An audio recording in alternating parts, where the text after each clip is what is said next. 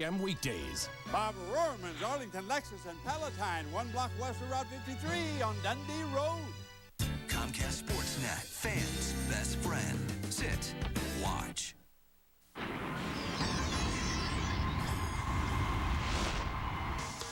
The Cubs return home from a 2-5 road trip as their frustrations continue to mount. Lou Piniella will try to right the ship, sending the ace of the staff, Big Z, to the hill. It's good to be home.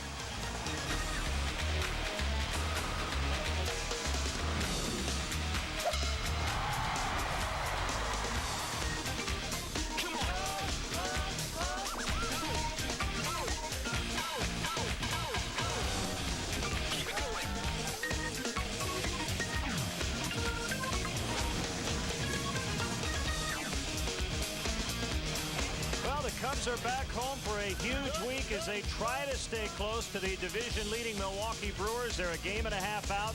Starting play tonight, and from inside beautiful Wrigley Field, we're set for Cubs baseball on Comcast Sportsnet. First of 7 on the homestand. The Cincinnati Reds are in for 3. Hi again, everyone. Alongside Bob Brendley, I'm Len Casper, and you look at the schedules this year for Milwaukee and the Cubs, they really have matched up, and everybody talks about how when the Cubs have won, Milwaukee has won, and vice versa, and I think that's because they play the same schedule. Exactly, a mirror image of the schedule, with the exception of a fourth game in a couple of series, but you see the Brewers and the Cubs are going to be doing battle against the same teams, and it seems very simple. You'd like the teams to come in here to Chicago and be cold, and when they go to Milwaukee, get red hot. All right, the Cardinals are in Milwaukee. They'll be here for a 4-game series starting on Friday. More roster moves today, and the reason behind it, the Cubs are going to see a lot of left-handed pitching and hitting on the other side. Yeah, 4 left-handed relievers in that Reds bullpen. They've got at least 4 left-handed hitters in their lineup with Josh Hamilton, Scott Hatteberg, Ken Griffey Jr., and Adam Dunn. So to combat that, Carmen Pignatello called up from the minor leagues to replace Sean Gallagher, get a lefty in the bullpen, and Jake Fox, a right-handed hitter, to replace Eric Patterson, just trying to balance out the ball club with an eye towards the opposition. Great pitching matchup tonight. Might be an offensive night because of the wind and the weather, but Aaron Harang and Carlos Zambrano usually pitch well, although high earned run averages against the opponent. Yeah, for both guys, a high earned run average this year, but for the Cubs, the first game of the homestand, you'd like to rebound from a tough road trip and a tough game section of games in the schedule, and Carlos is a guy you like on the mound if you need a big win. Well, Big Z is coming off his worst start in over 2 months, but he leads the National League with 14 wins. He's ready to go. We're ready to go. Cubs baseball is next. Plan your next corporate or social function in one of Wrigley Field's private party accommodations. Wrigley Field offers a variety of private catered opportunities to host and impress your group. The Mezzanine Suites, presented by Nuveen Investments, has 4 convenient rental plans to fit all budgets and needs. For larger parties of 75 to 100, the Batter's Eye Lounge, located in the center field Bud Light bleachers, provides a unique view of the game. All private party accommodations provide generous food and beverage packages as well as VIP parking. Call 773-404-CUBS or visit Cubs.com. Meet your friends for Bent River Brewery Thirsty Thursday. Buy half-price sodas and beer until 8:30. Plus, it's Ladies' Night with a special salute to Alice Cooper. Friday night is the Quad City Times Diamond Dig. The first 250 ladies through the gate will receive a special shovel to dig up a diamond grand prize from Diamonds on the Avenue. Plus, there's another spectacular fireworks show. And don't forget to register to win our 1 in 1,000 Reynolds Ford giveaway. Swing for the Quad Cities.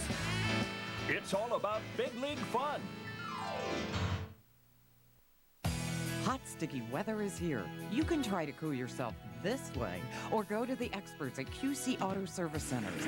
They'll keep you cool, calm, and happy all summer long. The highly trained and certified technicians at QC Auto Service Centers will check it out and fix it right the first time. Hotter than a collar? Don't sweat it. Come see us. The place to go for air conditioning service. QC Auto Service Centers, keeping you on the road. Cubs baseball on Comcast Sportsnet is brought to you in part by Chevy. Log on now to ChevyDriveChicago.com. Check us out today at ChevyDriveChicago.com. Walgreens, the pharmacy of the Chicago Cubs. Your local area Lexus dealer who invites you to test drive a Lexus today. Rico, how well do you print, copy, scan, fax? How well do you share? Blue Cross and Blue Shield of Illinois, shining through. Cadillac, Life, Liberty, and the Pursuit. And by Southwest Airlines. With more flights to more places than ever before, Southwest is taking low fares farther. Visit southwest.com. Well, it's warm. It wasn't that hot when the day started, but it really has heated up. Wind blowing out a little bit, not doing a whole lot to the flags and center at the moment. And we're set for the Red Southwest starting lineup against Cubs ace Carlos Zambrano. Reds come in fifth, 11.5 back. Josh Hamilton just activated off the DL on Sunday. He had a wrist injury. Jeff Keppinger's at short. Ken Griffey Jr. with 590 home runs. Brandon Phillips having a terrific year. Adam Dunn in left. Scott Hatterberg's been hot. Javier Valentin is in. David Ross on the DL. Edwin Encarnacion's the third baseman. And Aaron Harang does the pitching. And let's take a look at the Cubs defensively, brought to you by Rico. Move your ideas forward with Rico dependability. Merton, Jones, and Ward across the outfield tonight.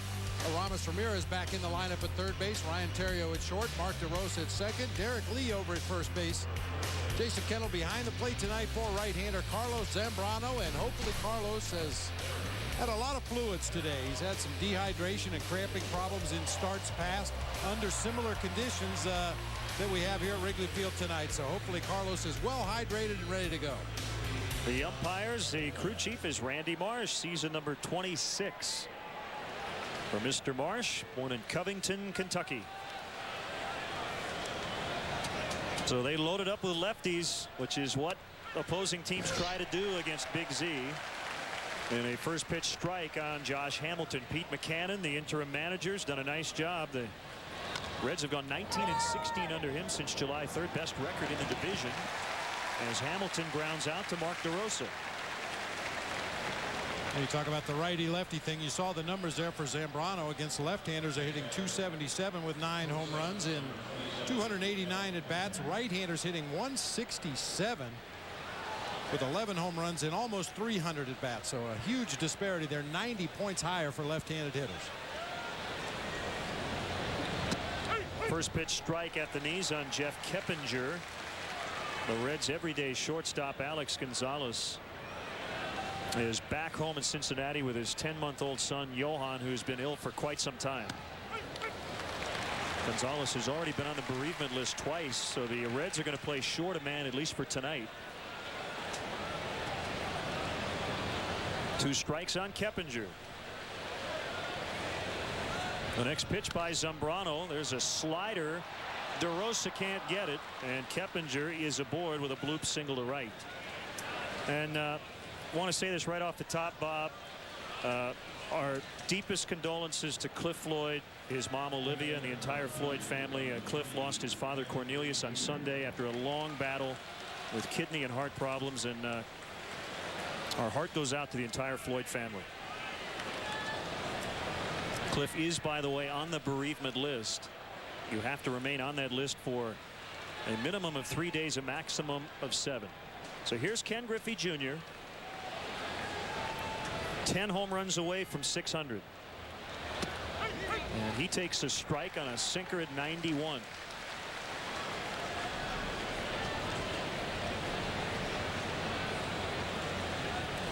$14 wins for Zambrano, leading the National League, 1 off the Major League pace. As far as the leaders in that department, awkward swing by Griffey. He's had a good career against Zambrano, 9 for 23 with 2 home runs. So what does 590 home runs get you? 3rd on the active list. A big old hang with him.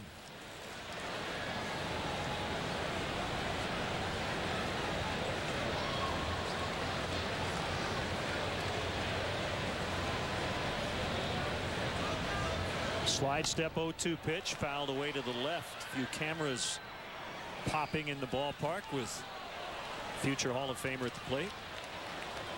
And this is a lineup for Carlos Zambrano. He really needs to keep the ball down, rely on the movement on that sinker. A lot of fly ball hitters in this Reds lineup, including the guy at the plate, Ken Griffey Jr., Adam Dunn, Scott Hatterberg, Edwin Encarnacion. Just about this entire lineup is comprised of guys who hit the ball in the air with regularity. Bounced up the middle. The shortstop, Terry, with a little slip. He gets one out, and that's it. That's a rhythm play, and Ryan had to throw off the wrong foot after a little bit of a slip as he headed towards second base, so they only get one. It's the one downfall of that exaggerated pull shift that the Cubs and many other teams use on Junior and players like Ken Griffey Jr. You get guys playing out of position, and as you mentioned, so much of infield play, especially the double play, is rhythm and timing. And when you got a shortstop coming straight in from shallow center field, that's not an angle he's used to. And then the slip certainly didn't help anything. Now Brandon Phillips hitting cleanup. Foul strike. 0-1.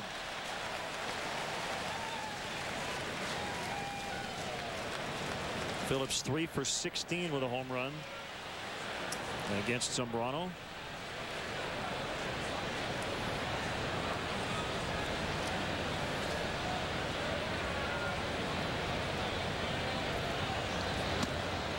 That one's a little low. It's a first non-strike. 10 pitches to start it, all in the zone. That's a good sign early. You'd like to see Carlos escape this inning here without throwing too many more pitches, because it is such a muggy night. Every pitch you throw early in the ball game figures to take its toll, especially for a guy who's had a history of heat-related illnesses out there on the mound.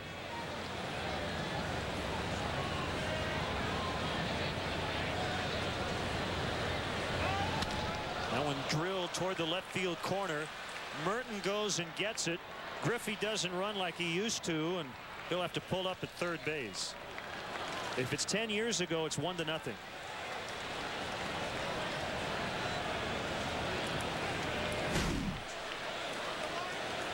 Sinker that just doesn't get in there far enough. Brandon Phillips able to get the head of the bat on and hooked it toward that left field corner. You really mentioned it, Atlanta. About 10 years ago, Junior would have been streaking around those bases. The legs just don't quite work the way they used to. Well, you could usually count on 15 to 20 steals from Ken Griffey Jr. every year. Career high was 24 for Lou Piniella in 1999, but hasn't had more than 6 since. Check in on that weather. 83 degrees. The wind out of the west. A muggy forecast tonight. So the humidity's gone up a little bit, but I know you like to take care of yourself. You had to moisturize a lot with the low humidity in Denver, but if you missed it today, if you were just running around and weren't able to do that, I think you're going to be okay. The natural moisture in the air will take care of your skin. Moisture doesn't seem to be a problem if you're outside in Chicago right now. My teeth are sweating tonight. Adam Dunn third in the league in home runs with 30. Griffey has 27. He's fifth. 154 home runs for the Reds, second in the league. Just by comparison, the Cubs have hit 92. Adam Dunn has taken Zambrano deep 6 times in his 11 career hits. Pitcher strike. Now it's 3-1. If you walk Dunn, Hatteberg's going to make you throw a strike. Yeah, and Hatteberg, very much a contact hitter, a guy that rarely strikes out, will force you to throw a lot of pitches. Normally, maybe a little more aggressive with the bases loaded, but usually will work a deep count. Swing and a miss. 3-2. Power against power that time. Back-to-back cut fastballs on that inside part of the plate. One for a called strike and one for a swinging strike. Carlos goes right back in there again. Fans happy to see the Cubs are back home. Big stretch here. 17 of 23 at Wrigley Field. There's ball 4. And they're loaded.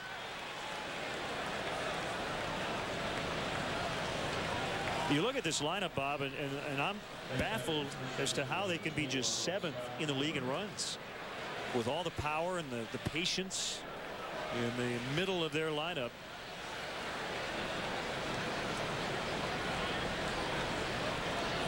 So they're loaded for Scott Hatteberg.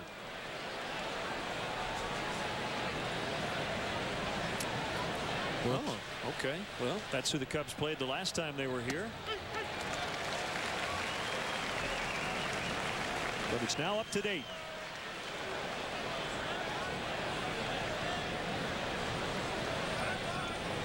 One strike on Scott Hatteberg. That one smothered by Jason Kendall.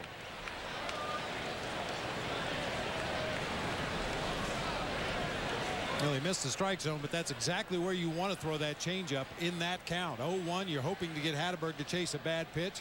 Yeah, we talked about his great eye for the zone, but when he's behind in the count, that's when you're most likely to get him to chase a bad pitch. Fly ball shallow left. Matt Merton is underneath, and the Reds leave him loaded. 21 pitches it took Carlos to get through that inning, but unscathed as the Cubs come up. Chicagoans love their pizza. That's why you come to Giordano's. Some for 30 years now. We use only the finest ingredients to make Giordano's famous stuffed pizza, our equally famous thin crust pizza. Plus salads, pastas, sandwiches, and more. Come on into Giordano's and celebrate 30 great years with us. Giordano's famous stuffed pizza. We made it good. You made it famous.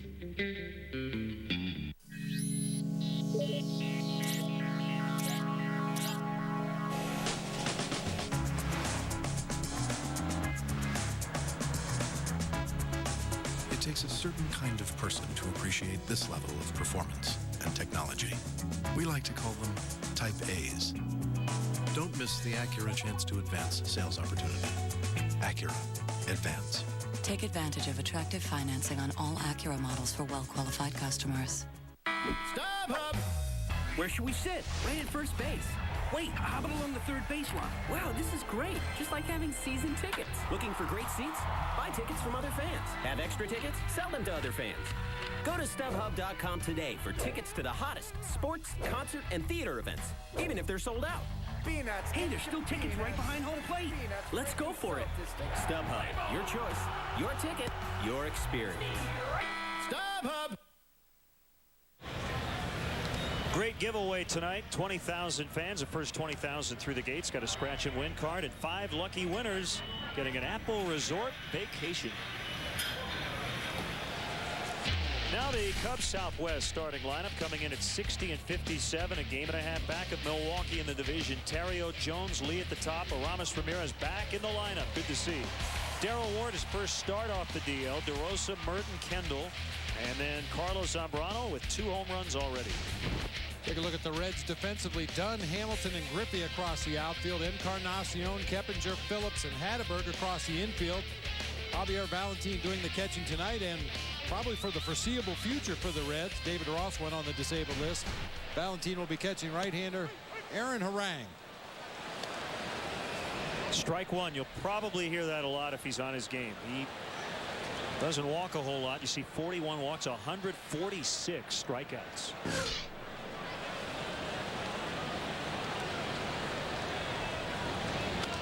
Fouled away by Ryan Terrio.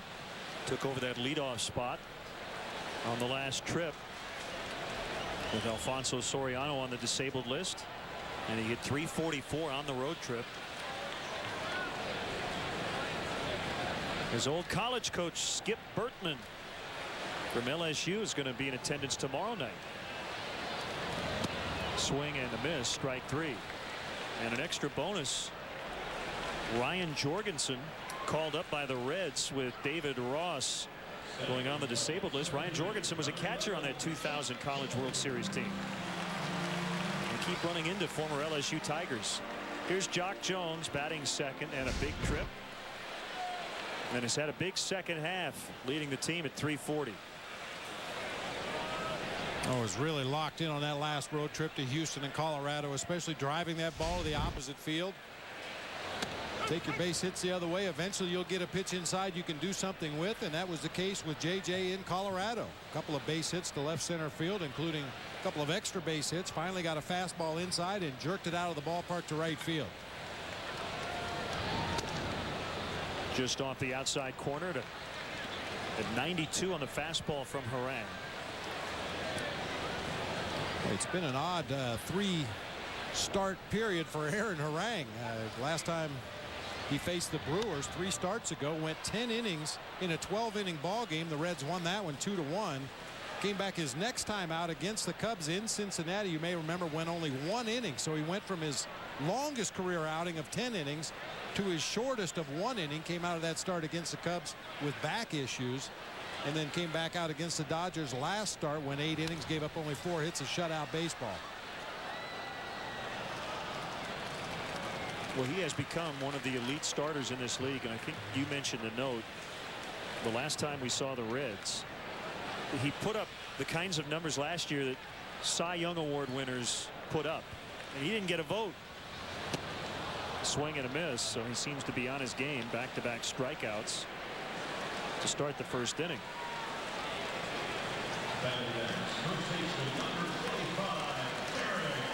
He led the National League last year in strikeouts and complete games, tied for the lead in starts and wins, and the only pitcher in the 50-year history of the Cy Young Award to lead his league in both wins and strikeouts and not win it. Derek Lee bats with nobody on, 2 down, had a rough trip, hit just 148. He did take 6 walks, but needed that off day yesterday. And Lou Piniella said he and Gerald Perry watched some videotape, noticed something mechanically with Derek's hips, so he took some extra BP today.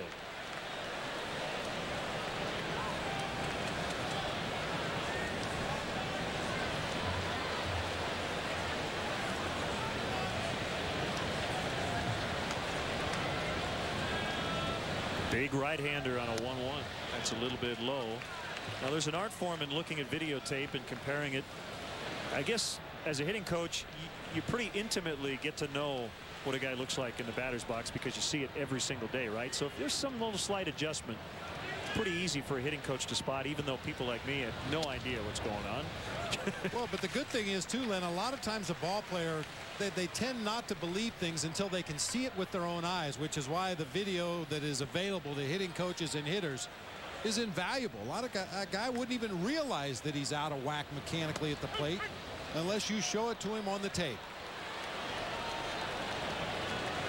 And obviously what you like to do is keep a base of good at bats. When a guy was swinging the bat well, when mechanically he was in a good position, label those and put them away, so when a guy does struggle, you can always go back and say, here's what you were doing when you were going well. Man, good afternoon, good morning, good afternoon, and good night for Aaron Harang. He strikes out the side. Nothing after 1. Try Arby's new toasted subs. Whether it's the French dip and Swiss, the classic Italian, turkey bacon club, or the Philly beef, they're toasted to perfection, and they'll have you saying, I'm thinking Arby's.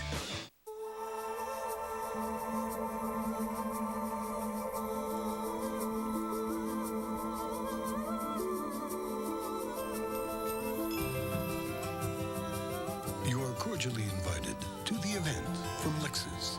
The summer sales event where you'll find unexpected values on the Lexus you've always wanted. But like summer, it won't last forever. The event, now through September 4th. See your Chicago area and Northwest Indiana Lexus dealer. Shining is taking responsibility. At Blue Cross and Blue Shield of Illinois, we know managing your health care can be overwhelming, and it's our job to help you meet the challenge.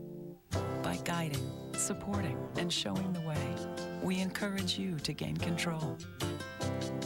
Because we believe the best tool we can give you is the confidence to take charge. Blue Cross Blue Shield of Illinois, shining through. K&G's end-of-season clearance event is on now. You'll find select men's suits from $79.99 and select ladies' suits from $29.99, as well as ridiculously low prices on men's and ladies' sportswear. K&G Fashion Superstore. For men, for women, for less. We got to keep our veteran players healthy and on the field and continue to compete. Now, the young kids can lend assistance, but we can't expect for them to be the load carriers here. Getting Ramirez back, getting Ward back, we'll get Cliff back in due time, and then Soriano, and what we got to do is hang in there for a little longer, and we're going to have another hot spell. We're going to get hot here one more time, and hopefully it's sooner than later. That's the manager. Yeah, health is a big key, especially when you get into September. Cubs hope to have Alfonso Soriano back around Labor Day. They have Ramirez back in the lineup. One strike on Javier Valentin. Filling in for David Ross, who's on the DL. Funny how it works. They had 3 catchers at one point. Well, then Ross got hurt, and that was after Chad Moeller had been dealt, and all of a sudden Ryan Jorgensen had to be called up. Billy Hatcher almost hit by that liner, and here's why David Ross went to the disabled list with a concussion. This was Sunday. Mike Cameron colliding with Ross at the plate. His head hits the ground really hard after the contact. Right there, you could see him go over backwards and banged his head on the ground. Looked like he might have taken an elbow in the chops from Mike Cameron. Slicing and caught by Matt Merton for the first out. You're right, though. The Reds had been carrying 3 catchers for most of the season, and just about the time they trade away one of their backup catchers, Chad Moeller going to the Dodgers, David Ross goes down. Now Javier Valentin figures to do the bulk of the catching, and he's not really known for his defense. He's an offensive catcher, a guy that swings a bat pretty well. That's deep to right, but Darrell Ward will have plenty of room on the run. Well, the other thing it does hamstrings Pete Buchanan a little bit in that you take away one of the premier pinch hitters in the National League because he's in the lineup. Pete Buchanan from Chicago. Placed Jerry Narron in early July. Went to Brother Rice High School here in Chicago.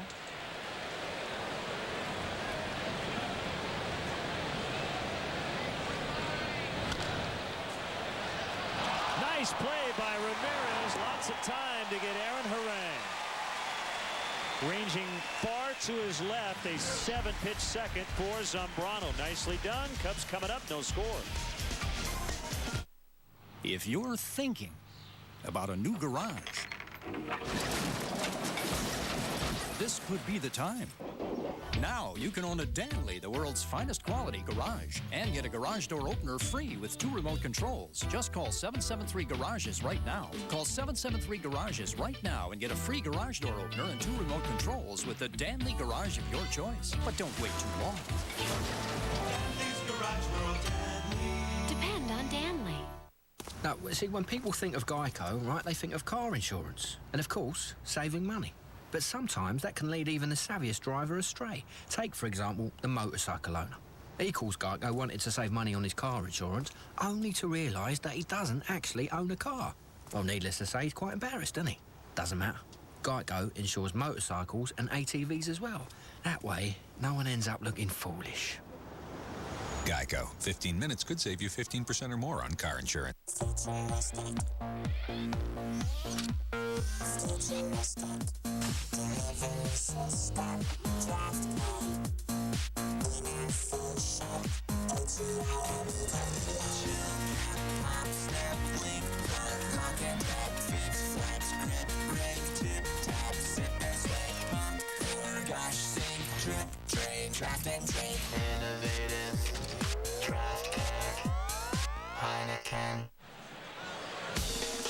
Cubs baseball is brought to you in part by Aflac. Ask about it at work.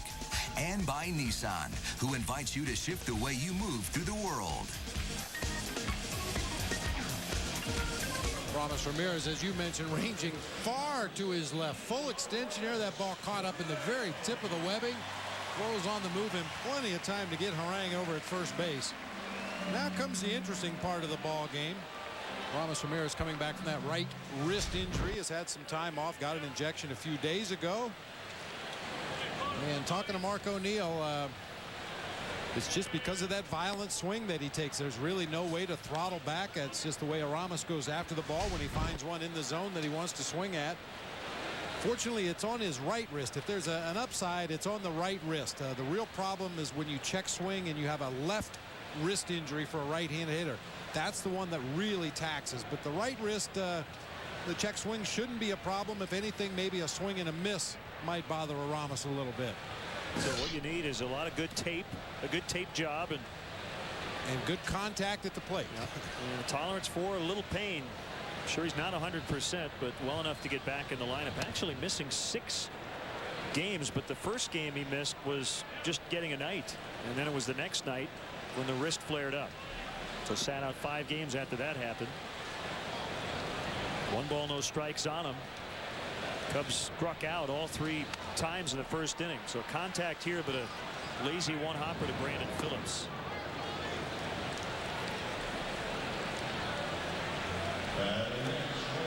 Well, we mentioned the roster moves. Left-hander Carmen Pignatello and outfielder/infielder/catcher Jake Fox, who's back for the 2nd time. Carmen Pignatello from the area.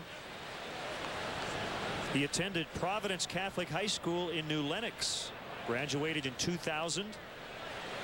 A 2000 Illinois Baseball Player of the Year by Gatorade. Also named the 2000 Chicago Sun-Times Player of the Year. Well, I'm sure he is thrilled to be in a big league uniform. And as you said, he'll be ready against some of these tough lefties this week. Guys like Dunn and Griffey.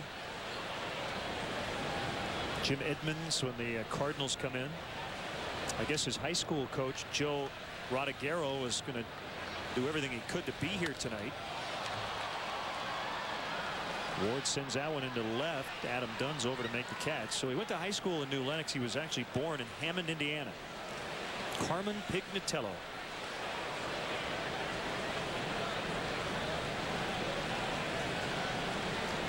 Another left-handed bat for the Cardinals that Pignatello will hopefully neutralize. Rick Ankiel.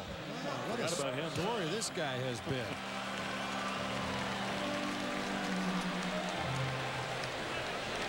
Now Mark DeRosa trying to become the first base runner for the Cubs. 5 straight sent down by Harang. We're getting underway a little late in Milwaukee. The Cardinals and the Brewers tonight, as the Brewers honor the 1982 American League champion team. The 25th anniversary. The Brewers lost in the World Series that year to the Cardinals in 7 games.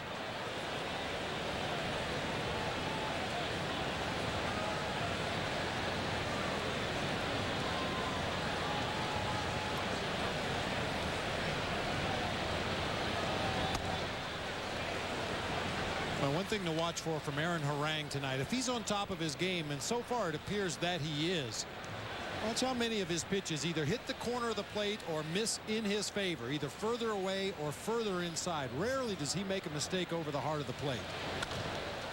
A roller to Keppinger, the shortstop. On this hot night, Harang hasn't had to break a sweat early on. 8 pitches that inning for him. To the 3rd, no score.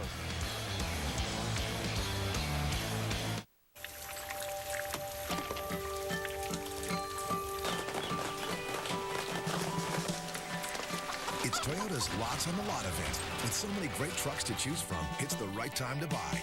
Get 0% APR on a powerful new Tundra, or choose $2,500 cash back. Get $2,500 cash back on a 4Runner, or lease a 4Runner for just $299 a month.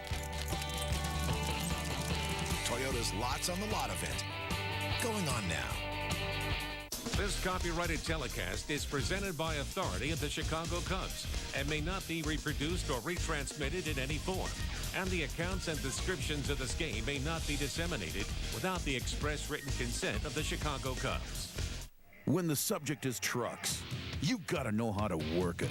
Quad City Spring is all over that. When you need organizing systems for pickups and vans, and Adrian Steel custom setups are your mandatory upgrades, Quad City Spring gets the call. Ladder racks, toolboxes, towing, and truck accessories, we've got you covered. When the subject is trucks, Quad City Spring knows how you want to get it done.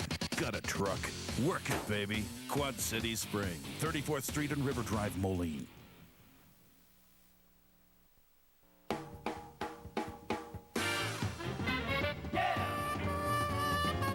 Lucky you. Your local True Value has everything you need to take care of life's little surprises, and you'll get in and out fast. True Value. Help is just around the corner. Replace it, repair it, restore it, enjoy it at K&K True Value Hardware, 18th and Grant Street in Bettendorf.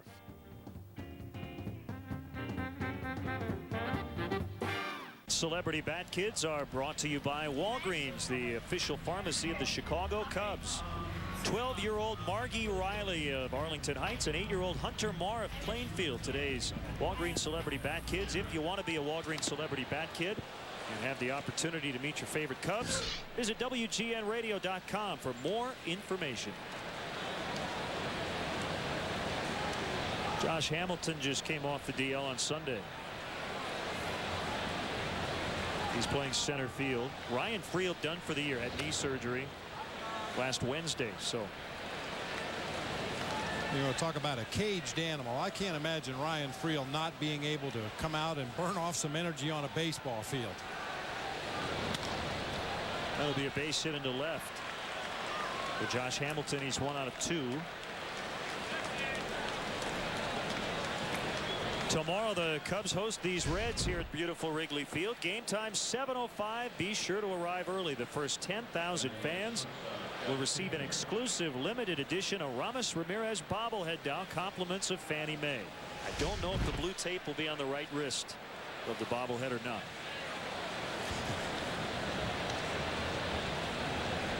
That's why they invented Sharpies. You can always customize your bobblehead dolls.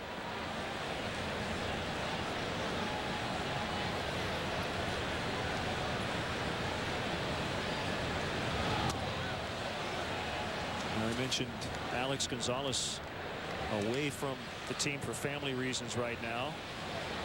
Another guy who can play short, Juan Castro, had season-ending Tommy John surgery on August 7th. And then another middle infielder, Pedro Lopez, in late July suffered a broken left cheekbone. No timetable for his return.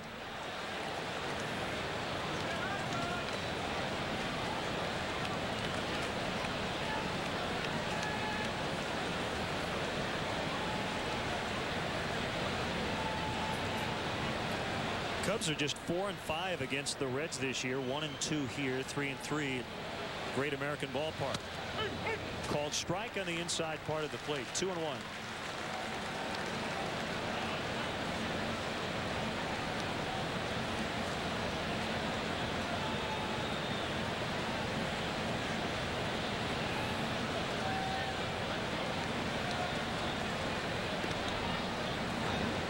Hamilton has good speed over there at first base. However, he hasn't tried to steal that much this year. Only 5 attempts. He's been successful on 3 of those.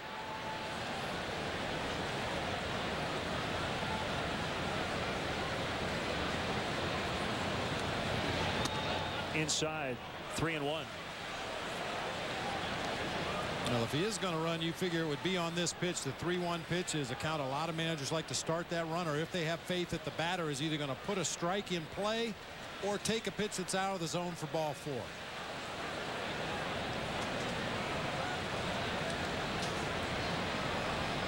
Hamilton not running, and there's ball 4. He can walk to second.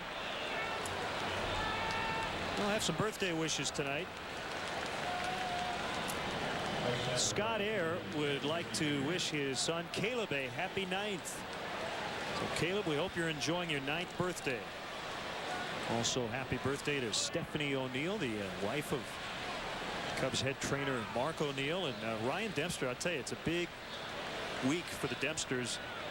Yesterday, his mom Lori and his brother Chris had birthdays, and Ryan's grandmother Annie today celebrating a birthday. We met Chris over the weekend after the Cubs-Rockies game. I believe it was Saturday night. Lined into center. Jones will chase it down. It's going to go all the way to the wall. And the Reds are going to get a couple of runs. Here comes a throw to third. Griffey trying to stretch it. He's going to be thrown out by a mile. Griffey was looking for his first triple of the year. He'll be credited with a double and 2 RBIs and makes the first out at third base.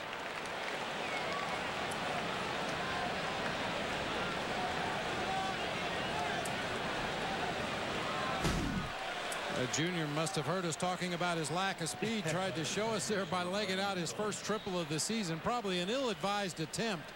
Ball rolls all the way to the vines. That's going to clear the bases easily with Hamilton and Keppinger's speed. And DeRosa looked up and saw Junior about 5 or 6 steps around second base. Took his time to make sure to make a good throw to Aramis Ramirez in the air where he could handle it, and an easy out at third base.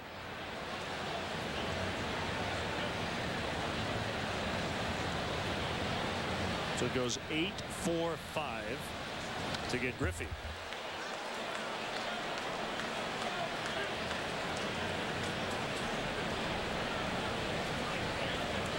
And we talk about the exaggerated infield shift because Junior mostly hits the ball on the ground to the right side of the infield, but Jock Jones was shading him into left center field. Apparently the defensive charts show that Junior hits the ball the opposite way in the air and pulls it on the ground. High bouncer. Ramirez can't get it, and another slip by Ryan Theriot, this time in the grass. The earlier slip was in the dirt near second base. It'll be a hit for Phillips. He's 2 for 2. Well, with Phillips' speed, it was going to be tough to get him anyway, but Ryan Theriot lost his plant foot out there. He tried to plant that right foot and get some momentum going back toward first base, and once his foot goes, he's got nothing left right there. By the time he regroups, Phillips has already passed first base. You just hope he's all right. That's the way guys blow hamstrings right there. When you plant that back foot expecting to find some firm ground and foot slides right out from underneath you. And once again, another exaggerated pull shift, this time for Adam Dunn.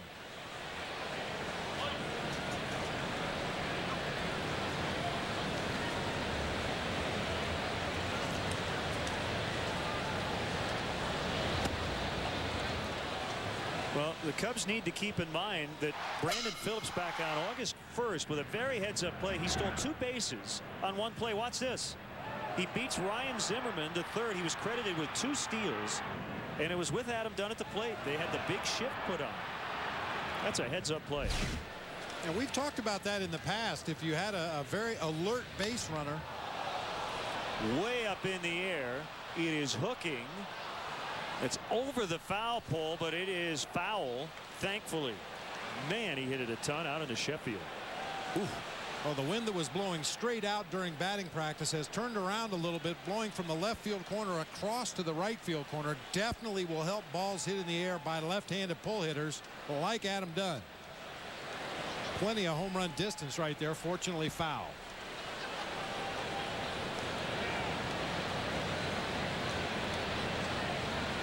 The 2-1 pitch. Now it's 3-1 on Dunn. Here's the LoJack caught stealing report. LoJack, the only stolen vehicle recovery system operated by the police. I should note that the Reds were down 7-0 when Phillips stole 2 in 1 play, and he would be stranded at third in that inning. Popped up. Zambrano's over with Kendall. It'll be the catcher to haul it in, but I think Carlos would have caught it if Kendall were not there. Good hustle by the pitcher and the catcher to get over there. Ramirez was pulled way over towards short, so he didn't have a chance. Another downfall to that exaggerated shift. Those little pop-ups to the left side. Fortunately, Kendall able to get there, and as you mentioned, Big Z was right there to make the play if Kendall could not get to it in time.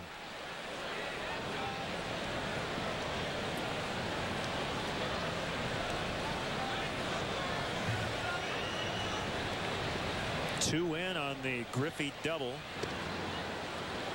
Now 2 outs.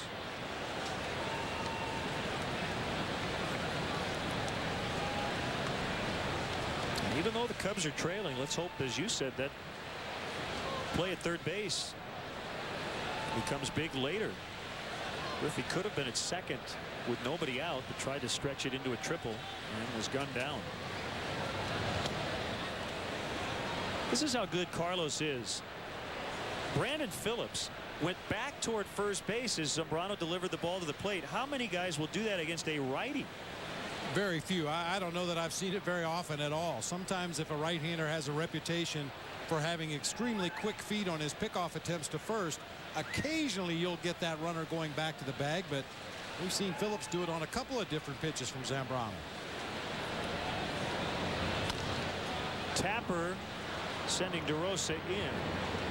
He'll shovel it over to Derek Lee for the final out. 3 hits, 2 runs on the double by Griffey. It's 2-0 Reds. Check this out. With this controller, your character will mimic your exact motions. See? Sweet. Now throw me a pitch, just like we're outside. You're out. That ends the inning. Next up, shortstop. Want to get away? Now you can. Fly Southwest Airlines nonstop from Chicago Midway to Long Island for just $49 one way. You are now free to move about the country. If ever you're not satisfied with one of our tires, please feel free to bring it back. Thank you. Discount Tire Company. Low prices, more choices on the world's best brands like Michelin and B.F. Goodrich. Road trip? It's us, the road to the Pacific. It's not the adventure they expected, but it's exactly what they needed. Wild Hogs, only today on DVD and in high def, only on Blu-ray. During the Pontiac Summer Sell-Down, you can get more than just some sun. Get more horsepower than any import under 18 grand, and still get 33 on the highway. Get more horsepower and better highway fuel economy than Scion TC. And with every 2007 Pontiac, you get more coverage than anyone in America. During the Pontiac Summer Sell-Down, choose 0 APR or $3,000 total customer cash on any 2007 Torrent. Hurry, inventory limited. For more information, visit PontiacDrive.com. Monday, Central foes collide on the north side as Derek Lee and the Cubs take on Albert Pujols and the Cardinals in high def. Coverage starts with Cubs pregame live. Cubs Cards Monday at 12:30 on Comcast Sportsnet. Fans' best friend. Voting for the finalists in the ultimate 7th inning stretch competition is going on now. Visit Cubs.com and help determine who you think should sing the 7th inning stretch at the Cubs game on September 22nd. New videos are being posted daily. Check out this one. This guy actually didn't make it. 1, 2, 3 strikes, you're out at the old ball game. Each day will produce a new finalist. We're just glad he waited till he was in full bloom to audition. I don't want to see that outfit if the leaves aren't green. Don't forget to keep visiting Cubs.com and vote for who you think deserves the title of Ultimate Cubs Fan. And of the 5 on there today, and we're told it's a very strong group today, there is a gentleman who is 100 years old.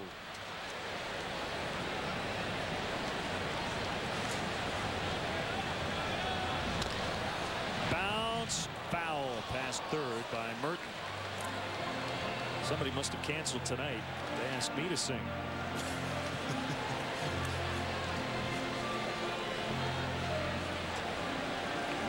Good numbers for Matt since he was called back. Look at the slugging. A paltry 336 early in the year, but doing what the big boys do. 568 since. Rolled over, and Encarnacion will throw him out. Well, not so much in that at bat, but Matt Merton recently has tried to work counts in his favor. We know he's a guy that likes to work deep counts, likes to see a lot of pitches, and when he's gotten those good hitters counts, he's taking a much more aggressive swing, elevating the ball, driving it into gaps, and on that last road trip, a few of them out of the ballpark.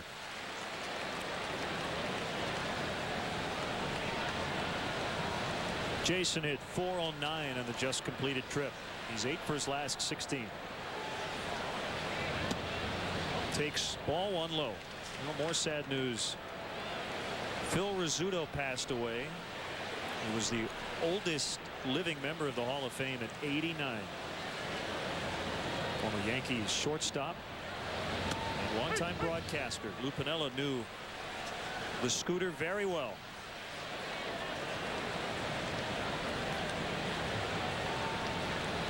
He was on some pretty good teams.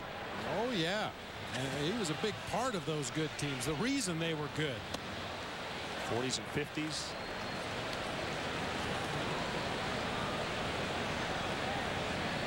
And his signature call as a broadcaster became "Holy Cow."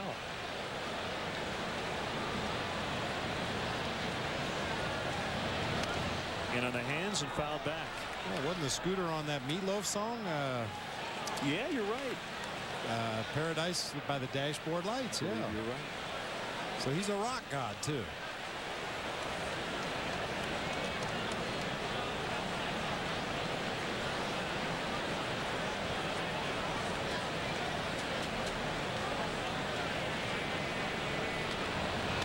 Kendall lines to left as Dunn hauls it in.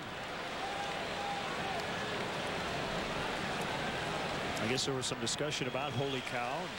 The word today was that Harry came up with that phrase first. Not sure if Scooter borrowed it or if he just came up with that independently after Harry did. I think that's one of those regional things. People from the Eastern Seaboard think it was the Scooter, and I'm sure people in the Midwest think it was Harry. It doesn't really matter who it was. It's a great saying. Diving stop by Encarnacion.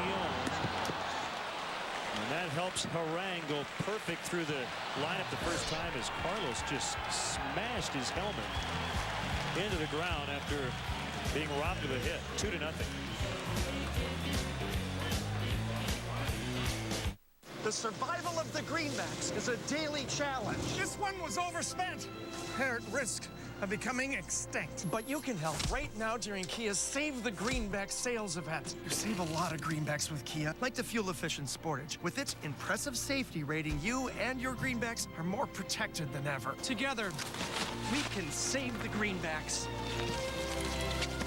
Hurry and get 2.9% APR plus 1,000 bonus cash on the Sportage. You gonna miss each other? No, I don't miss each other.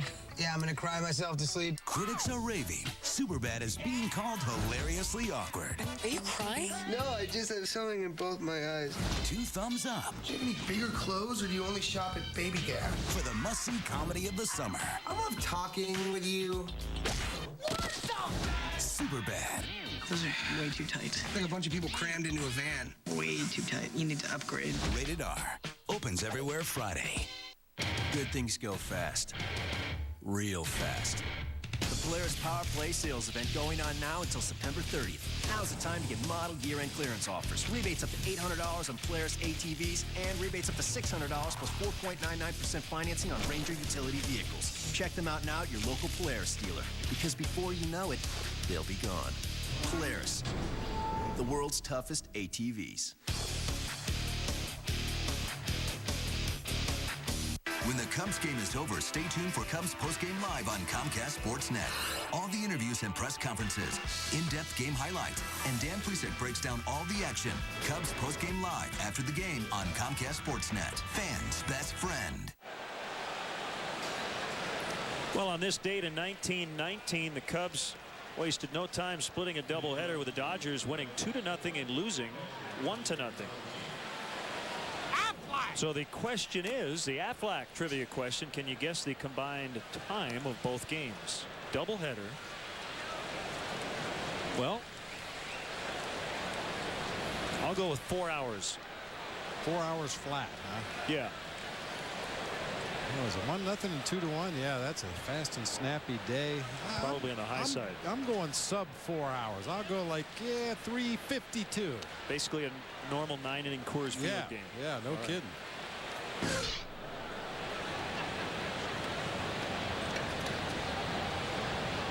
Here's Javier Valentin. And he quickly singles into right.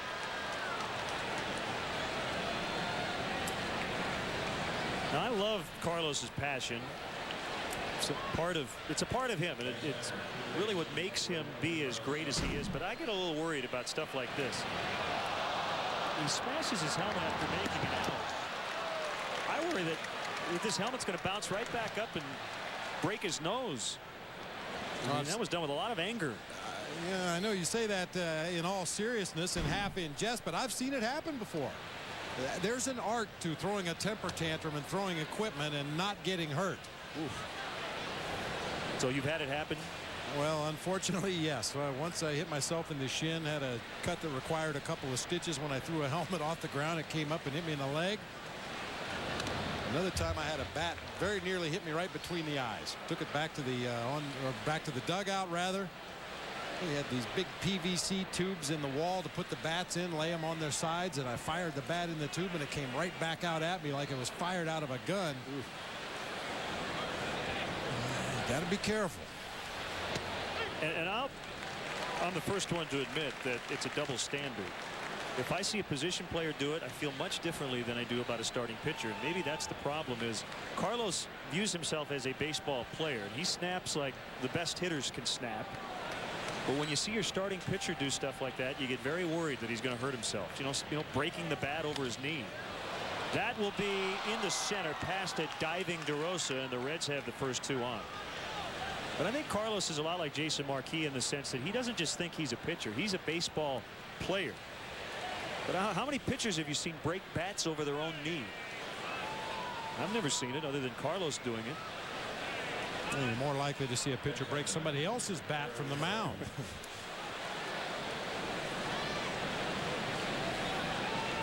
Just really expends a lot of energy. I think that's the biggest concern for Larry and for Lou.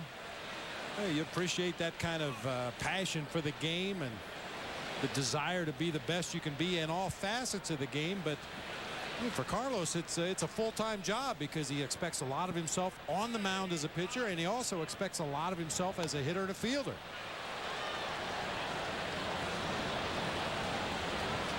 You may get a chance here as Harang's trying to lay down a bunt. Yeah, most pitchers don't get too upset about a lack of offensive performance. They may get upset if they don't get a sac bunt down, but Carlos gets upset if he doesn't get hits. That's a good point. He actually shows his anger more when he fails at the plate.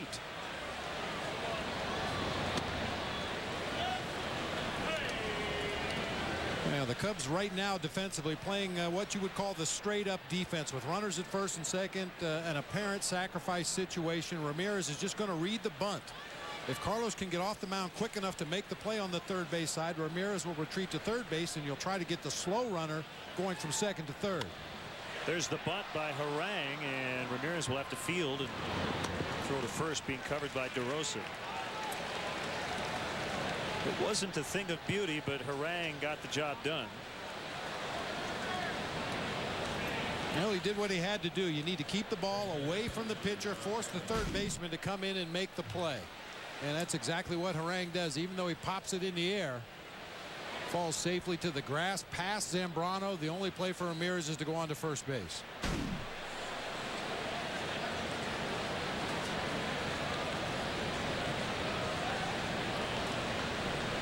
So the corner men are in. They're back up the middle. Second and third with one out. Busted bat grounder. That'll get a run in. Hamilton thrown out by DeRosa. Valentin scores. Encarnacion now at third with two outs. Now it's 3-0 Cincinnati. Boy, this bat just explodes in the hands of Josh Hamilton. Slow ground ball to second base. Encarnacion, or rather Valentin, off on contact. He'll score easily. Cubs conceding that run to get the out. Now the top of this Reds order's done a lot of damage here early on. There's some more damage. Keppinger's 2 for 2. 4-zip. Can't give up much more, especially with how Harang has started his night. He has been perfect through 3. Milwaukee scoring early, 3 in the first. Fielder and Jenkins with home runs.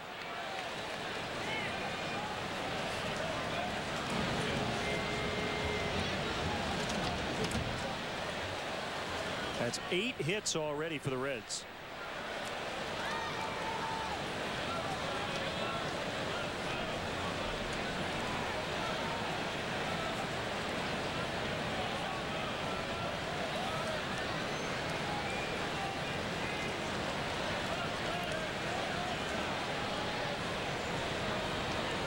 Runner at first, Griffey at the plate.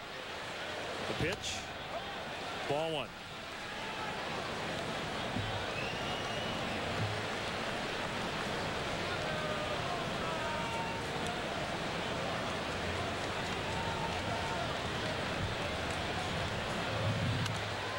Pop foul. And this one's out of play. Well, and because of the lack of offense lately, this is the point of a ball game where occasionally a starting pitcher can realize the handwriting on the wall. My ball club hasn't been scoring a lot of runs lately. I have got to stop the damage right here at 4-0. That may be an insurmountable hill as it is, the way the ball club's been swinging the bats, but certainly can't afford to give the Reds any more. DeRosa can't get it. He was way out into right on the shift. And 2 on for the Reds.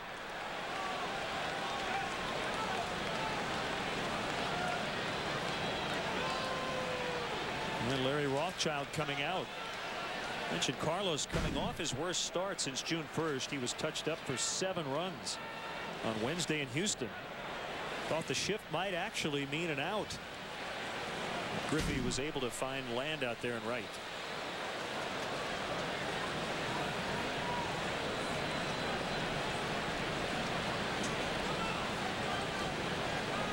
Cubs being out hit 9-0. And a lot more early count swinging than I thought we would see from the Reds in this series, or especially in this ball game.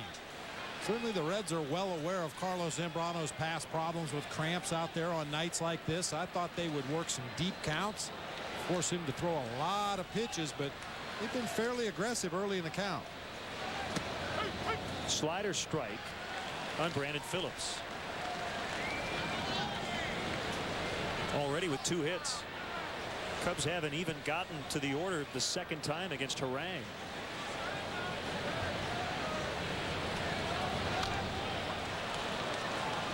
That one stung.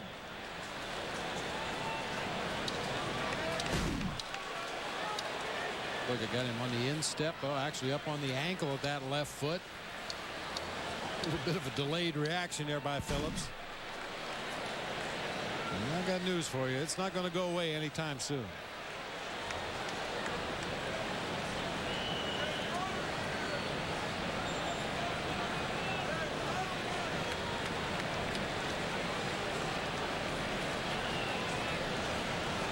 Two strikes on Phillips. Griffey's running. He's trying to get caught up between first and second. Keppinger still hanging, and the tag is applied on Griffey. Looked like that was designed to try to get Keppinger in from third. Either that or, again, as you said, Junior was listening to us earlier. It's 4-0 Reds. Hey, boss. Do we have Aflac? Yeah, we have something else. But if you're hurt and miss work, does it pay cash like Aflac does? Nah. Or let you spend it any way you want, like for gas and groceries? Nah. Or help with everyday bills like Aflac does? Nah. There's only one Aflac. Ask about it at work. Nice try, boss. Aflac.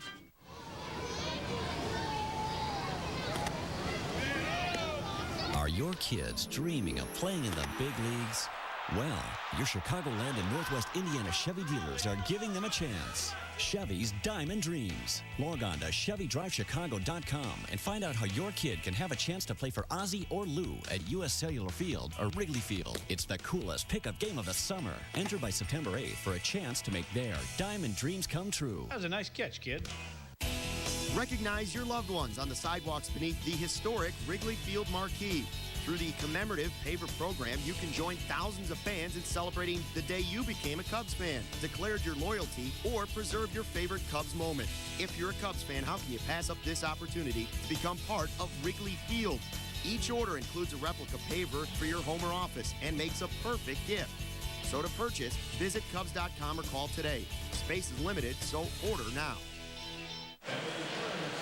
Well, I'm curious just how long or how short it was. Cubs wasting no time. They split a doubleheader with the Dodgers in 1919 on this date. Only 3 runs combined. So the Aflac trivia answer tonight. The combined time of both games of that doubleheader. No television timeouts or anything like that. No long breaks. 2:17. Wow. And if you have one 9-inning game now that goes 2:17, it's amazing.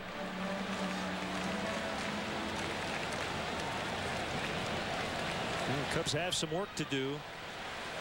Baby steps. They just need a base runner against Aaron Harang.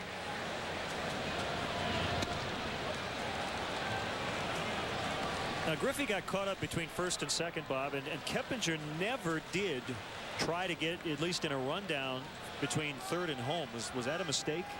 I'm not sure who the mistake was made by. You would think that if Ken Griffey Jr. is going to go out there and get caught in a rundown, that indeed the Reds are trying to steal that run from third base, but Keppinger never really budged from his position down there. He edged down the line a little bit, but at some point, usually when that second baseman just lets the ball go to the first baseman, that's when that runner at third should try to break for home. Now, the one thing that kind of messes it up for the Reds is the fact that Derek Lee is a right-handed thrower. Normally, you would go right there as soon as the second baseman releases the ball. But because Derek Lee's a right-handed thrower, it's a fairly easy play for him to take the throw from DeRosa, turn and fire the ball home. A left-handed throwing first baseman, that becomes a much tougher play. It was all a moot point because the Cubs ran down Jr. You had to believe that the Reds knew Ken Griffey Jr. wasn't going to be able to stay in a rundown very long. So Keppinger probably should have committed very early in that play. Popped up on a 3-1. Foul territory. Scott Hatteberg is there. And Terrio is out. Well, it was the first caught stealing for Griffey all year, and the first caught stealing on the other side for Jason Kendall as a Cub after starting 0 for 24. Now, Junior had been a perfect 6 for 6 in stolen base attempts, as we talked about earlier. Doesn't run nearly as much as he used to, but picks his spots when that opposing pitcher's not paying any attention to him. Gets a walking lead, and before that caught stealing was 6 for 6.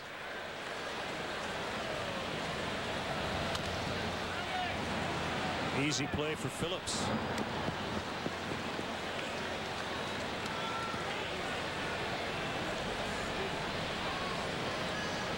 I think these are the most difficult nights. You're facing one of the elite pitchers in the league who's clearly on his game. A guy who throws a lot of strikes. But when you're down 4-0, you want to be patient, try to work some walks. But you can't really do that against Aaron Harang. He's just not going to walk many guys unless he wants to walk them. If there's somebody in the on-deck circle he feels more confident in going after, he'll pitch around a guy in the lineup, but he's dotting those corners in the early going. He's elevated a couple of fastballs up around the shoulders to change the eye level of the Cubs hitters, but mostly up to this point just throwing quality strikes.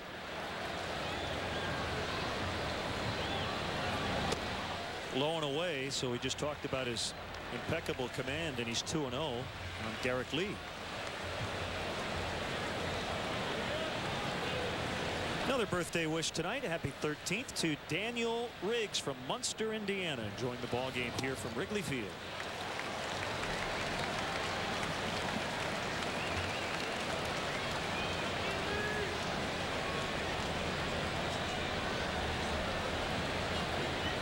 I know Daniel's too young to remember, but I'm sure on DVD, probably a big Munsters fan. Being from Munster.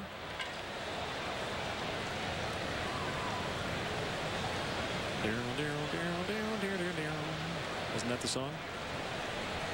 Don't recall that. I know Herman was the dad. Yes. That's deep right center for Derek Lee. Out toward the basket. Just over the basket. 4-1. First base runner for the Cubs. And he'll circle them all. Fourth career homer against Harang. Number 13 on the year for Lee.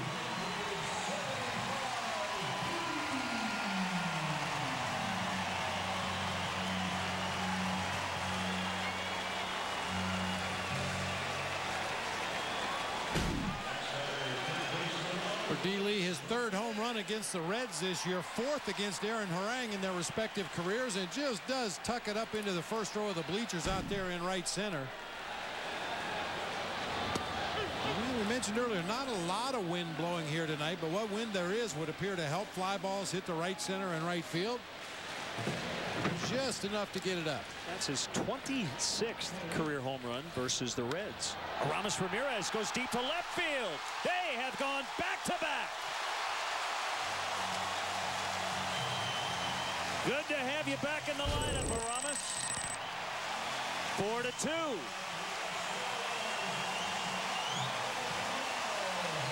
Number 22 in his career against the Reds.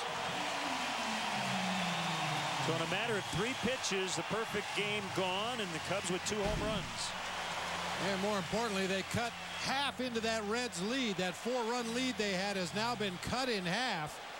Harang suddenly looks vulnerable out there on the mound, and you also have the fans here at Wrigley Field involved finally. They've been sitting on their hands through the first 4 innings of this ball game. Finally a reason to cheer.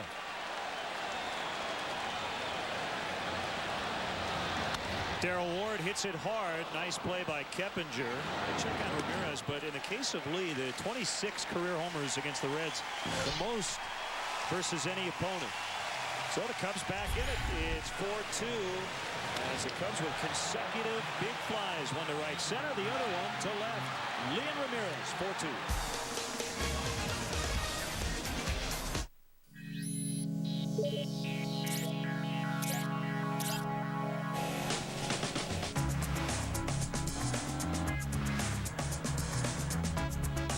It takes a certain kind of person to appreciate this level of performance and technology.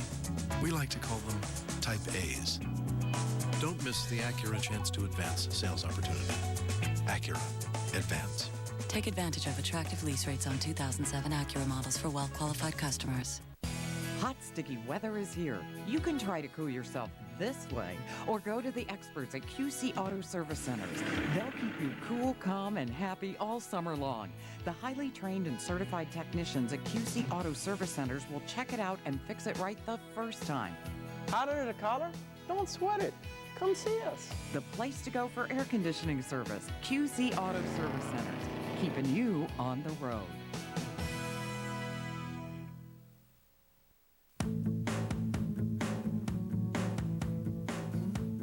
So, you're a green person, but which shade? Confusing, isn't it? Well, True Value's Color Made Simple can help. With exclusive tools, trained professionals, and expert advice, finding your color will always be simple. Now let's talk purple. True Value's Color Made Simple. Meeting the challenge since 1940. Snack, fans, best friend. Sit, watch. Cubs baseball is brought to you in part by Midas. Visit Midas for brakes, expert auto maintenance, and tires. And by the all-new full-size 2007 Toyota Tundra. Cubs going back-to-back for just the second time all year. They did it May 26th at Dodger Stadium, Ramirez and DeRosa. And tonight, Lee and Ramirez, 4-2.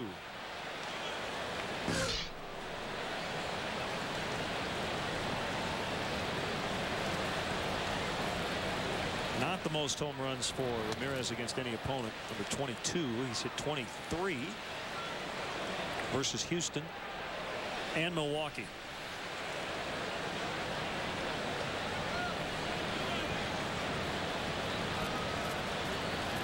One to Phillips. Slider catches the outside sliver of the plate.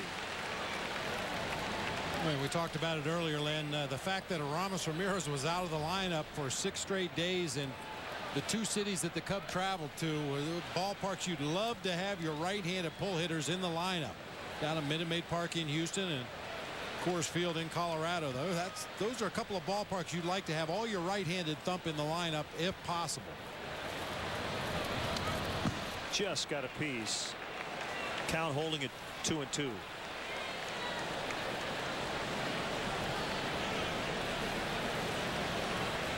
Zambrano is still searching for his first strikeout. He has walked 2.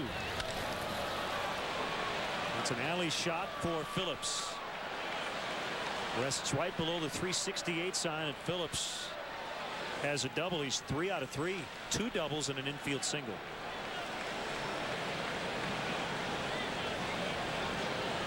Well, through the early going, we were talking about how Harang always missed in his favor. Zambrano tries to go inside. That ball cuts out over the heart of the plate, and Phillips makes him pay.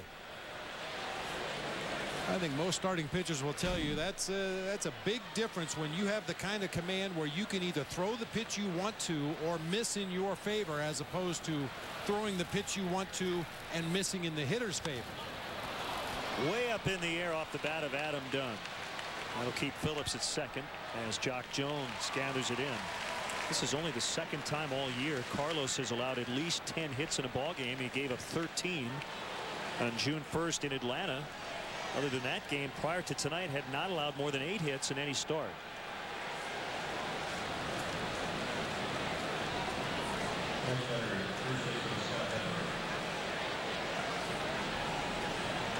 And I have the note here. During this stretch since June 1st, 13 starts going into tonight. 47 hits in 87 and a third innings. I mean, that's unbelievable. That's a 156 opponent's batting average. So what has happened tonight is extremely rare. Well, he's given up 10 base hits already and had a 1-2-3 second inning. So the Reds, when they have gotten runners on base, they've taken advantage. Another fly ball. This time it's going to be Ryan Theriot. And with that out, the Reds are 10 for 21 tonight. So after the Phillips double, they were hitting over 500 on the night.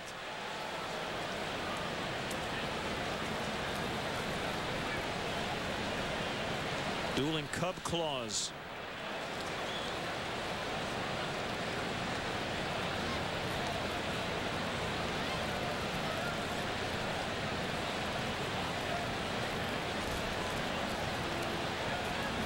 Got a shot.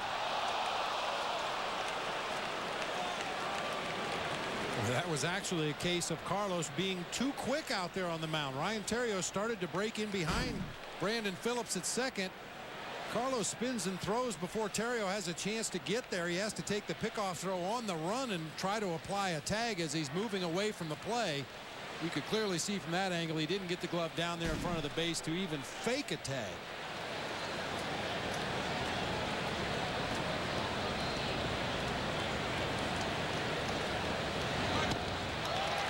Big swing by Valentin. He pointed out his backup, Ryan Jorgensen,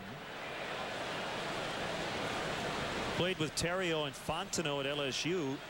You may remember that name as well. He was a 7th round pick of the Cubs in 2000 and was sent to Florida, the Dontrell Willis trade in March of '02. So at some point in the series we may see Ryan Jorgensen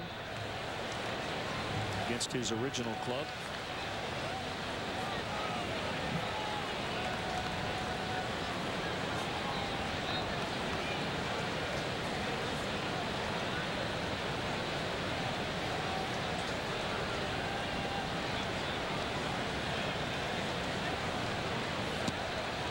Two balls and a strike. Had a great time yesterday at the Ron Santo annual golf tournament. Just a gorgeous day out in Long Grove.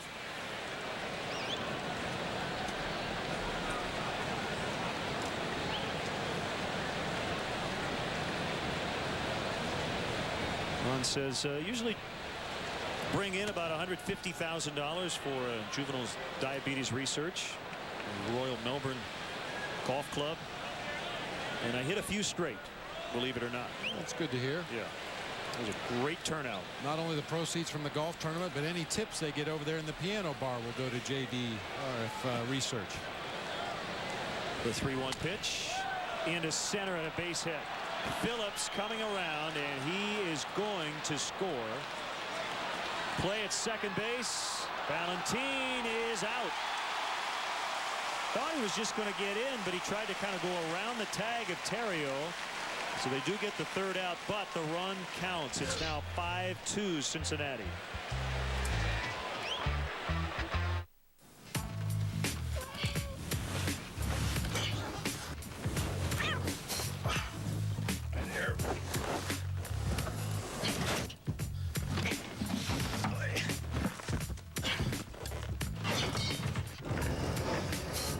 Searching other websites for low fares?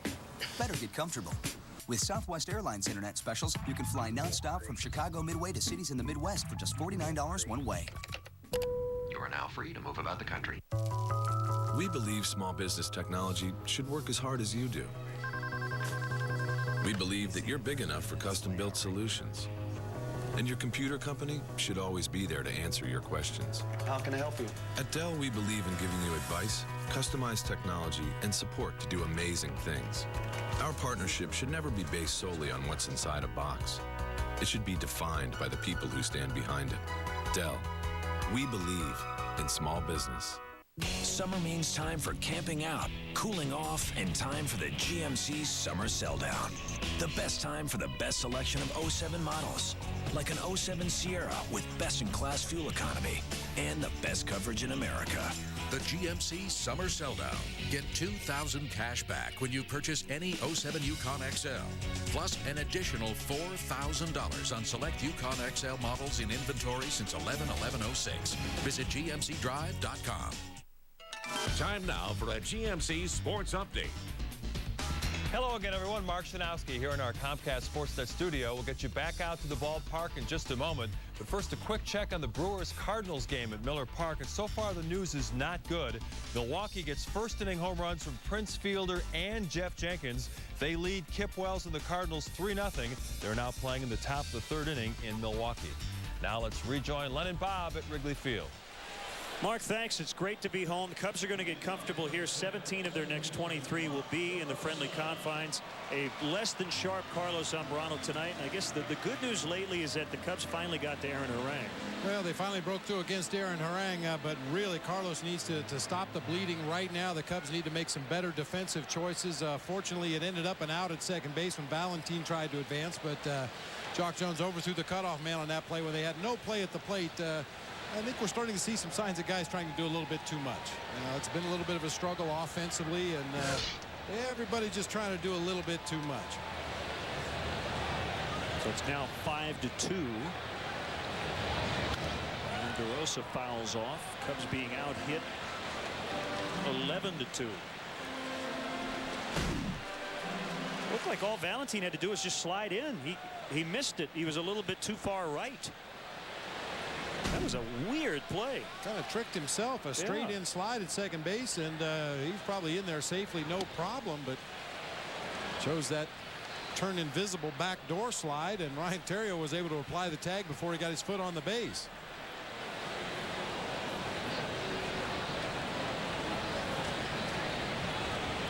I wonder if that was one of those anticipation plays where Valentin thought, oh, I'm out by a mile. I don't know. I mean, just missed second base. Now Theriot to apply the tag. Very strange. Cubs will take it. Swing and a miss. I mean, really, that was the third base running mistake on the part of the Reds already in this ball game tonight. We saw Junior break from first base with a runner at third. He got caught in a rundown and tagged out to end the inning. He tried to go to third base on a sure double, got thrown out, and now Valentin thrown out at second base. Bounced up there and caught Valentin maybe up in the neck area. Our catchers are taught chin on chest. When that ball's in the dirt, your chin should go right down to your chest. You can see Valentin had his head up a little bit, snuck up underneath that throat protector. You see that guard at the bottom of the mask. If you think about putting your chin on your chest, you'll have that throat area completely covered, and you'll be in a much more square blocking position.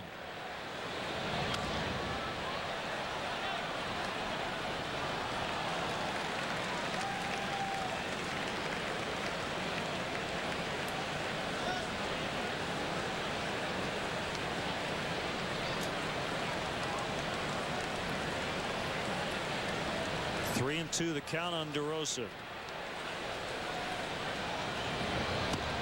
Swing and a miss. Strike three. That's the first case since the first inning when Harang fanned all three. Honor your loved ones with an engraved brick on the sidewalks beneath the historic Wrigley Field marquee.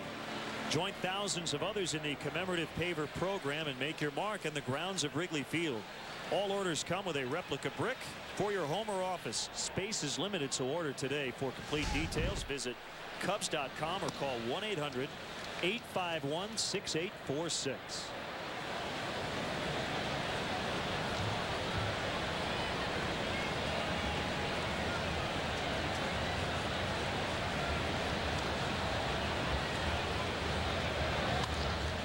Popped up by Merton off of first base. Hatterberg's backpedaling, can't make the play. Well, you have the corner that juts out a little bit. You had the Reds bullpen. You had the home plate out there. A lot to kind of work around, and Hatterberg just missed it. I thought we would see Brandon Phillips call him off of this ball. Once Hatterberg started backpedaling backwards, I thought Phillips would call him off the ball and make the play. Well, neither Red could get to that one.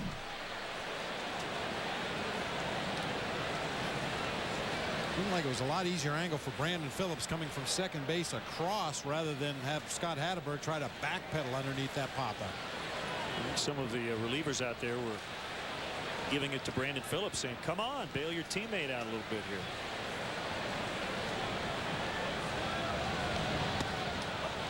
Two and one. And of course, you can laugh on defense until the guy actually gets on base. Well, especially for those pitchers. Then it's not funny anymore. Let's go. Be serious. That's my earned run. David Weathers, Mike Stanton.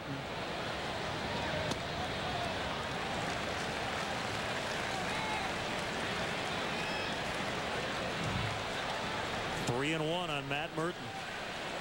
Kendall on deck. Now, these are the counts we've seen Matt Merton really let it go when he gets a pitch he's looking for. He's not trying to just put it in play anymore. He's trying to drive it. Fastball up and out over the plate away. Harang's one of those guys, Len. I talked to Ron Santo about guys during his era. They used to call him a comfortable caller or an easy offer. Aaron Harang is one of those guys. You go back at the end of the day and say, geez, I was seeing the ball good. I got good pitches to hit. Just didn't hit any of them well. There's a little bit of late movement, a little bit of deception in his delivery. You look at the radar gun readings and you look at the location of the pitches, and as an offensive player, you feel like you should have had a better night. But he's done it to a lot of people this year. He's from San Diego, attended San Diego State, 6th round pick of the Rangers in '99.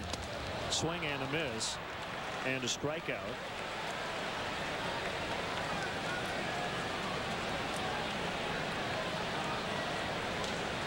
Hopefully you're following me here, but you mentioned Matt Merton really opening it up every once in a while. I don't have any numbers on how often he swings and misses, but that's not so bad every once in a while, is it, for a guy who's trying to hit for more power? Power hitters are not going to cut down on their 2-strike swing, and we know how patient Matt can be. You don't like to see guys strike out, but that's not a terrible thing. What it tells me is that, as you said, he's trying to hit for power. Trying to do some damage. The thing is, with 2 strikes, Merton usually does make contact. However, you don't see him swing through a lot of pitches with 2 strikes. This will be an easy out as Hatteberg makes a catch, and the Cubs go down in order in the 5th, trailing now 5-2 after 5.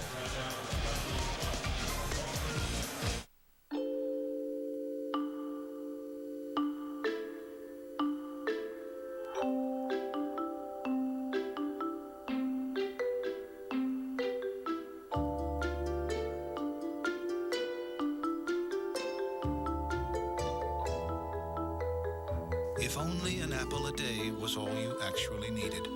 Fortunately, Walgreens has thousands of locations, many open 24 hours, with the medicine your family needs. During the Pontiac Summer Sell Down, you can get more than just some sun. Get more horsepower than any import under 18 grand, and still get 33 on the highway. Get more horsepower and better highway fuel economy than Scion TC. And with every 2007 Pontiac, you get more coverage than anyone in America. During the Pontiac Summer Sell Down, choose 0 APR or $3,000 total customer cash on any 2007 Torrent. Hurry, inventory limited. For more information, visit PontiacDrive.com.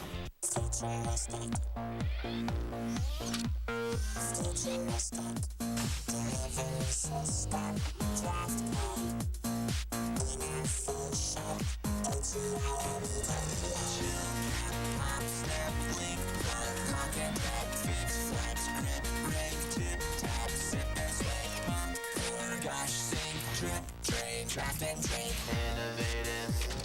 Draft pick. Heineken. Hi there. Coming up tonight on Land Rover Sports Night, a fight breaks out at Bears camp. Lou Piniella updates the status of Alfonso Soriano, and Gary Barnett returns to Northwestern's practice field. It's all coming up after Cubs Postgame Live. Weeknights, don't miss Chicago Tribune Live on Comcast Sportsnet. Dan Jiggett's Tribune writers, sports stars, and celebrities discuss the day's hottest sports topics and set the table for the night ahead.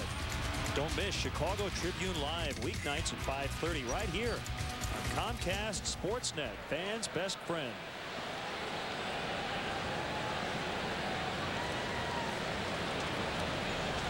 We're into the 6th inning. Cubs trail the Cincinnati Reds 5-2. First of 3.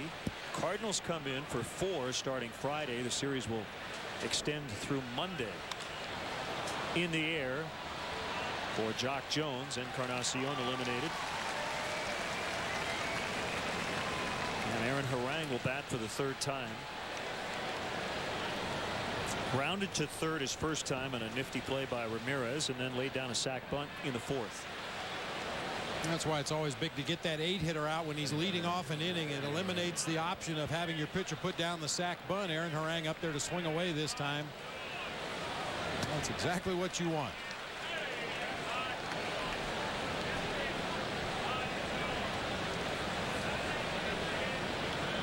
A wind in the 0-1. Low and outside.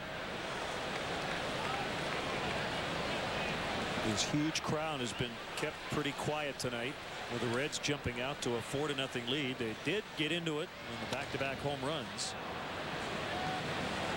DeRosa with an easy play.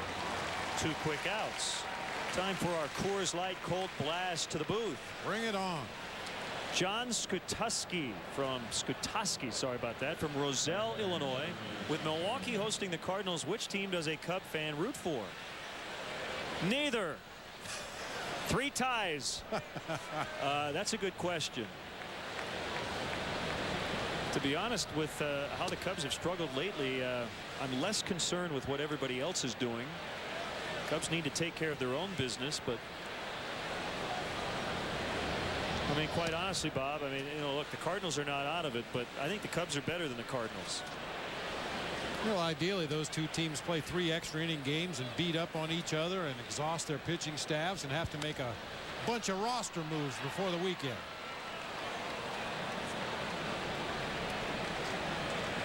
So I guess, John, my answer would be you root against the first place team right now and then hope the Cubs take care of business when the Cardinals come in Friday. Well, that was the game plan that worked so well for him, as Josh Hamilton lines one toward the gap in right center. Jock will cut that one off.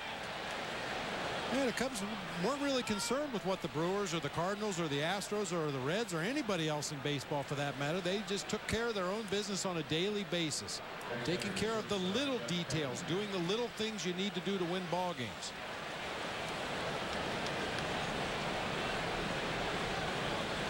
Which is why they were able to continue to win baseball games when they weren't hitting for much power.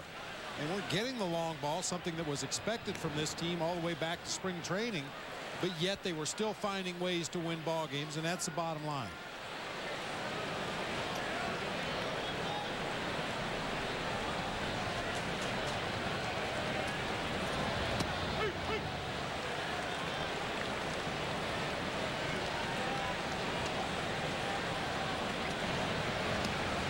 Well, the rookie is up, Carmen Pignatello.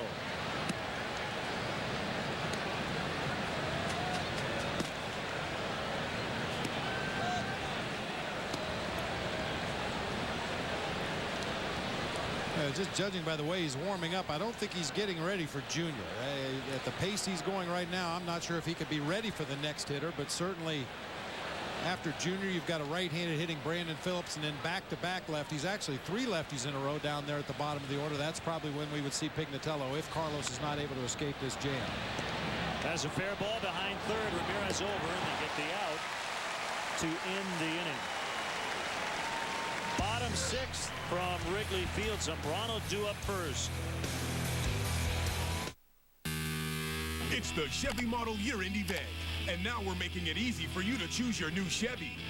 Just click and go to find great offers on 07 cars, trucks, and SUVs online 24/7. But you've got to decide. Then get to your dealer before yours is gone at the Chevy Model Year-End event. Get a Chevy crossover, an 07 Equinox LS all-wheel drive starting at $19,865 after cash back. Click on ChevyDriveChicago.com. Then see your Chicagoland and Northwest Indiana Chevy dealer. Monday, Central foes collide on the north side as Derek Lee and the Cubs take on Albert Pujols and the Cardinals in high def. Coverage starts with Cubs pregame line. Cubs Cards Monday at 12:30 on Comcast Sportsnet. Fans' best friend. If you need to tow it, Quad City Spring has it. Quad City Spring is the area's suspension, spring, truck accessory, and towing experts. From goosenecks and fifth wheels to every kind of hitch imaginable, including Blue Ox base plates and tow bars, strong as an ox. And Quad City Spring installs and services everything they sell. So tow it right. Get your ride to Quad City Spring. Quad City Spring, 34th Street at River Drive in Moline.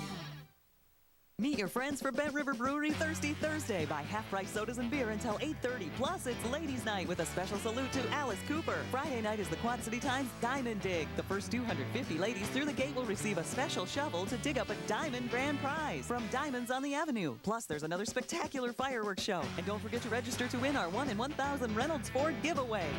Swing for the Quad Cities. It's all about big league fun.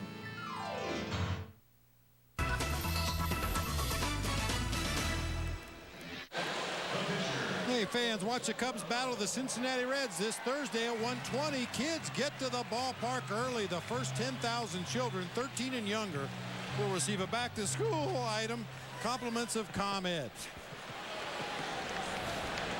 Frog in your throat? I was thinking that'd be a nice back-to-school item. Frogs. I remember when I was a kid, guys used to bring various amphibious creatures to school and turn them loose. Not suggesting anything, but a frog might be a nice back-to-school item. Right. Big swing by Zambrano. 5-2 Reds.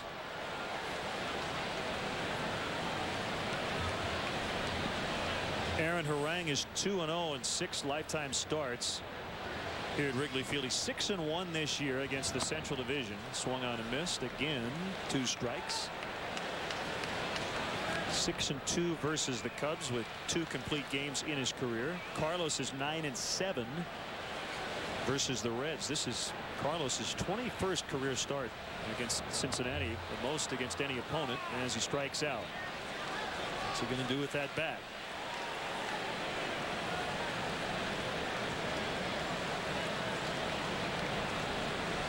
One out in the inning, and it's Ryan Theriot, the leadoff hitter. It was 0 for 2.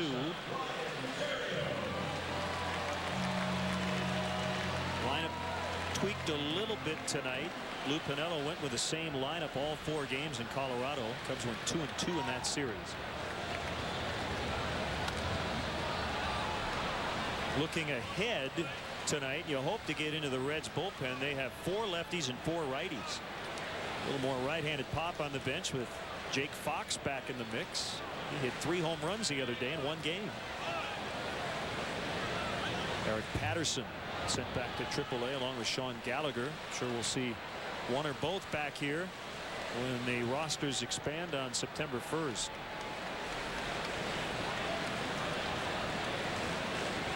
Also today, Henry Blanco transferred to the 60-day disabled list, but he's been on for a long time. He's been on the 15-day disabled list since June 1st.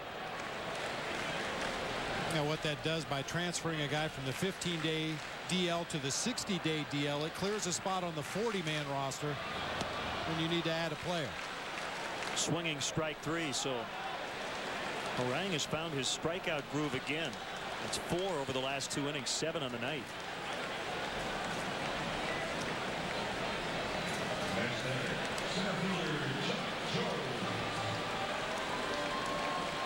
And this is the other reason you want to get into that Reds bullpen. 280 opponent's batting average. See, David Weathers 22 out of 27 in save opportunities. The rest of that bullpen 0 for 15.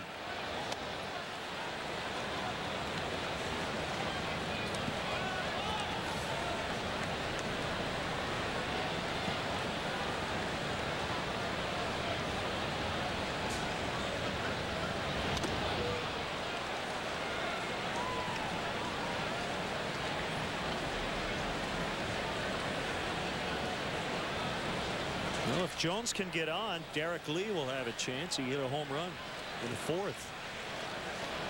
Well, Ramos followed that up with a home run.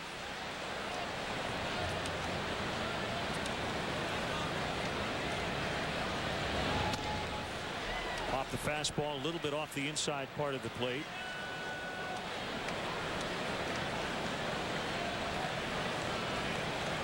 8 shutout innings for Harang his last time out after he had to skip a start due to the back problems. That one crushed by Jock Jones. How far will this one go? Hello, Sheffield. 5-3. A long blast by Jock. And the Cubs within 2 once again.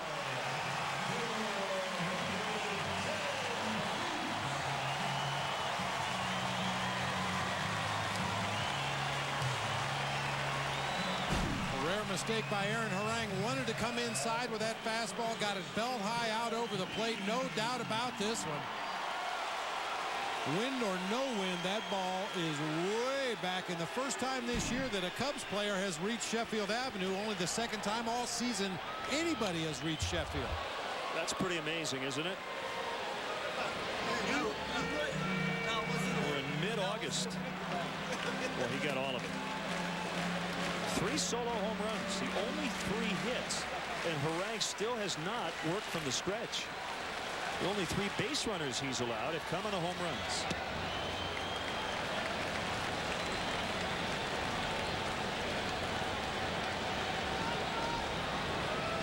The other guy to hit one onto Sheffield was Barry Bonds of Ted Lilly. It was his 752nd home run. Hit hard on the ground, backhanded by Keppinger, who was set to throw in the stretch by Hatterberg. Gets lead. Well, Jock Jones with a home run, his 4th of the year. He's been hot lately. He knew it. 5-3 Reds.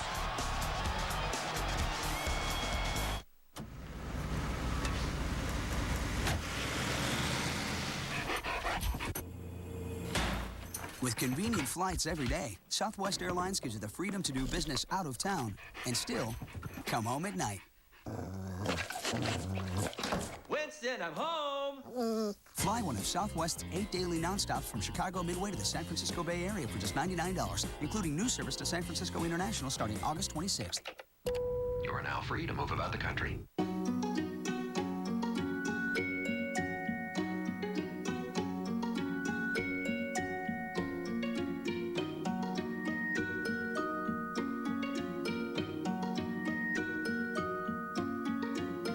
You've always loved the details,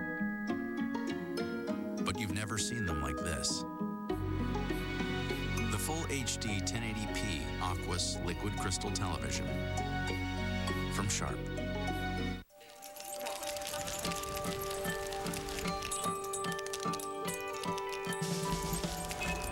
It's Toyota's Lots on the Lot event. With so many great models to choose from, it's the right time to buy. Right now, lease a Toyota Camry for just $199 a month. Get 0% APR on a luxurious Avalon, or get $2,000 cash back on a roomy Sienna minivan. Toyota's Lots on the Lot event. Going on now. When the Cubs game is over, stay tuned for Cubs postgame live on Comcast Sportsnet. All the interviews and press conferences, in-depth game highlights, and Dan Presek breaks down all the action. Cubs postgame live after the game on Comcast Sportsnet. Fans' best friend. Get Chicago sports news nightly on Land Rover Sports Night. Coming up tonight after Cubs postgame live, the Bears are back practicing in Bourbonnais.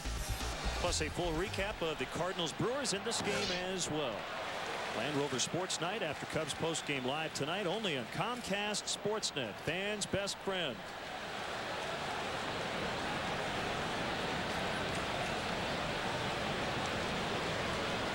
Zambrano needs to put on the brakes here on this Reds offense.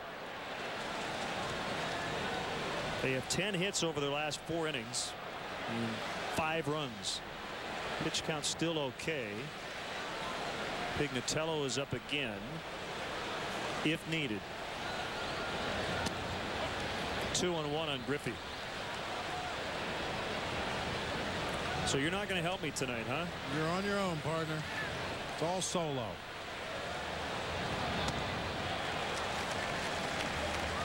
See, Van Halen got back together. David Lee Roth back in the mix. They were just afraid that the Lennon Bob Band was going to start touring before they did and steal all their thunder and their audience. Yeah. Reasonable ticket prices starting at $6,000 to see Van Halen. Ground ball, Derek Lee will field. Zambrano's going to cover first and get the easy out. I was wondering, will David Lee Roth sing the Sammy Hagar-led Van Halen tunes, or is he only going to sing the old stuff? That's a good question. Guess you'll have to buy a $6,000 ticket to find out. That's right. It bodes well for Carlos here in this inning. This is the 7th inning of the ball game. In 3 innings, the Reds had their leadoff man reach. In all 3 of those innings, they ended up scoring. Every other inning, when he got the leadoff man, they were unable to push across a run. So hopefully that will hold true here in the 7th.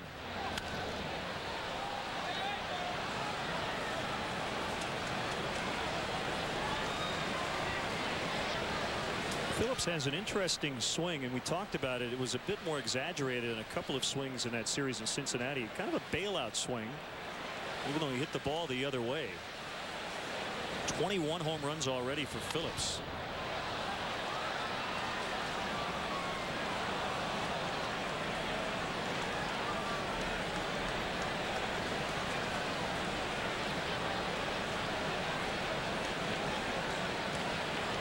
Two doubles and an infield single tonight. 0-2. That hit him on a 50-mile-per-hour breaking ball.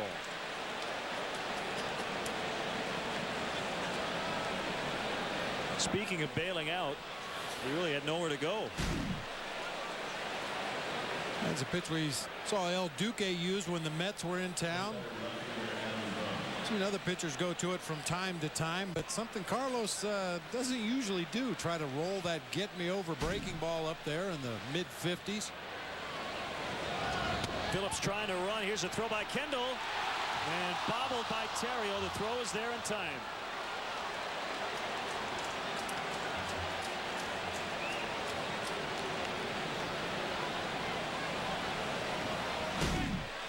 The throw definitely beat him to second base. Kendall gets rid of it quickly. A strong throw right over the bag.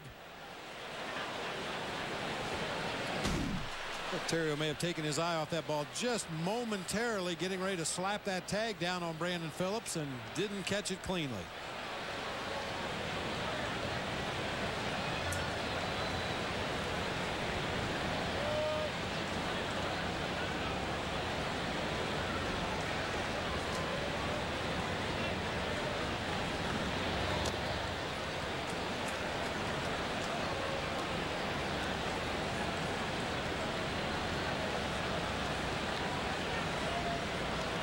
Another runner in scoring position for the Reds. They've gone 3 for 7 with men in scoring position. The Cubs without an opportunity, with a runner on base, in fact. All 3 runs coming on solo home runs. Down the middle, 3-1 on Dunn. He loves hitting in this ballpark.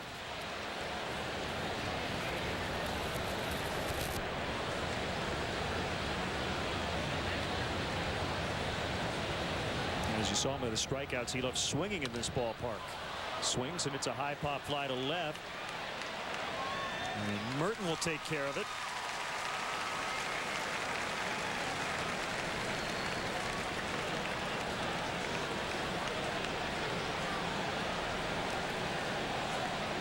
Our stage manager in the booth, Christine Charbonneau, is so excited about me singing tonight, she turned the lights on. Thought we were ready to go. False alarm, just 2 outs. You could hear the buzz in the crowd here in the upper deck. They thought they were going to get treated to an extra out of singing. I thought it was a groan.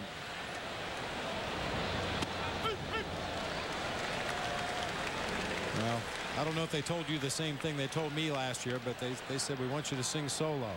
So low nobody can hear you. That's right. I'm actually going to lip sync. We have a very intricate recording system.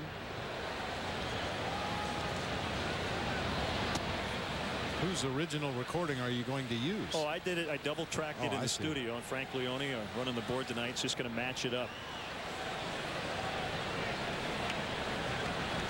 In fact, I'm lip syncing right now. I recorded the top of the 7th inning yesterday. Great anticipation. To be able to look that far ahead and figure out who was going to be at the plate. That's amazing. Now the pitcher throws to the hitter.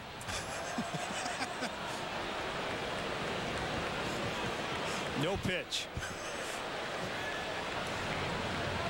There's a right-hander and a left-hander up for the Cubs. It's Carlos Marmol wanting Pignatello. Now 3-2 as the Cardinals with a couple of runs. That's going to drop down, and the Reds will get their 6th run. So Phillips is in. That hit batter coming back to haunt Zambrano.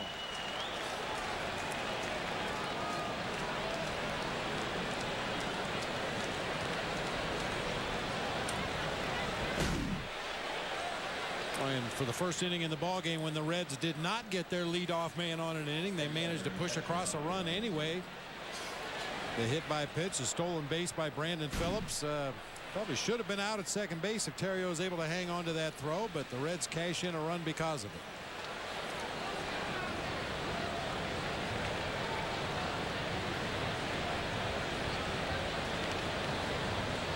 And Carlos tying his season high, allowing 13 hits. I'm going to be a bit surprised if it's his career high as well. We're checking on it.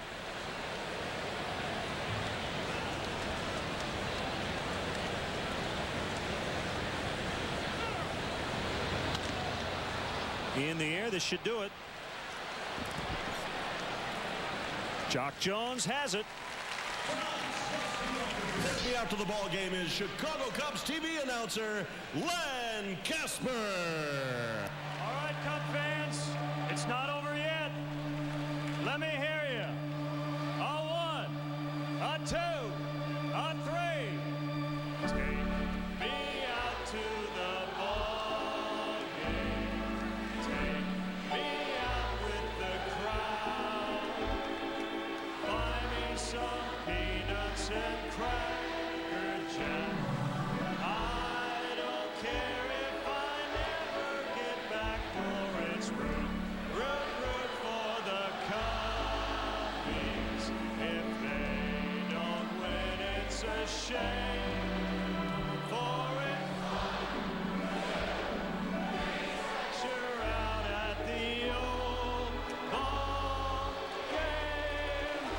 Let's get some runs.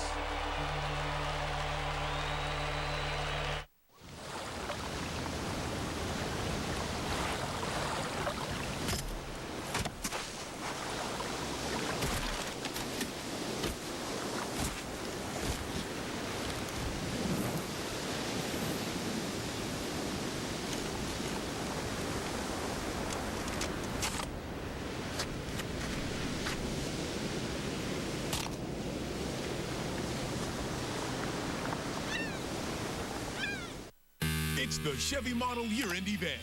And now, getting the new Tahoe you want is easy. Just click and go online 24/7 to check out great offers. Find out everything you need to know and see what's under the hood. But do it now. Then get to your dealer before yours is gone at the Chevy Model Year-End event. Get an 07 Tahoe 1LT 4x4 starting at $37,905 after cash back. Click on ChevyDriveChicago.com. Then see your Chicagoland and Northwest Indiana Chevy dealer. Grab the new Sun-Times and get the real Chicago story every day. Subscribe at suntimes.com. Chicago Sun-Times. Let's get into it. Bottom of the 7th. Reds now lead 6-3. And Aramis Ramirez will lead it off against Aaron Harang. Man, that's fun. It always feels like the first time. Oh, yeah. We have a new leader in the clubhouse in our 7th inning stretch competition. It's just so much fun. Gets the adrenaline going. I get nervous every time I do it. Up the middle, Keppinger behind second. Sling it to Hatteberg. But you've talked about it many times. You have basically 40,000 people who are going to carry you along. You can't screw it up. It's impossible. Just get them started in the right timing and wave the microphone back and forth. tradition. Started by Harry Carey and continuing on here. So am I supposed to interview you now? Apparently, yeah.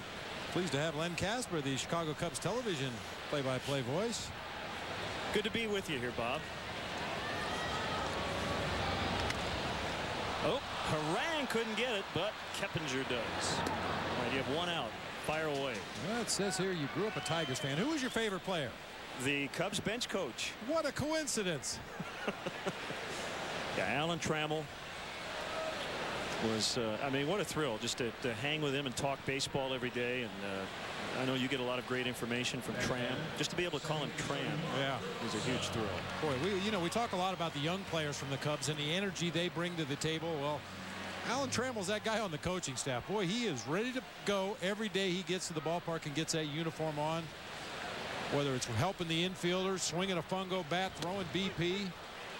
Guy just loves to be at the ballpark and really has a lot to offer to these young Cub players. All right, what else you have for me? Says here you were a switch hitter in high school. I was. Did you feel stronger from the left or right side? Oh, DeRosa got hit.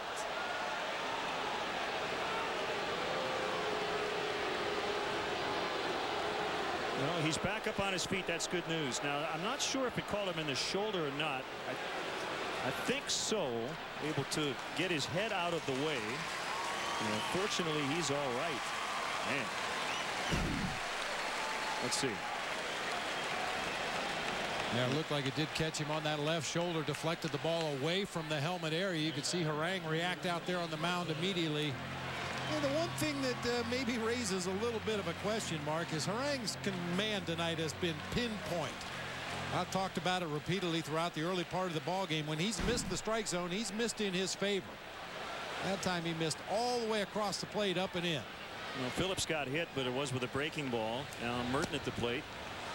I don't even remember when I started switch hitting, but obviously I hit left-handed a lot more because we didn't see very many lefties. I hit one home run left-handed, and that was it. I was a pretty average player, but I did hit left-handed and right-handed very rarely. What position did you play? I was a third baseman in high school. Pitched a little bit. A hot corner. Yeah. It was fun. My team, my junior year, went to the state semifinals in Michigan. And I tell you, this is as nervous as I've ever been playing any sport. We had a great comeback in the state semifinals, and we were down a run, and I was on deck when the final out was made. I was very nervous. I thought, oh, man. And if I had gotten to the plate, it probably would have been like first and second, 2 outs, but I never got that opportunity. Well, fortunate for the team you were playing against. That's I'm sure. right. Of course. You were going to make them pay. I will say this in all sincerity, and I wasn't a very good pitcher, but if I knew then what I know now just about change-ups and things, I would have been a completely different pitcher in high school. I would not have tried to mess around with curveballs and stuff. I would have gone with a fastball and a changeup. That's a great pitch for any young pitcher. That's a good point, Len. It's been nice having you in the booth. Stop by again sometime when you're in town. Thanks. All right. Nice to see you. Let's go back to baseball. Well, we say that all the time. That changeup is the most underrated pitch. Kicks away, and DeRosa will head to second base. That hit batter allowing that runner on. The first time Harang has worked from the stretch all night.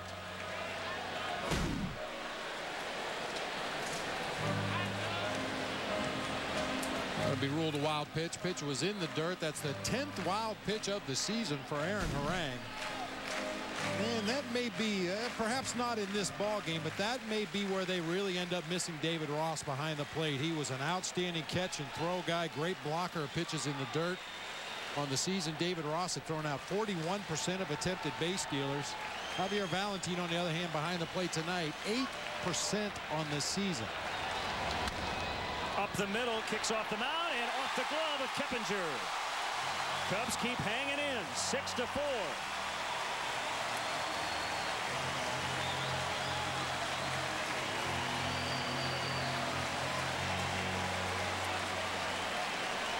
Now, the moral of this inning is don't hit anybody. Carlos Zambrano hit Brandon Phillips with a breaking ball. He later came around to score. Now Mark DeRosa gets hit in the shoulder. And he comes around to score after a wild pitch. Well, 2 outs in the inning. Mark DeRossi got a good jump off of second base. And will score easily. Foul pop by Kendall. 1 strike.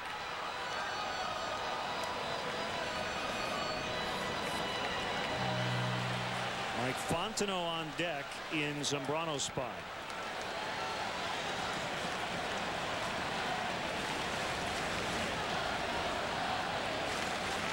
Crowd really into it. That 7th inning stretch singer really got him going. Oh, you can tell. You can just tell.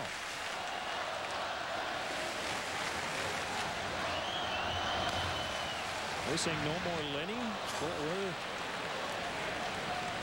Nothing in 2. Just 4 hits for the Cubs, but 3 solo home runs and the RBI single by Merton.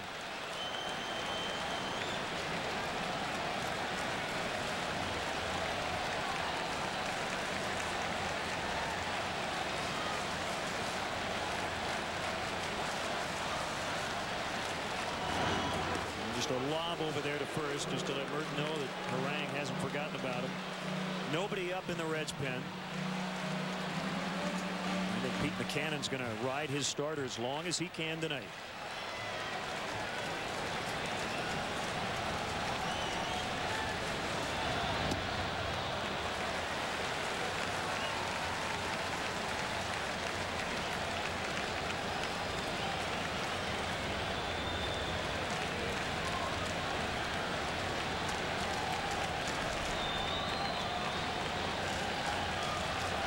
Decent lead by Merton. The kick and a pitch. Tapper foul.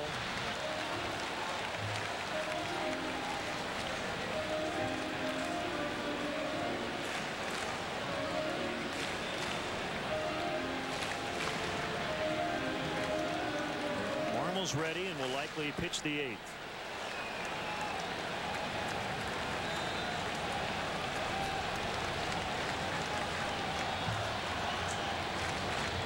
Another 1-2. There's a blooper over first. It's in foul ground and nobody will get it. 40,750 the paid crowd tonight.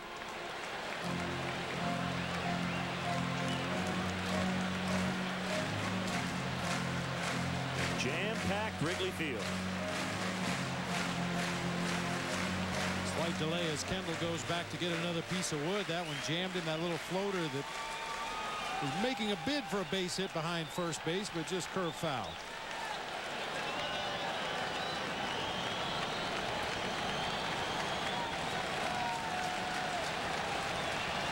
Good battle here by Kendall against one of the better starters in the league, Aaron Harang. Another throw first. And once again, the absence of David Ross. This is something that the Reds didn't have to do very often with David Ross behind the plate. Throw over to first base and change their rhythm. As long as the Reds pitchers unloaded the ball in a reasonable time, David Ross was probably going to throw him out at second base. Paying a lot more attention to the base runners in the ball game tonight, especially now with Merton on over there at first base and Valentine behind the plate.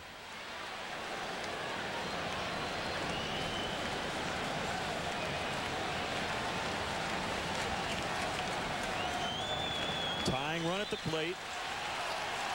Cubs were down at one point, 4-0. Roller to third, and Encarnacion takes the shorter throw to Phillips. They force Merton. The Cubs do get one. It's 6-4 as we go to the 8th inning. Carlos Marmol coming in. Announcing the Lincoln Summer Drive Sales Event. Drive off with the best values of the year on our best models ever, including the Lincoln NKZ. Now with 0% limited term APR financing during the Summer Drive Sales Event at your Lincoln Mercury dealer. The Chicago Cubs strongly encourage the use of public transportation. The CTA offers a variety of options, including the Red Line, which stops right at Wrigley Field at the Addison Station. If you must drive, try the remote parking operation at DeVry University. Located near the Addison and Rockwell intersection, the remote lot offers parking and an express bus for just $6. For another option, try riding your bike. The Cubs provide a free bike check at the car wash at Clark and Waveland. For more details, call the CTA hotline at 773-836-7000 or visit Cubs.com. Not too close. What do you think? I got that insurance? What insurance is that, Yogi? Aflac. The one you really need to have. If you don't have it, that's why you need it. Need what? Aflac. Well, if you get hurt and miss work, it won't hurt to miss work. And they give you cash, which is just as good as money. Aflac. Ask about it at work. Announcing the Mercury Summer Drive sales event. Drive off with the best savings of the year on our best lineup ever, including the 2007 Mercury Milan, now just $199 a month during the Summer Drive sales event. Only at your Lincoln Mercury dealer. Time now for the sharp Aquas detail of the game. And again, Cubs hoping the base running here is going to loom large as Ken Griffey Jr. tried to stretch a no-out double into a triple and then later got caught up between first and second and made the third out of the fourth inning. So they're down 2, the Cubs are, and hoping that maybe that took away a couple of runs. Yeah, not only those two by Ken Griffey Jr., Javier Valentin thrown out at second base. Well, poor slide. Carlos Marmol now takes over for the Cubs. A similar start for Zambrano to the one on June 1st. Now, you had the dugout confrontation and what have you, but numbers-wise, in each outing, Marmol now in there and a base hit for Edwin Encarnacion. That's the 14th hit for the visitors. In each outing, Zambrano tying his, or at least the first time setting his career high, giving up 13 hits. He did that again tonight. On June 1st, it was in 5 innings. Tonight in 7.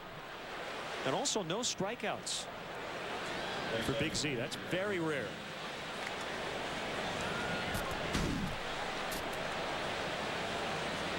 You would anticipate Harang up there to put down a sac bunt. With that in mind, Aramis Ramirez drawn way in at third base already. And unlike the last time Harang was up to the plate to bunt with runners at first and second and needed to bunt the ball to the third base side, this is exactly the opposite. Now he needs to make Derek Lee field that ball at first base. Lee holding on Encarnacion and gets a late break toward home plate.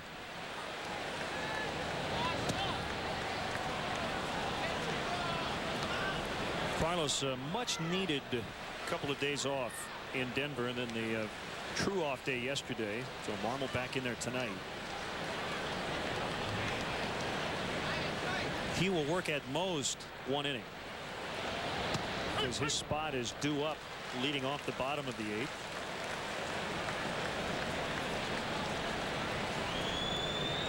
In your experience, Bob, with short relievers who are fatigued at times, what kind of happens? Do they try to overthrow the ball? It looked like Carlos was just out of whack the other night. That popped out of the mid of Kendall. Yeah, I think it gets back to that syndrome you hear about a lot in spring training, the dead arm. It's not a pain thing. It's not an injury thing. It just feels like the pitcher has no resiliency in his arm. He can't generate the arm strength necessary to throw the ball the way he feels he needs to throw it. And it's just something that veterans will pitch through it. They'll pitch even with the dead arm syndrome. The younger players, I think you need to give a little more time off when they get to that point. Aaron Harang pulled it back. And the slug bunt, he just bounced it high over Ramirez. I mean, that's in the manual how to do that. They should put that video. Perfectly executed.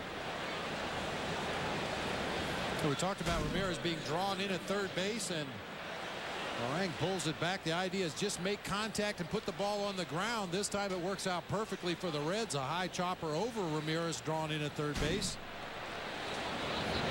Rolling around to the top of the batting order. No sign of a bunt there from Josh Hamilton. He has not put down a sacrifice bunt yet this season.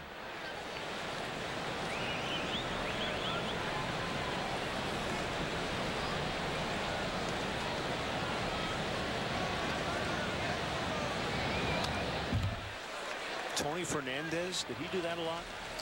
Tony Fernandez was good at that slug bunt, show bunt.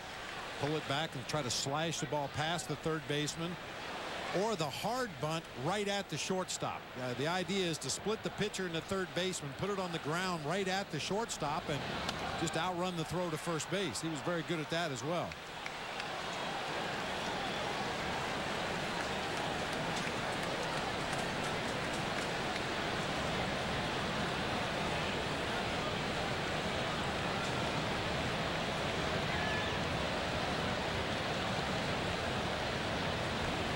Another big inning here. Cubs trying to keep the Reds right where they are. Nice barehanded play by former Cub Billy Hatcher.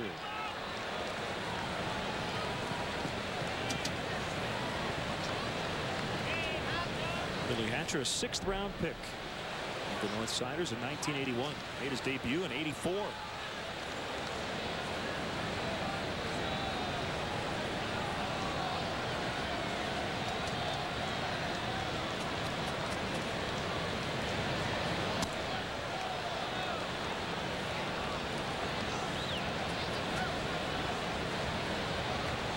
The Reds strike out a lot.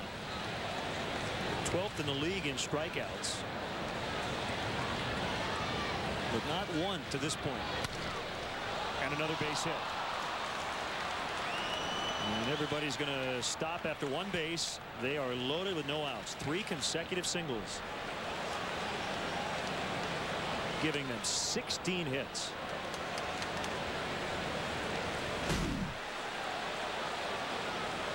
Long check on Encarnacion at second. Hamilton just goes with the pitch, gets it by a diving Ryan Theriot into left field. I'm kind of surprised Mark Berry held the runner at third base right there. Granted, there's nobody out in the inning, and we are coming up on the middle of the Reds order, but Matt Merton, a right-handed thrower, was moving to his left over toward the gap in left center, and that's usually when that third base coach will take a little bit of a chance. Always tougher for a right-handed thrower to get himself into a good position to throw that ball to home plate. The Reds have done it all night without the home run ball.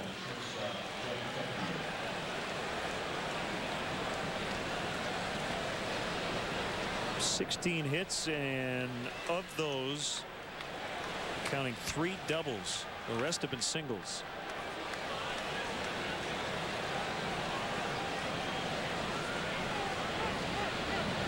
Time called. Kendall asked for it and got it from Randy Marsh. Small sample size, but Keppinger's done well in this situation. Slider for a strike.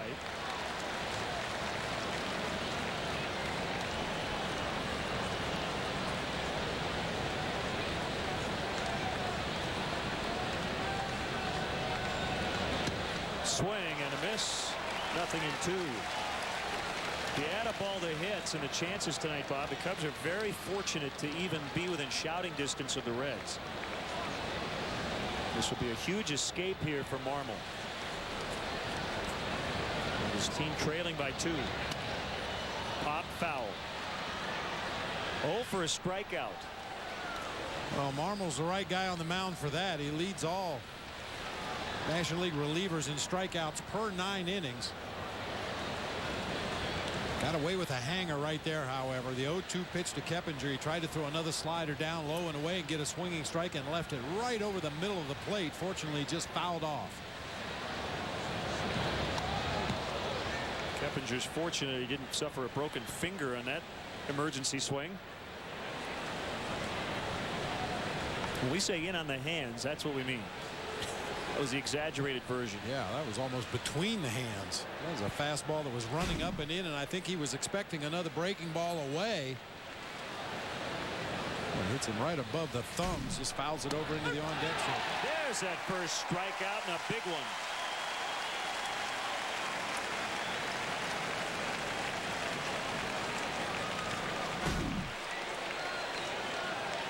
Boy, that is so huge. Sets up the possibility of an inning-ending double play off the bat of Ken Griffey Jr. He's grounded into 8 of them on the season. It doesn't look like Lou's going to go with Pignatello in what would be his major league debut, but I bet you they've at least talked about it.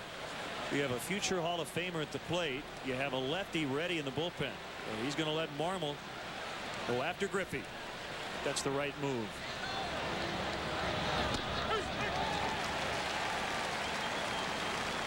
Well, so far, Junior 0 for 4 lifetime against Marmol with a couple of strikeouts.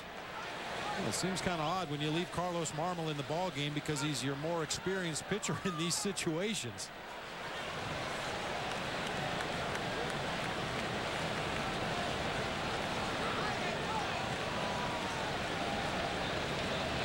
Kick in the 0-1 pitch. Has a chance now. 0-2. Hamilton with 3 hits. Keppinger's reached 3 times. Griffey 2 hits, 2 RBIs. Phillips on deck, 3 for 3. 2 doubles, 2 runs. And Marmol trying to keep the Cubs in the ballgame. Swing and a miss. 2 down.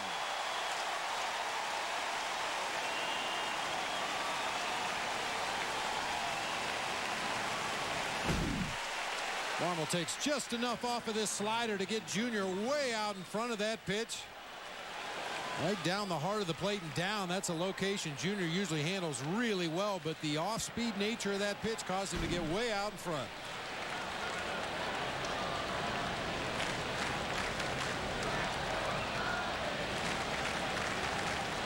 Now the red-hot Brandon Phillips. Perfect on the night. Bases loaded, 2 outs. High fly ball in the right. Darrell Ward with a beat on it. And Marmol gets out of it. 3 straight hits to start the inning, but they get nothing. 6-4.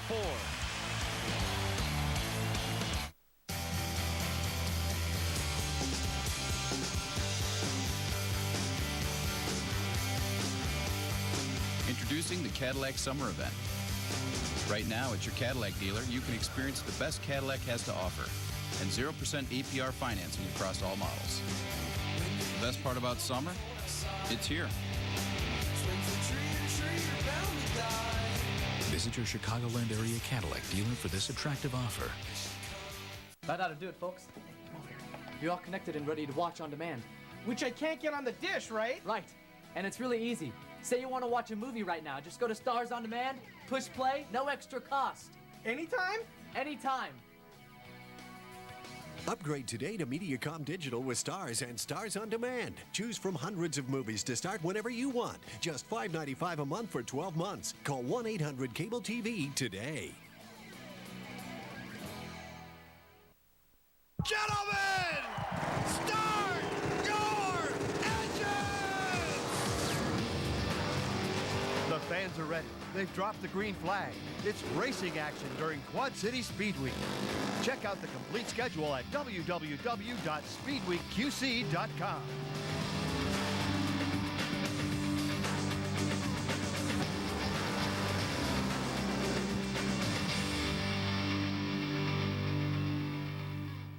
For Bacardi Late Night on Comcast Sportsnet.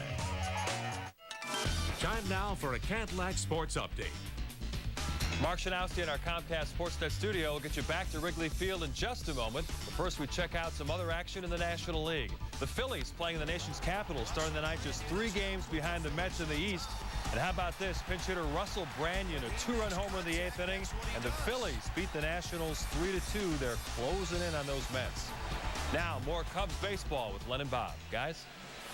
Thanks, Mark. And in Milwaukee, St. Louis with a couple to take the lead in the 5th, 4-3.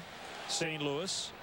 Here it's 6-4 Reds, and what a job by Carlos Marmol pulling a Houdini. Bases loaded. Nobody out. 2, 3, and 4 coming up. He struck out Keppinger, Griffey, and then got Phillips on a fly out.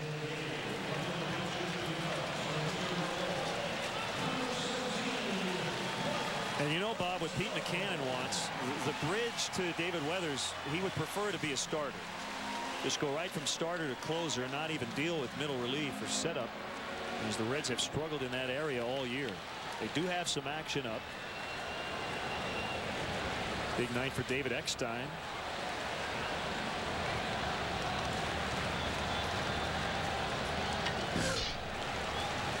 Mike Fontenot batting for Carlos Marmol. First pitch fastball strike.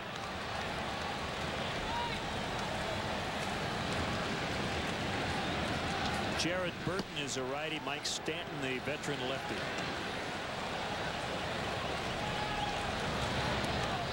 Bounced up there. Now 5-3. As the Cardinals have added another run.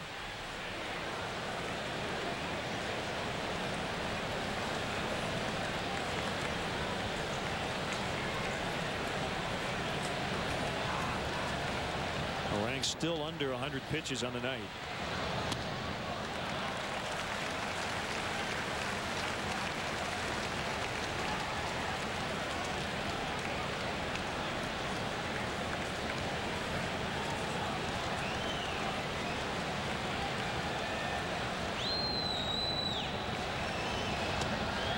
It's high, 3-1.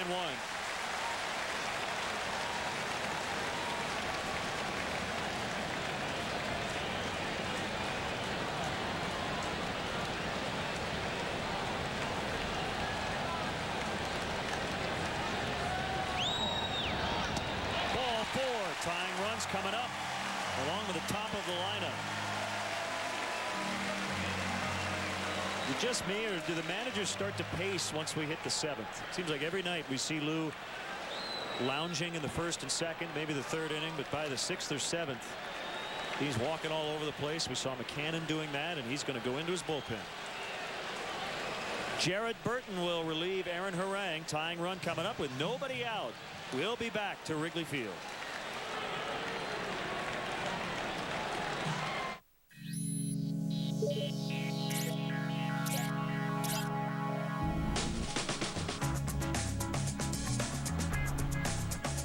It takes a certain kind of person to appreciate this level of performance and technology. We like to call them Type A's. Don't miss the Acura chance to advance sales opportunity. Acura. Advance. Take advantage of attractive financing on all Acura models for well-qualified customers.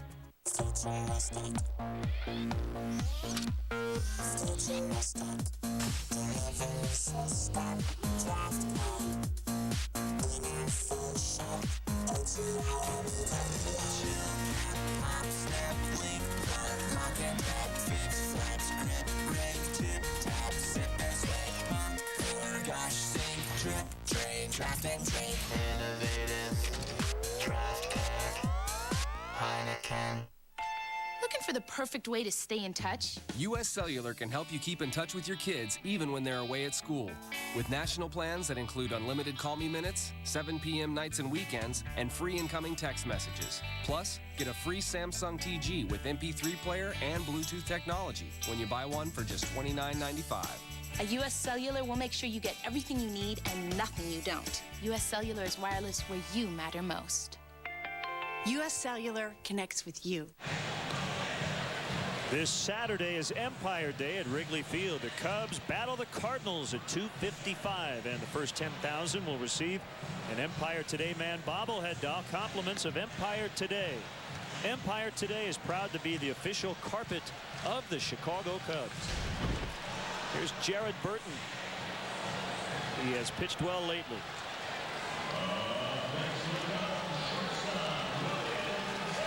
Over at first, Brian Terrio at the plate. Fontenot, the pinch hitter, walked to start the inning.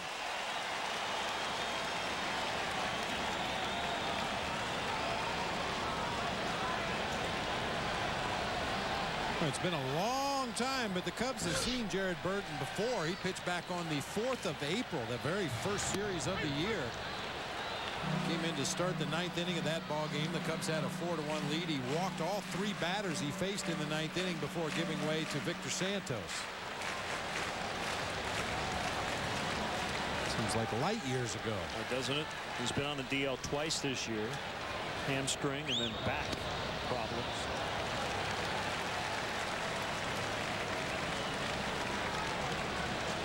By the way, the Reds have Eddie Guardado, everyday Eddie, back from the DL after Tommy John surgery last year. And the deal with Guardado is he's basically allowed to get up, get loose once per game. That's it. So McCannon has to be careful with Guardado and probably won't use him in a huge spot here early on. 1 and 2 on Terrio. And if you get him loose and you don't use him, the rule the Reds have set out is that he won't get up again.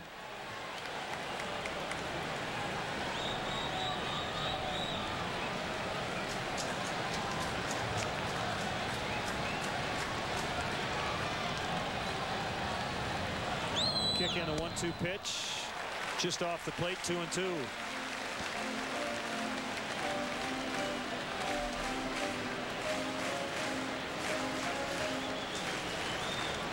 Victor Santos has joined Stanton.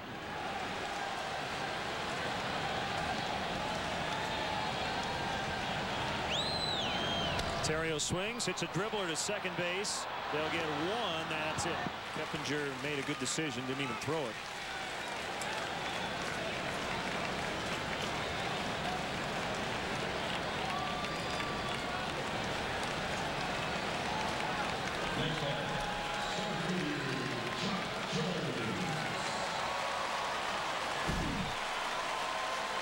decision by the shortstop Keppinger. I was kind of surprised Brandon Phillips went to second base. Usually the rule of thumb, if that runner has already passed you, you go to first base and take the sure out. But Phillips, with a quick weight exchange, turned his body and made the throw on to second base to get the force out.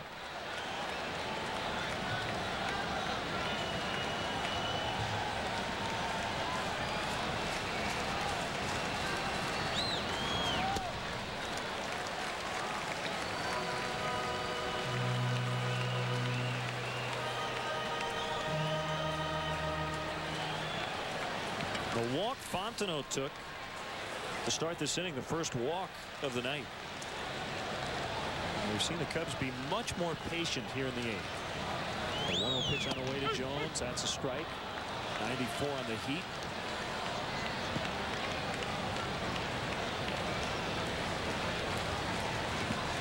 Ace is wild on the scoreboard.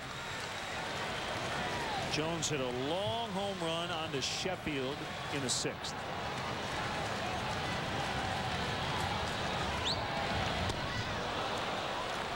Trying to tie it right there. Missed it. Here's our Nissan drive of the game. He walloped it.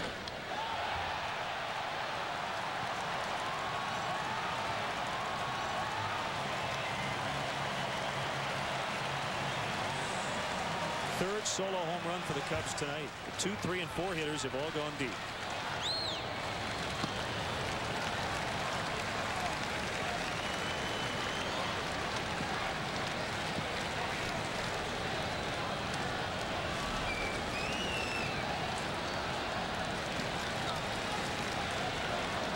The Reds are going to get everybody in their bullpen up in this inning. Santos and Stanton are no longer throwing. Their closer David Weathers is. Terrio runs, swing and a miss for strike 3. Terrio's safe, but there are 2 outs after the strikeout of Jones.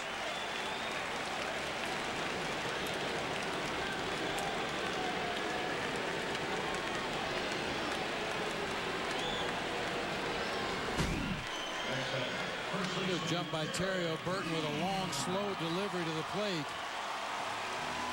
No chance at all to get the ride at second base. So this is where the return of Aramis Ramirez to the lineup really changes the complexion and what an opposing team can do against the Cubs. I mean, no offense to Matt Merton and Mark DeRosa, the 2 guys that hit in the 4 spot behind D. Lee, but it's a big difference when Aramis Ramirez is standing in that on-deck circle. Teams are more likely to go after D. Lee, or at least give him a pitch to hit during the course of this at bat.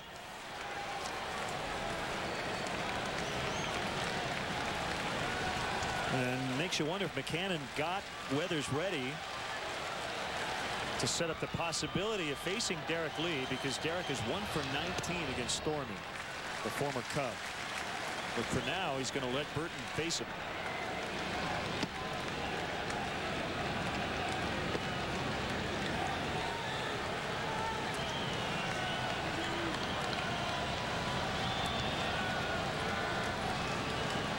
One swing could tie it up. Here's the pitch. 2-1.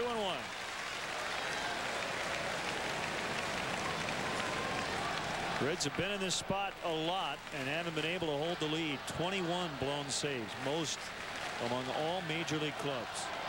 Well above the average of 14.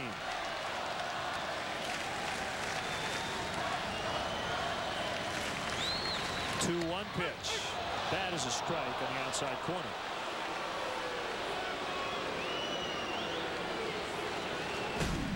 Looked an awful lot like the pitch before. This one perhaps just does catch the outside corner at the knees.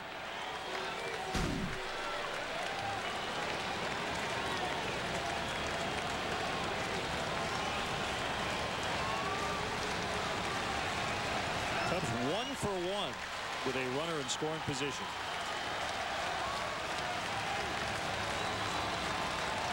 It's only their second opportunity.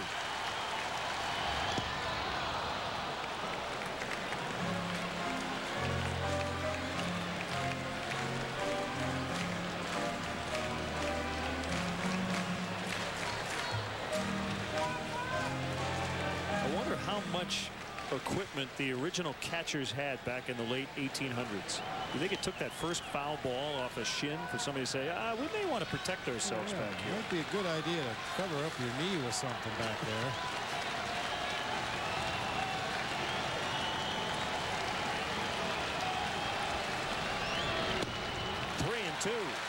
And everything away with Aaron Harang. Because of his command, we saw him come in on Derek Lee inside off the plate and then tried to go back away. Burton just hammering away at that outside corner.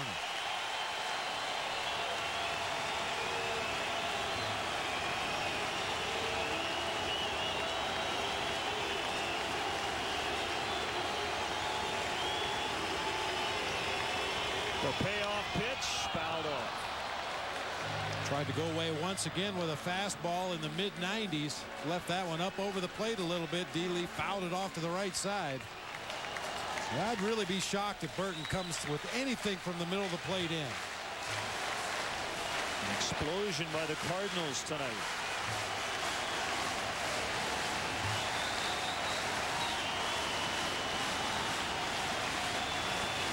Another 3-2 pitch toward right and through. It'll squeak by. Phillips will actually pick it up. A run is in. 6-5. That ground ball had eyes.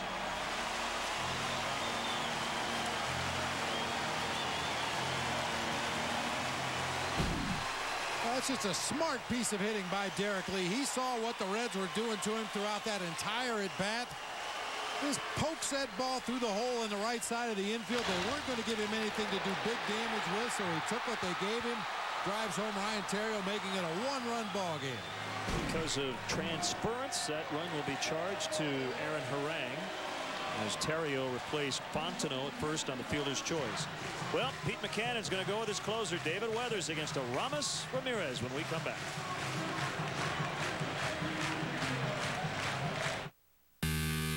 It's the Chevy Model Year-End event, and now we're making it easy for you to choose your new Chevy. Just click and go to find great offers on 07 cars, trucks, and SUVs online 24/7. But you've got to decide. Then get to your dealer before yours is gone at the Chevy Model Year-End event. Get a Chevy crossover, an 07 Equinox LS all-wheel drive starting at $19,865 after cash back. Click on ChevyDriveChicago.com. Then see your Chicagoland and Northwest Indiana Chevy dealer. At Dell, we believe the 25 million small businesses in America deserve something more. So we're introducing Dell Vostro, customized systems, services, and expertise designed just for small business. PCs with no trialware, just the software you want. And they can be powered by Intel Core 2 Duo processors to keep you up and running fast. Plus the reassurance of Dell's new 30-day worry-free guarantee. New Dell Vostro, proof that we believe in small business. Bold, powerful, unique. Of all Nissan's lines, this is the one you've been waiting for. The Bottom Line, the once-a-year sales event with great model year-end deals on every capable Nissan sport utility vehicle and minivan. Like a $249 per month lease on either the Nissan Murano or Pathfinder. Get to your Nissan dealer now. This event ends September 4th, and that's the Bottom Line. Double switch time. Norris. Hopper comes in for Griffey to play right. He'll hit ninth in the Reds order. And this is something Jerry Naron and Pete Maccannon have done a fair amount. That is use David Weathers for more than an inning to try to notch a save. And we showed you the numbers earlier for this bullpen. Huge hand for Ramirez. Lee at first. A one-run game. Sinker strike. You see that pitch a lot from David Stormy Weathers. You see the numbers: a home run, 5 hits for Ramirez.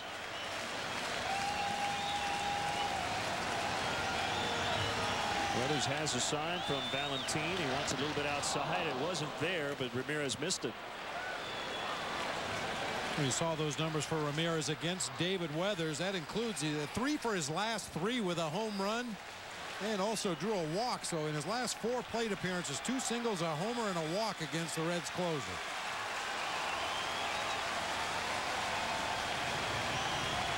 He gets rid of the ball quickly, too. It's tough to run on him. He throws over to first.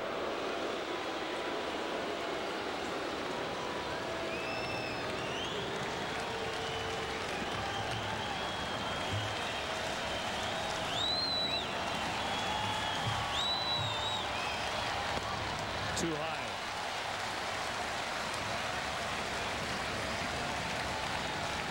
I don't know if it's really a leg kick or a leg curl. That signature delivery by Weathers. Almost Jack Morris-like.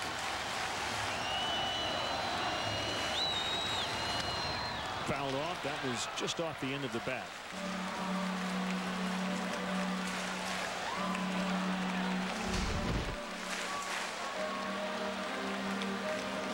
Well, the numbers for the Reds bullpen this year, it has not been pretty, and it's been a revolving door down there. First Jerry Nair, now Pete McCannon trying to find the right combination to close out ball games when the Reds do have a lead. David Weathers by far has been their most reliable relief pitcher. They'll be in a lot of trouble without him.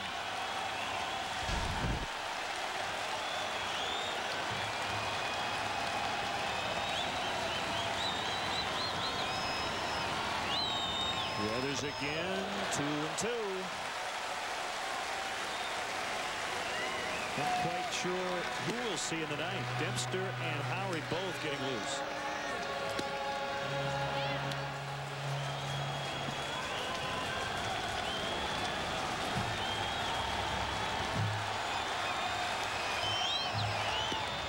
Good take. 3-2.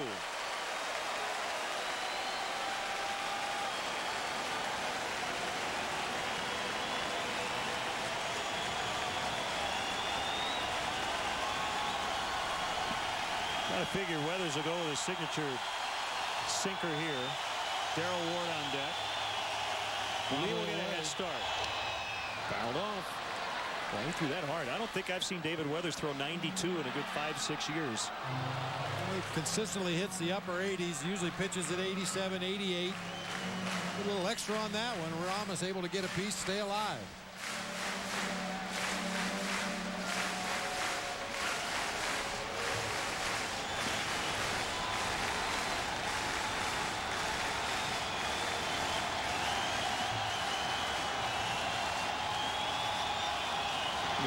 Again, another foul. Well, that's a nasty pitcher's pitch right there, too. A slider that looked like it was going to be on the outside corner and just dropped off of the zone at the last instant. Arama somehow able to stick the bat out there, get a piece, stay alive.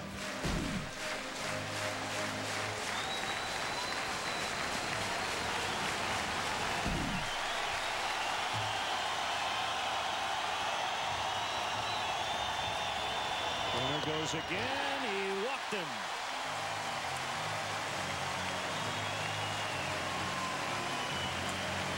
Both Cubs walks have come in the eighth.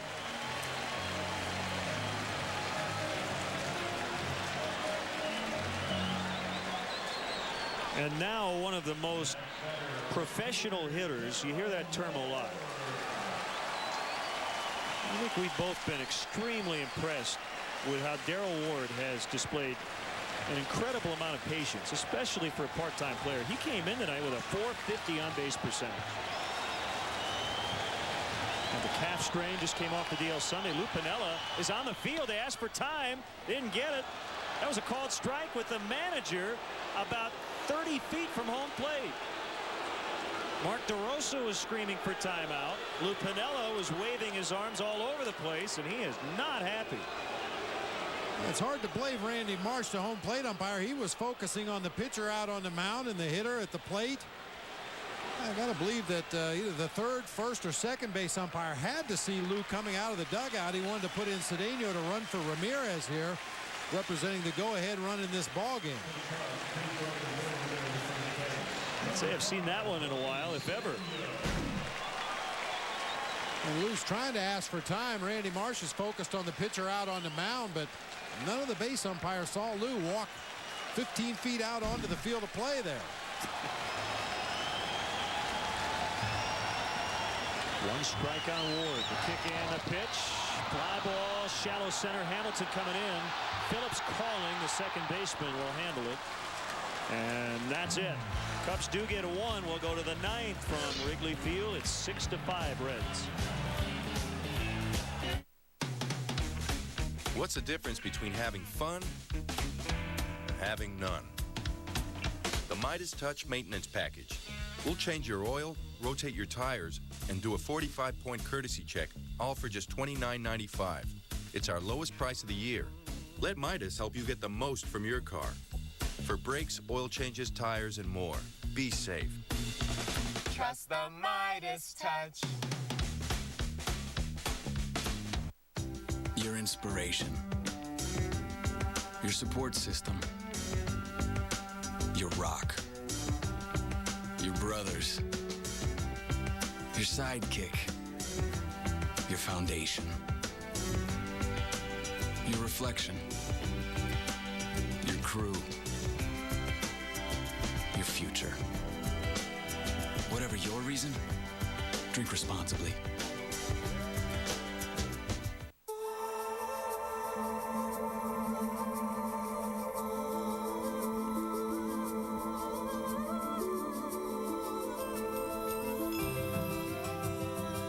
You are cordially invited to the event from Lexus. The summer sales event where you'll find unexpected values on the Lexus you've always wanted. But like summer, it won't last forever. The event, now through September 4th. See your Chicago area and Northwest Indiana Lexus dealer. After the game, stick around for Cubs post-game live. Get highlights of all the action, analysis from Dan Plesac, plus check in on Lou Pinella's post-game remarks. Don't miss Cubs post-game live immediately following the game right here on Comcast Sportsnet, fans' best friend. Wholesale changes, as they say. Ronnie Cedeno playing third base.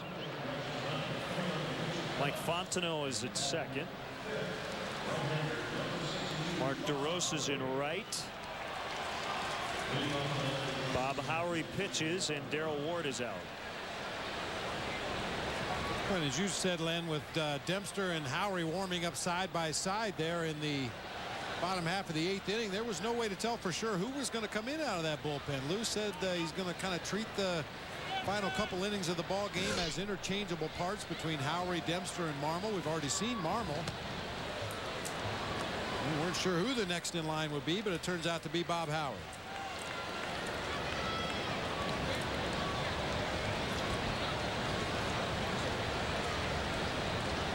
And keep in mind that David Weathers is going to try to pick up the save through 11 pitches to get that final out. Ground ball to right.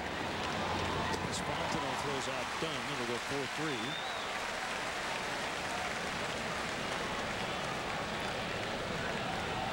4-3. Just classic Bob Howery the other day. He was asked about the reconfigured bullpen, as you mentioned, and he knew nothing about it. He just said basically, I'll pitch when Lou asks me to. It certainly is a refreshing change from that song you hear from a lot of ball clubs when you ask a guy to do something he's unfamiliar with. Oh, geez, I need to know my role. I need to know when I'm going to pitch. Well, how about when the phone rings and your name is the one on the other end of the line? That's when you get ready to pitch.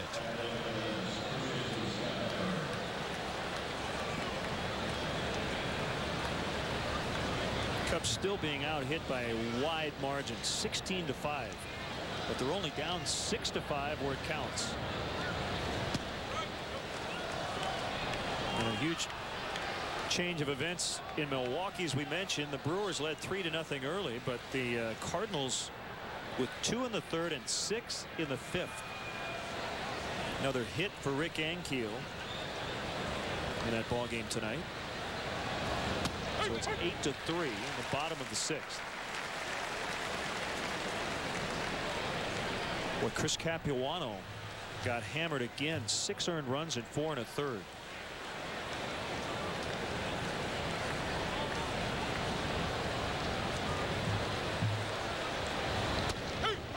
Called strike on a fastball, 2-2. Chris Capuano, Bob, has not won since May 7th against Washington. He started the year 5-0. Since May 13th, the Brewers have lost every Chris Capuano start. 14 in a row. That one's deep to left, but Merton should have enough room. He does.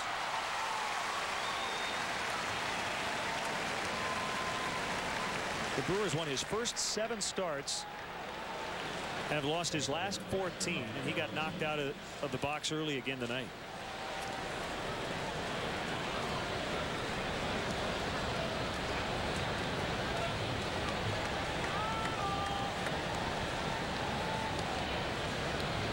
And of all the reasons why Milwaukee has kind of struggled and kept the Cubs in it, even though the Cubs did most of the damage by winning games, the Brewers continue to lose.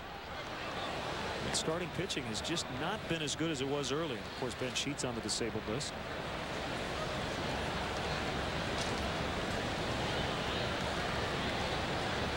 Lou said it several times before the game. He said, we're fortunate we're not 9 or 10 out.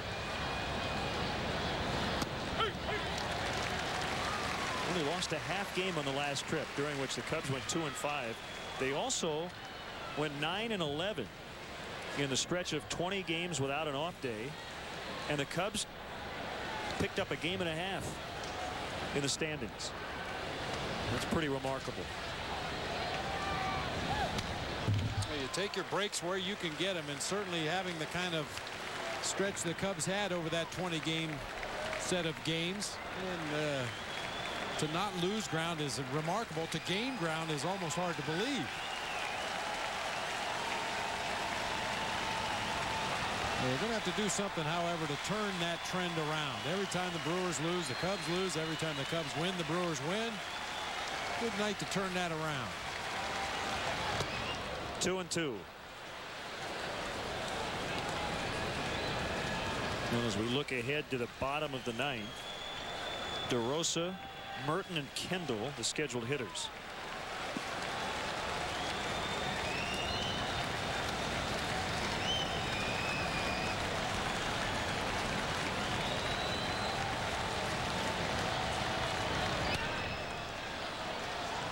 And what should happen, based on the types of hitters coming up, is they're going to make David Weathers work, get him out. All three guys with a very good idea of the strike zone.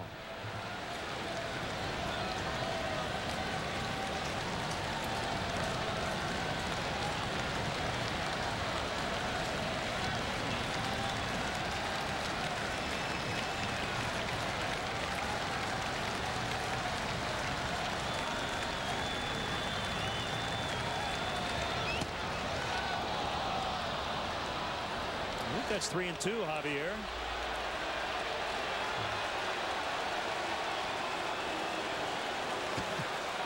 He shrugs his shoulders. Okay, whatever you say. Would you call that trying to steal first? Well, they say you can't steal first. He tried. Come back. We play 4 balls in this league for a walk. Trot down to first, but he is going to be out as Merton makes a catch. Matt will hit second after DeRosa. 6-5.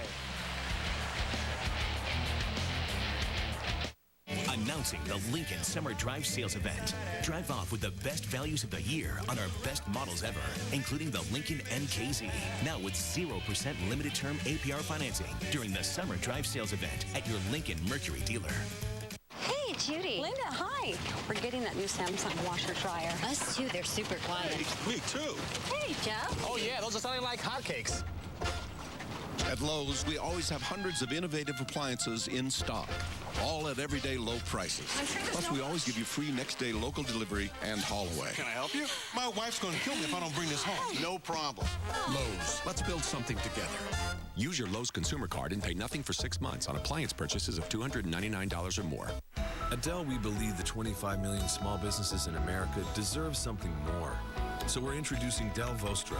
Customized systems, services, and expertise designed just for small business. PCs with no trialware, just the software you want. And they can be powered by Intel Core 2 Duo processors to keep you up and running fast. Plus the reassurance of Dell's new 30-day worry-free guarantee. New Dell Vostro. Proof that we believe in small business. Announcing the Mercury Summer Drive Sales Event. Drive off with the best savings of the year on our best lineup ever, including the 2007 Mercury Milan, now just $199 a month during the Summer Drive sales event. Only at your Lincoln Mercury dealer. Hey fans, this Sunday is 7-Eleven night at Wrigley Field. Don't miss any of the action as the Cubs battle the Cardinals at 7:05 p.m. The first 20,000 fans will receive a Cubs commemorative medallion, compliments of 7-Eleven. Oh, thank heaven. Jason Ellison is now playing left. The former Giant and Mariner. Ellison was claimed off waivers from Seattle on Wednesday. So it's Mark DeRosa. Cubs down 1. Last of the night. They're outside, ball 1. Weathers walked Ramirez and then got Ward on a pop out to the second baseman Phillips to get out of the 8th. The pitch. Another high pop fly. Norris hoppers in right.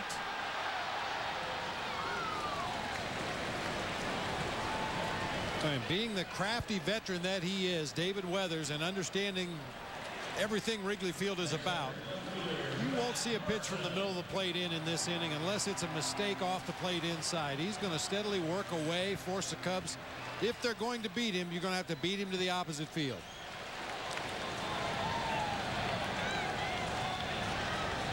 The starters are still the pitchers of record. High in the air for Matt Merton. Did he get it? Doesn't look like it. Ellison makes the catch.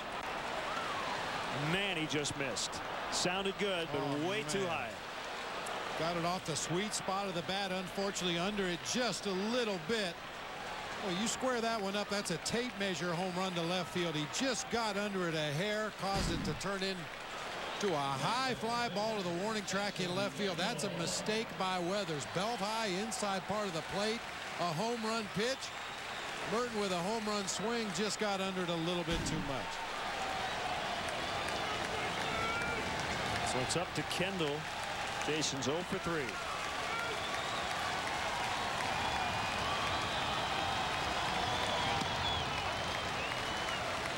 Good numbers for Kendall against stormy weathers in his career. 8 for 19. That's a .421 batting average. He does have a home run against David Weathers.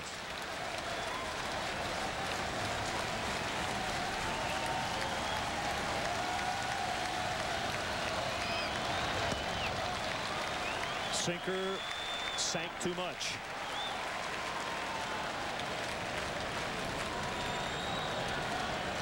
Mr. Clutch on deck, Mike Fontenot. He's come up with some huge hits. So is Kendall, especially the last couple of weeks. 3-0.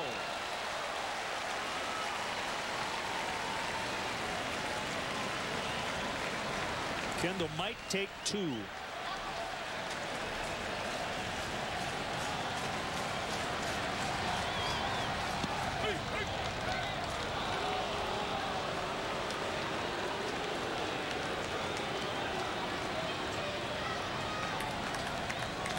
Or if he gets a pitch to his liking here on the 3-1 count, he may try to ambush David Weathers. That's a term Jason likes to use. There's ball 4.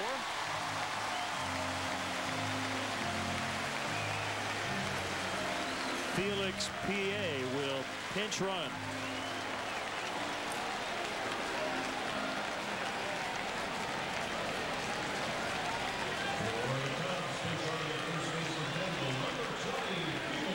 Lou's going to pull out all the stops. No bonus points for having available bench players. Former Cubs coach Dick Pohl, the pitching coach for the Reds, on the phone.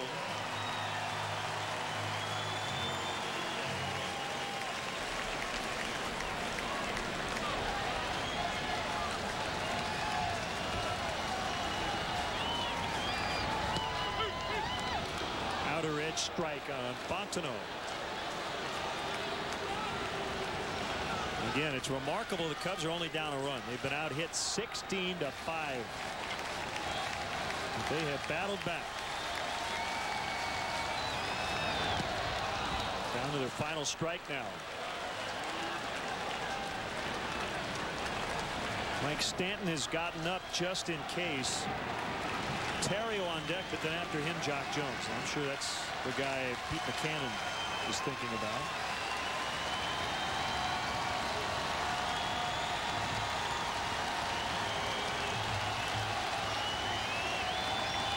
The 0-2, now 1-2.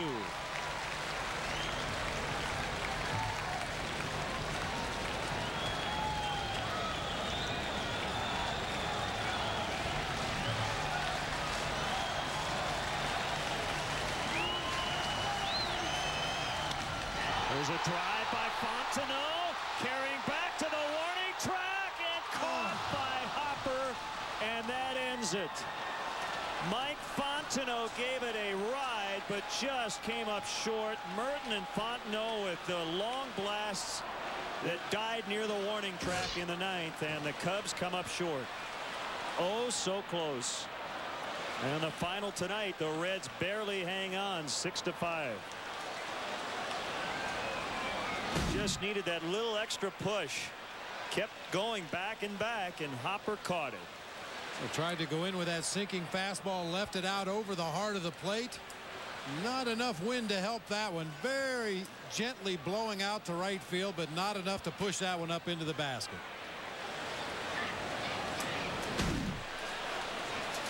So all Mike can do is shake his head.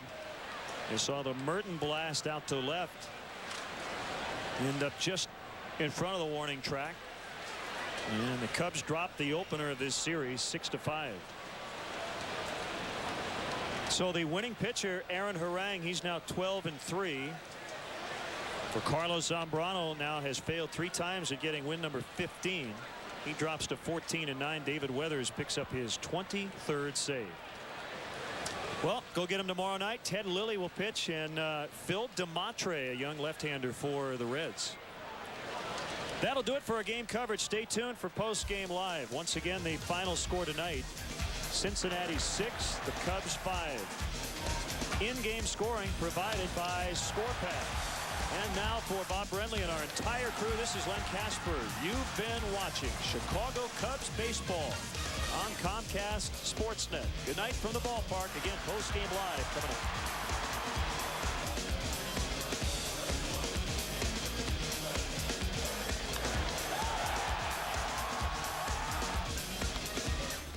Wow, Fontenot almost becomes the mayor of Wrigleyville, at least for tonight. So close. Comeback falls just a bit short. Kerry Sanders and Pat Boyle back in our downtown Chicago studios. You'll hear Lou Piniello's post-game comments next on Cubs Post-Game Live. Then stick around afterwards for Land Rover Sports Night. Coming up on the show, tempers flare at Bears camp.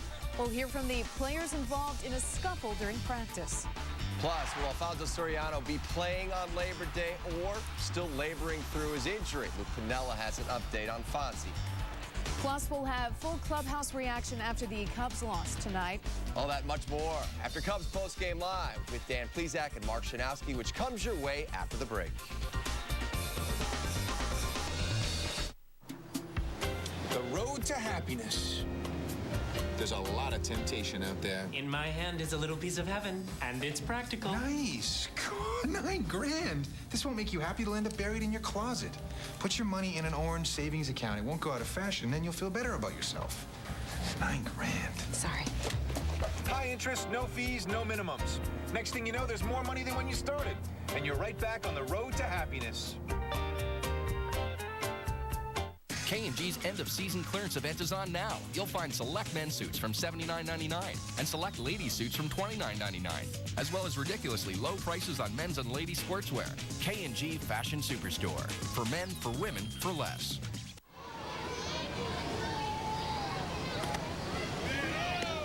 Are your kids dreaming of playing in the big leagues? Well, your Chicagoland and Northwest Indiana Chevy dealers are giving them a chance. Chevy's Diamond Dreams. Log on to ChevyDriveChicago.com and find out how your kid can have a chance to play for Ozzie or Lou at U.S. Cellular Field or Wrigley Field. It's the coolest pickup game of the summer. Enter by September 8th for a chance to make their Diamond Dreams come true. That was a nice catch, kid. In an age of war, Defend the Emperor! one group of warriors stood from the rest. Kill them! Witness the rise of King Arthur's legend. The Last Legion, rated PG-13, is Friday. I am your idea, and I'm huge. Find me. Stack me. Send me round. I'm your big idea. You can't stop this. I'm your biggest idea. And Rico moves me, shows me, sends me. Leaves me behind, but never in a bind. It's the big time. I'm your big idea. Enrico's how we go and go and go. Cubs baseball on Comcast Sportsnet is brought to you in part by LoJack, the only stolen vehicle recovery system operated by the police. Bacardi Rum, if you're going to drink, be responsible. Geico, 15 minutes could save you 15% on car insurance. Visit us at geico.com or call 1-800-947-AUTO. And by Pontiac, 9 performance machines, all designed for action.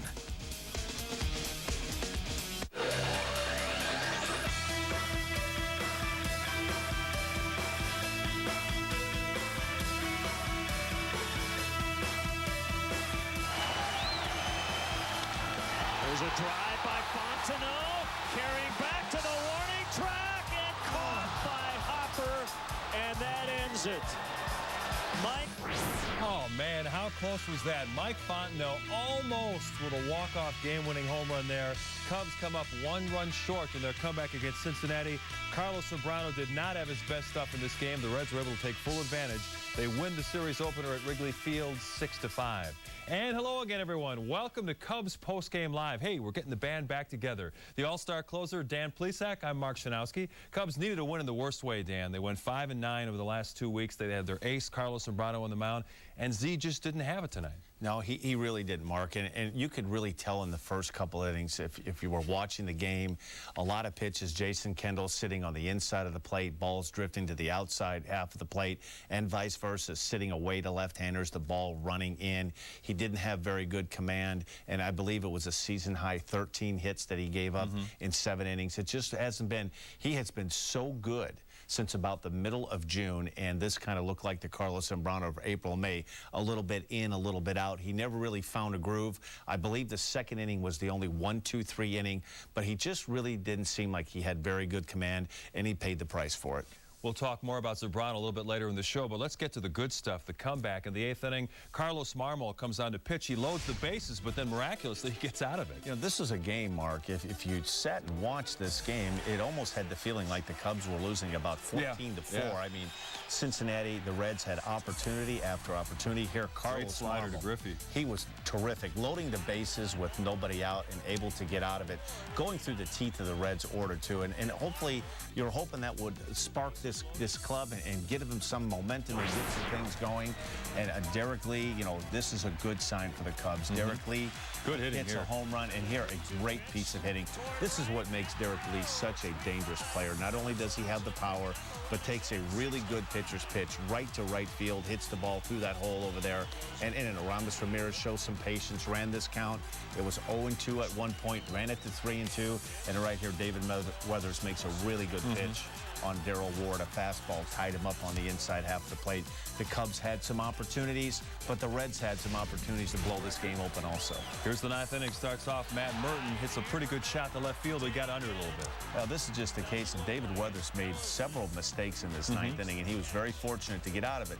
The bottom line is he was able to get 3 outs and protect the lead. And here, Mark Fontenot off the bat. You know, we both kind of thought this ball had a chance, but you could kind of tell by his reaction out of the box. When he hit it, he started to run it, and that's a pretty good indication that a hitter really didn't get all of it. Big crowd just gasping, almost getting the win. Time now to go inside the Cubs clubhouse, brought to us by United. Here's the skipper, Lou Piniella. Real good stuff. Is there any concern after 2 bad ones in a row by him? Run them out there again on Sunday. I don't have any explanation for it. I guess that's why you miss Ramirez when you see him hit the ball like he did. Yeah, Derek and Ramirez got us going there. 2 solo home runs. And then we battled pretty good. I thought that ball that Fontenot hit was out of the park. I really did. In the 8th inning, it looked like he had eye contact with the umpire at the timeout. You know, somebody saw me. I mean, somebody had to call timeout there.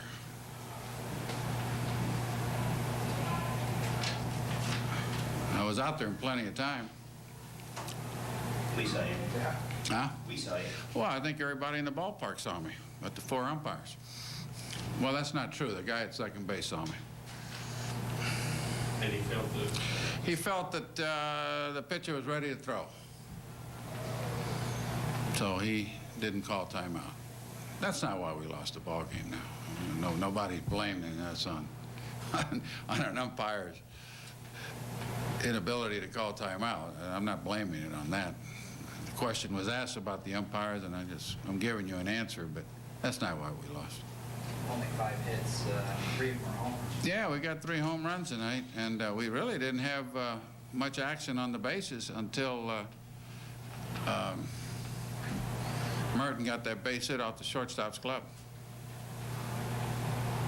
Do you think Carlos Marmol loses focus or concentration, and then he got himself out of his own jam? Carlos has done a nice job here. Remember, we're talking about a young pitcher. And he's carried himself pretty darn well this year. You look forward to the fact that you got your big boppers back. You helped straighten out Lee, you and Perry. Well, you know, we battled today. Look, we gave up some runs, and we kept coming back. Like I said, when the ball that Fontenot hit, where's the Wrigley Field win? Where's it at? But I did. I thought it was out of the ballpark. I really did. Okay. Thanks.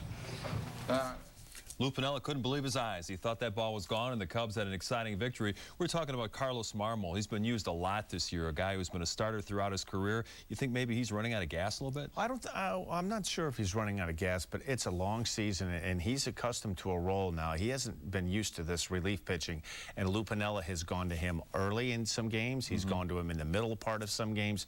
But really, it's almost been by default. You know, Scott Air has been really ineffective for the most part of the season. Will Ullman, and really right now Carlos Marmol is the only really guy that I think that Lou counts on to say, okay, we got to keep this game close. And they're at the point of the season right now, Mark, that, you know, it's hard to give up a game. I mean, you're talking about we're in the middle of August right now. All these games are big. Fortunately, the Milwaukee Brewers have not been playing well. But on the flip side of that, you know, this would have been a perfect time for this team to be playing good baseball. They could have steamrolled and been 4 or 5 games in front of Milwaukee right now, who is really, they've held up the way they played all season. They've been a lousy team on the road, but a very good team at home. And over the past 2.5 weeks, they haven't been playing well on the road or at home. And I think both of these teams have let the St. Louis Cardinals creep right back into this. And as you mentioned, Lou doesn't have a real great left-handed option in the bullpen right now. They had the young man Carmen Pignatello warming up. He wasn't going to face Griffey with the bases loaded. We're going to check out the Feldco pitching recap. As we mentioned, Carlos Zambrano coming off one of his worst outings of the season. He gave up 7 earned runs in a loss at Houston last Wednesday. And tonight, well, he really wasn't much better. Gave up 13 hits over 7 innings.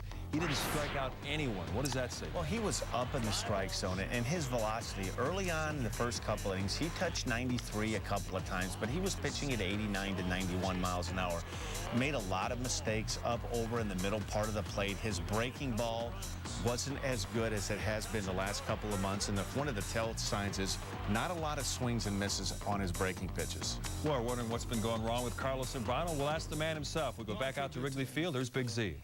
That I made good pitches today, and they came ready today to hit the ball, you know, and there's nothing I can do, and just thinking my next game and, you know, do a better job in my next game. Is there, I mean, any indication on the movement of your ball when you have no strikeouts? The first time all year you haven't struck somebody out. No, I mean, you know, I'm a ground ball pitcher. I consider myself a ground ball pitcher, and you know, the ball was moving a lot today, and you know, they are contact hitter.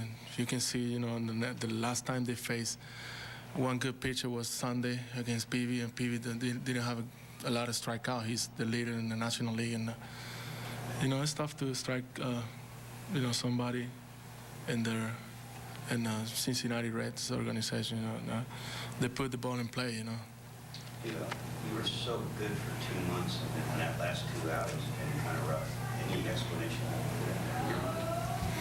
that? Sometimes you don't have your best offers. Sometimes you go out there and trying to do too much. Or, something can happen.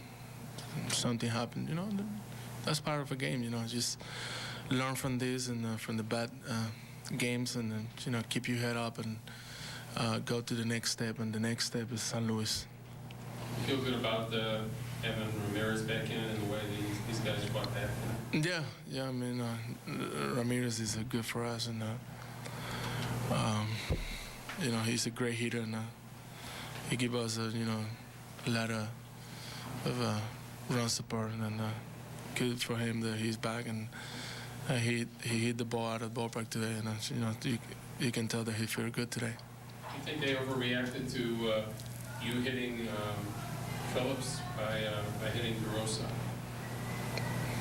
Nah, I mean, I don't know.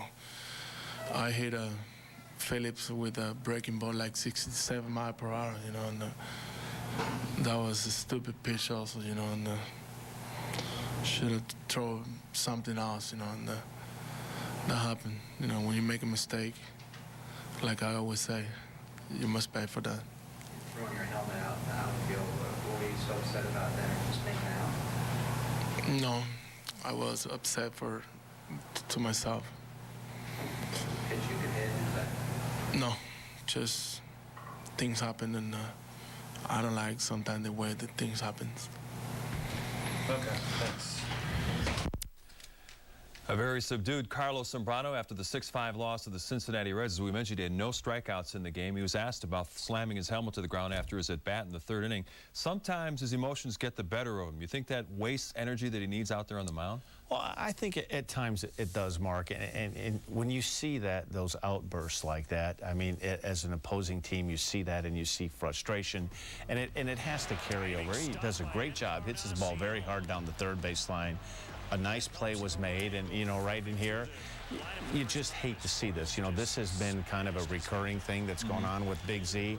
I don't think it led anything to the way he pitched after that, but sometimes, as you can see right here, he lets his emotions get the best of him, and I think sometimes it takes him a little bit out of his plan as far as pitching, and pitching is so much about being relaxed, being in control of yourself, making pitches, and not letting your emotions get the best of you. But after that incident, the next inning, the Reds get 4 hits and 2 runs.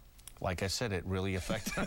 I mean, you know what? It's part of Carlos Zambrano. Right, that's who he is. In his last game in Houston, he breaks a bat over his leg, hits the meat part of the bat up against his helmet. That's what you're going to get with Carlos Zambrano. You're not going to be able. You hope that you can somehow tame that, but he is who he is, and he may go for another 5 or 6 starts, and he may be a perfect gentleman, but something's going to set him off. This certainly wasn't anything out of the ordinary. I mean, he's a pistol, and he's just a gun waiting to get shot off. That's all I can tell you. And to be fair, Big Z still leads the National League in victories with 14. He's having a great season. As we head to our first break, we take a look at tonight's Pontiac Opinion Poll.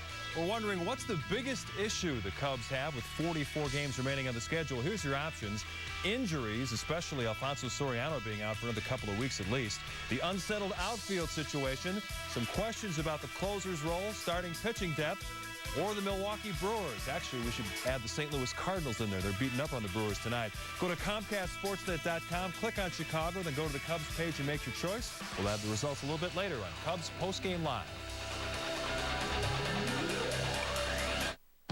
At Dell, we believe your small business needs more than just technology it can rely on. You deserve an entire division of small business experts. For advice before the sale, ideas to keep your business humming, and train support, online, on the phone, and on site. At Dell, we believe in giving you advice, customized technology, and support whenever you need it most. Maybe that's why we're the #1 choice for small business. Dell, we believe in small business. Summer means time for camping out, cooling off, and time for the GMC Summer Sell Down. The best time for the best selection of 07 models, like an 07 Sierra with best-in-class fuel economy and the best coverage in America. the GMC Summer Selldown.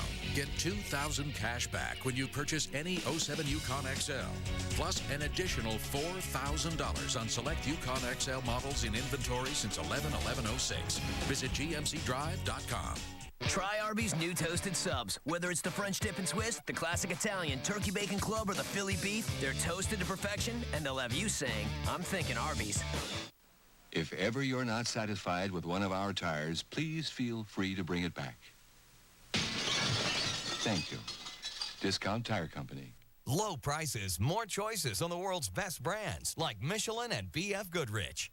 Menards is where you'll find quality building materials for low prices. Double 4-inch Timber Crest premium vinyl siding has outstanding impact resistance, a double thick nailing hem with a lifetime warranty. Available in 9 fade-resistant colors, starting at $5.49 a piece. Reflective coatings protect roofs and are great for homes, metal buildings, and RVs. Fibered aluminum roof coating is just $8.88. White 7-year elastomeric coating is just $13.88. Save big money at Menards. That ought to do it, folks. Come over here. You're all connected and ready to watch on demand.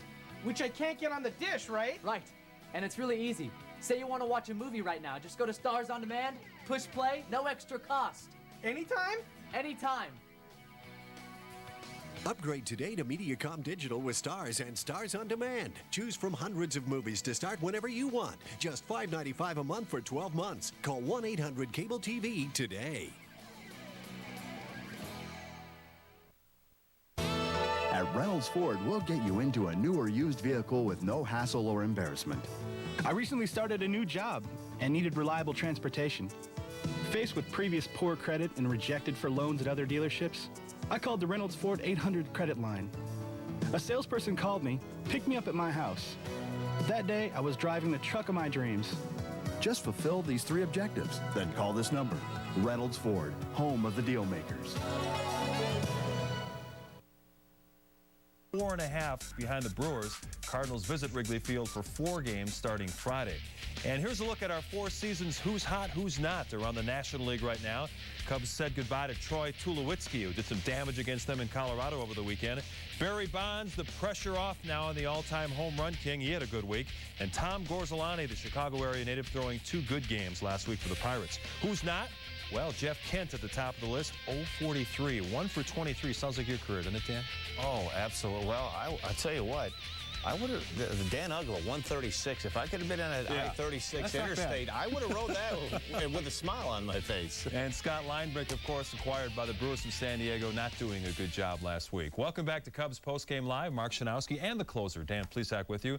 Following a heartbreaking 6-5 loss tonight to the Cincinnati Reds, and one real bright spot, Aramis Ramirez missed 6 games with that sore wrist. Hits a home run tonight. Well, this was really a sight for Cub fans. They desperately need him back in this lineup. And one of the good things, I know this was in a losing effort, Cubs were able to hit 3 home runs. Aramis Ramirez hit a big home run, Derek Lee and Jock Jones, and they desperately are going to have to start mixing in some long balls. As you saw over the weekend in the games in Colorado, when they fall behind 3-4 runs, getting into that 6th, 7th, and 8th inning, it's awfully hard to string together 5 or 6 hits in 1 inning to score 3 or 4 runs. I mean, the home run isn't the cure-all, but you can either out-pitch your mistakes or out-hit your mistakes. And Ramirez showed good patience in working the count for a walk in the 8th inning. Well, you still got a few minutes to weigh in on tonight's Pontiac Opinion Poll. Here's another look at our question. What's the biggest issue for the Cubs with 44 games remaining? Is it injuries, the unsettled outfield, questions about the closer's role, starting pitching depth, or the competition in the NL Central, the Brewers and now the Cardinals? Go to ComcastSportsNet.com, click on Chicago, go to the Cubs page and vote. We'll have the results a little bit later in the show. And we're going to take a look at the StubHub upcoming schedule. The Cubs continue the homestand tomorrow night against these same Reds and wrap up the 3-game series on Thursday afternoon. Then the arch-rival Cardinals come in, and they're getting hot. Day games on Friday and Saturday, then the Sunday night showcase game. We'll be right back. The upcoming schedule is brought to you by StubHub, where fans buy and sell tickets. When you look at this club at the beginning of the season, its attitude, its form. Scoring! There's the second goal by Chicago. Try shot and a goal! Right down the middle after picking the pocket of Amado Guevara and scoring!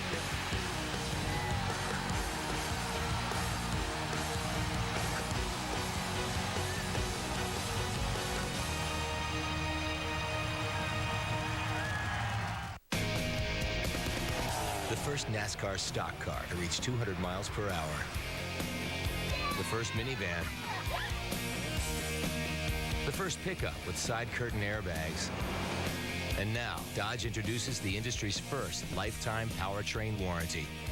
It's the best warranty in the business. So come check out the best lineup of Dodge vehicles ever and grab life for a lifetime.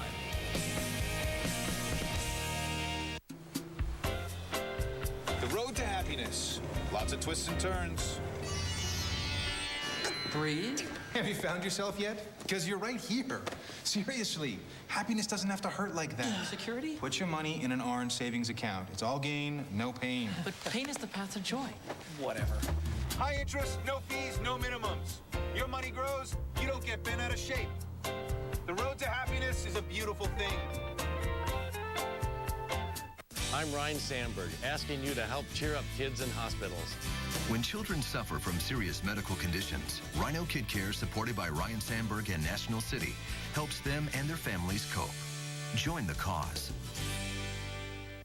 If ever you're not satisfied with one of our tires, please feel free to bring it back. Thank you. Discount Tire Company. Low prices, more choices on the world's best brands like Michelin and BF Goodrich. Good things go fast. Real fast. The Polaris Power Play sales event going on now until September 30th. Now's the time to get model year-end clearance offers. Rebates up to $800 on Polaris ATVs and rebates up to $600 plus 4.99% financing on Ranger utility vehicles. Check them out now at your local Polaris dealer, because before you know it, they'll be gone. Polaris, the world's toughest ATVs.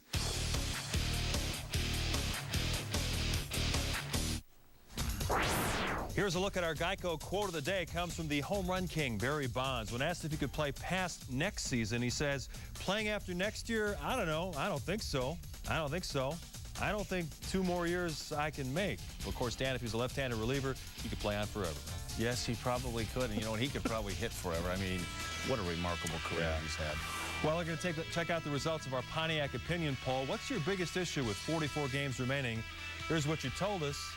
42% say injuries. Got to get Alfonso Soriano back in the lineup. Of course, a good sign today that Aram is back in there. 30% say starting pitching depth, and lately Rich Hill and Sean Marshall have not been too reliable. But Ted Lilly sure has, and he's going for the Cubs tomorrow night. He has been the Cubs' most consistent, dependable starter. He has put together a terrific season up to this point, 13-5. He's cut the Cubs in virtually. The opportunity to see the Eagles before they face world champions England in their opening clash of the Rugby World Cup. The inaugural Setanta Challenge Cup, a truly great way for U.S. fans to support the Eagles on home turf for what should be a cracking weekend in the Windy City. Setanta Sports, proud sponsors of the USA Eagles. The road to happiness.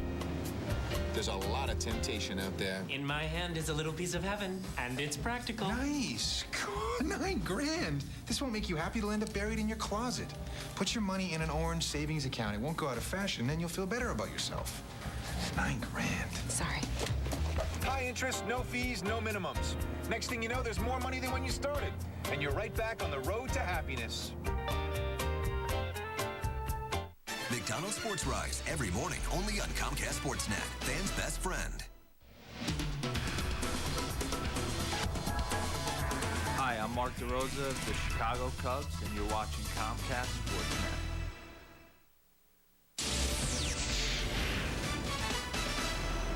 This is Sports Night, presented by Land Rover. Things are getting scrappy down in Bourbonnais. A fight broke out between teammates during today's practice. We'll have the details for you in just a bit. Hi there, everyone. Welcome to Land Rover Sports Night. He's Pat Boyle.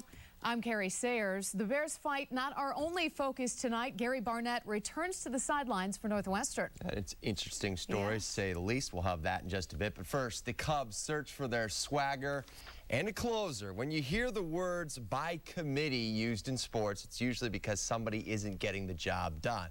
That's not how Ryan Dempster is looking at Lou Pennell's recent closer by committee comments. Nothing against Bobby Howery or Carlos Marmol, but Ryan feels he's still the guy, and the committee approach was designed to give him work during stretches where there are not a lot of save opportunities. No. I think I'm going to close every game the rest of the year. That's what I believe. Yeah. So, and I think everybody's going to do a great job down there, and I'm fired up. But I'm coming here today to just go out there and be back to myself and enough of all the BS, and just go out there and just start having 1, 2, 3 innings and dominating some people. Me and Lou talked. He never told me I wasn't going to close games. He just told me that, you know, sometimes on the road you got to realize, like, you know, safe situations might come up in the 9th inning, but if I go and pitch the 8th, then that's the way it's going to be. And you know, I just got to go out there and do my job, and everything will take care of itself. And there to check your egos and your bad attitudes at the door. We're a game and a half out of first place, and we're going to go out there and win some ball games. And if you're not in the starting lineup, be ready to be ready off the bench. And if you're not the guy out there pitching, pull for the guy that is. And if you leave somebody on base, you know, go out there and get it done for him. And you know, that's a winning attitude, and that's what we got to have. I'm trying to get him back to where he was, and the only way I can do that is by getting him a little more work, and that's what we've been trying to do. We haven't had that many save situations in the past 2 weeks. And if you just wait for save situations, you're not going to get any work. So hopefully we'll get into a stretch now where we can get back to where we're saving games on a regular basis like we were for a month or 6 weeks, and then you get the work. But if not, you've got to work. Well, some roster moves made prior to tonight's game. The Cubs called up left-handed reliever Carmen Pignatillo and recalled infielder/outfielder Jake Fox to make room. They sent down pitcher Sean Gallagher and Eric Patterson. Pignatillo is a 2000 graduate of Providence Catholic High School in New Lenox. In other news, Henry Blanco has been transferred to the 60-day disabled list with a cervical herniated disc, likely his season officially over. As for tonight's game, Aramis Ramirez back in the lineup after missing 6 games with that wrist injury. Not 100%, but good to see him back in the lineup. Top of 3, Zambrano facing Ken Griffey Jr. with 2 men on, and Griff laces the first pitch he sees to center, goes all the way to the wall. Josh Hamilton, Jeff Keppinger score. Griffey getting greedy, and he's thrown out trying to advance to third. 2-0 Reds. Bottom 3, Zambrano at the plate.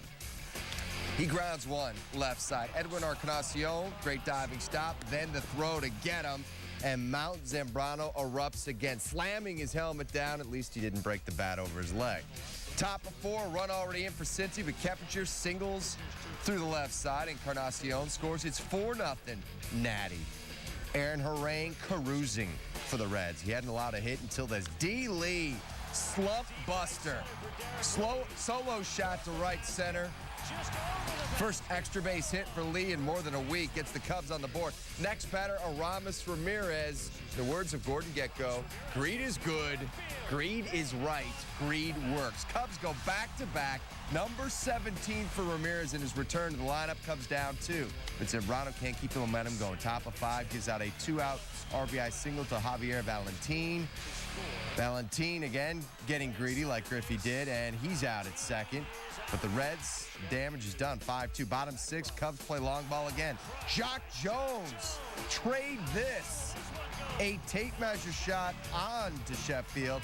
Just his 4th homer of the year. The Cubs down 2. Seesaw affair continues in the 7th. Scott Hatterberg slaps a 2-out single to left. That plates Brandon Phillips. Z gives up 13 hits on the night, tying a season high. Also yields 6 earned runs. Bottom 7, the Redhead, Matt Merton, a clutch 2-out single to center. Mark DeRosa scores. Cubs down 6-4 in the 8th. Carlos Marmol, bases loaded, nobody out. He pulls an El Duque, strikes out Keppinger browsing. Then Griffey. See ya. Finally, Phillips. And he gets him to hit a lazy fly ball to right. Darryl Ward is under it, and Marmol works out of a jam. Bases loaded, nobody out. He strands all 3. Bottom 8. Still down 2. D. Lee. Great job here. Through the right side. Terrio scores. 62nd RBI for Derek Lee, trailing 6-5. Later in the inning, 2 on, 2 out for Ward. He pops one up to shallow center. Phillips is there. Darryl 0 for 4. Reds keep a 1-run lead. Bottom 9, 1 out. Merton gets into this David Weathers offering to deep left. Jason Ellison has room, and he squeezes that after Jason Kendall walked. Mike Fontenot pitch hitting. Looked like he got a hold of it, but Norris Hopper is there. Makes the catch in the ivy. Cubs come up just a bit short, lose the opener against the Reds, 6-5 the final. So Big Z fails to get win number 15, his third try on that. Gave up 13 hits, 6 earned. He's now 1-3 against Cincinnati this season. Cubs could only muster 5 hits, 3 of those homers, all solo. They've now lost 7 of their last 9 overall. But Lou thought Fontenot was going to change that trend with the near walk-off. We battled today. Look, we gave up some runs, and we kept coming back. Like I said, when the ball that Fontenot hit, where's the Wrigley Field win? Where's it at? It wasn't blowing out to right. We got plenty more on the Cubs, including post-game reaction to tonight's tough loss to the Reds. And we'll hear from the newest Cub, Providence Catholic product, Carmen Pignatello, on playing for the team that he cheered for as a kid. Football now. The Bears have been fighting the heat in Bourbonnais, and today a few of the guys were fighting each other. For the second time during training camp, tempers flared during practice, and players had to be separated. For more on that and a change of scenery for defensive coordinator Bob Babich, here's William Jackson.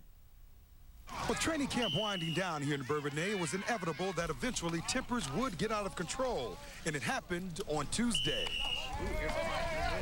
Offensive lineman Roberto Garza got into it with a defensive lineman, but in the end, no harm, no foul. Old lineman and D lineman, always something going on and pushing and shoving, and that's just part of it. And you know, we'll probably go jump in the cold tub together, and everything will be all right. It's competitive. You know, it's getting hot outside. Guys are tired. I mean, if you look over there, I think they're talking right now. So everything's good, man. It's really nothing to really worry about. We don't want our guys to hurt each other, but that's how life is. You know, I had a brother growing up. We used to fight always, hug each other the next second. That's kind of how it is. And speaking of being competitive and feisty, the Bears have it in new defensive coordinator Bob Babich. He was extremely excited to take on his new role in Houston last Saturday. It was a lot of fun. I mean, had a lot of fun. The guys were great. The operation went smooth with the other coaches. It was just a lot of fun. It was a growing experience for us as a staff. It was the first time that we were together and with the players. And as for Babich, he was up close and personal as he called the plays from the sidelines on Saturday. So will that be the norm? I've only done downstairs so far, so I kind of liked it. But, you know, we'll find out as we go along here. I mean, there were some concerns I had about being downstairs, and I think I had those things answered last week, and I'm looking forward to seeing how it works out again this week. Now, while Babich is still undecided whether he'll be on the sideline or up in the booth, there is something to be said for being close to the players. Whatever makes him comfortable. I'm cool with that, you know. And I think I guess you get the plays in faster if the guy right there is calling them instead of relaying them from a guy upstairs. Bob, of course, was on the sideline this past week. I think he's thinking about going up in the press box. That's just kind of on him on where he feels most comfortable. I think there's a lot to be said. There is a lot to be said about being on the sideline where the guys can, you know, look in your eyes each play. Whether Babich calls the plays from upstairs or the sideline, one thing is for sure. He has inherited a very talented defense, so they really didn't have to show him a whole lot this past Saturday. He already knew what he had. We didn't do a whole lot with the ones, but we've been very pleased throughout training camp with our defense. In Bourbonnais with the Bears, William Jackson, Comcast Sportsnet. Thank you, William. A scary moment at practice today when Devin Hester was a little shaken up after getting tangled up with cornerback Charles Tillman. Hester stayed on the ground, then eventually and slowly walked back to the huddle. In other news, Muhsin Muhammad sat out with general soreness, while Mark Bradley missed most of practice with knee soreness. And finally, linebacker Hunton Hillenmeyer returned to practice after being out sick yesterday. Coming up later in this show, a familiar yet controversial face was roaming the sidelines this afternoon at Northwestern's football practice.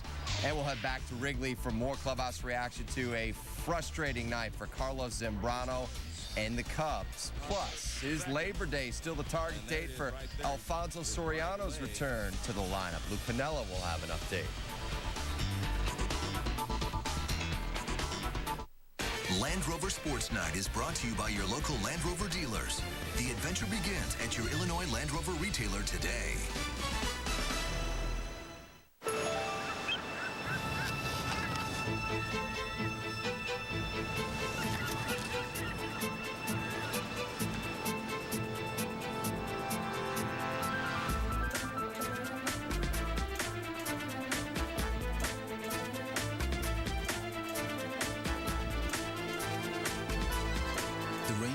2007.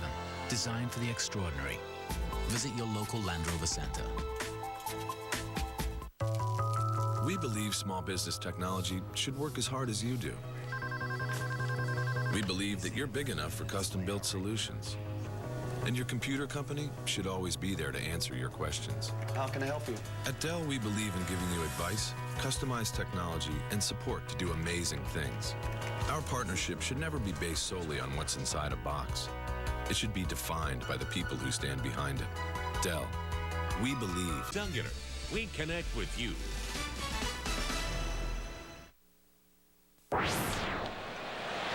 Diving stop by Encarnacion.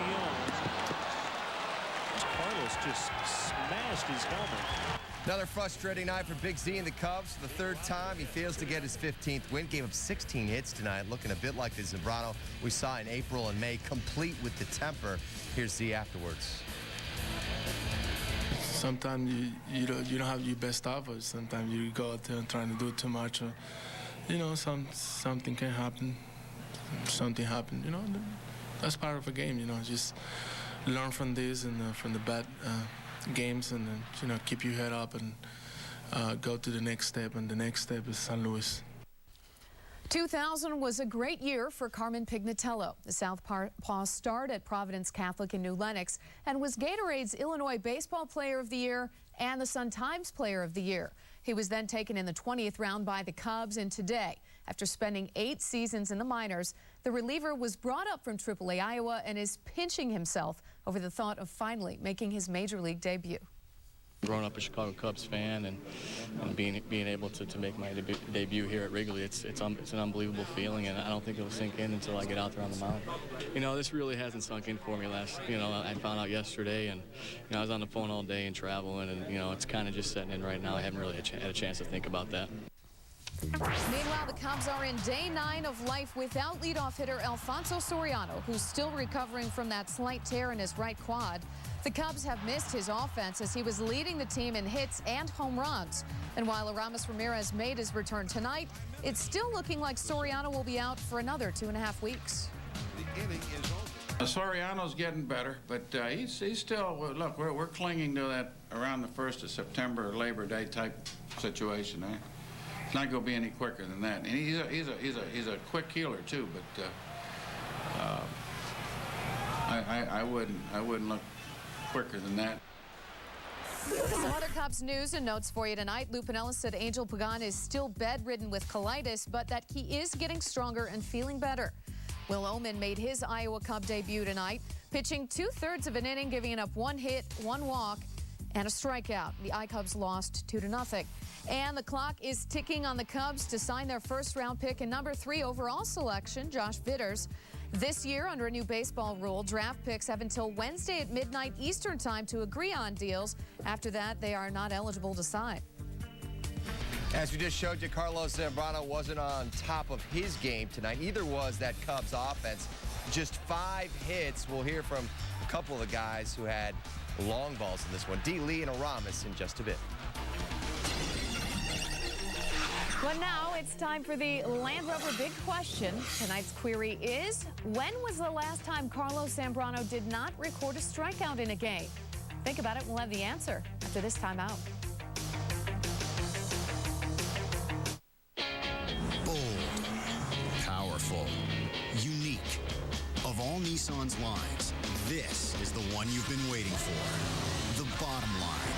The once-a-year sales event with great model year-end deals on every capable Nissan sport utility vehicle and minivan. Like a $249 per month lease on either the Nissan Murano or Pathfinder.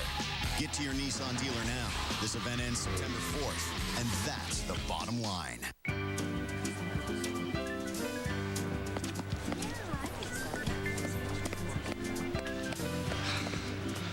Can you match this?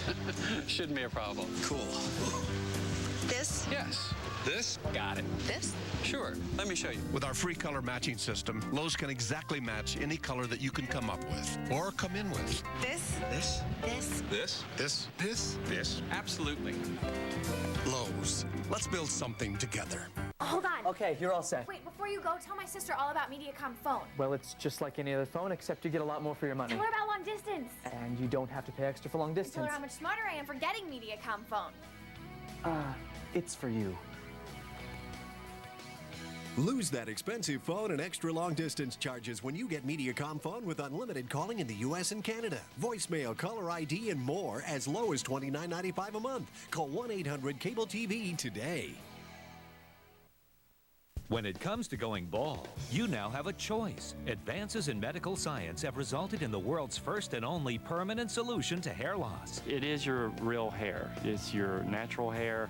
You wash it, you cut it, you swim with it. Bosley is the world's most experienced hair restoration experts, having pioneered virtually every major advancement in the art and science of hair restoration. I'm very satisfied, very happy with what I've done. This has got to be one of the best decisions I've made in my life, I'll tell you that. Bosley Hair Restoration is a relatively simple outpatient procedure. The results look completely natural, and it's affordable on nearly any budget. Call the toll-free number now to receive your free, no-obligation information kit that will help you decide if hair restoration at Bosley is right for you. You don't have to accept going bald. Do something about it right now. Call 1-800-978-7510. That's 1-800-978-7510. Call now.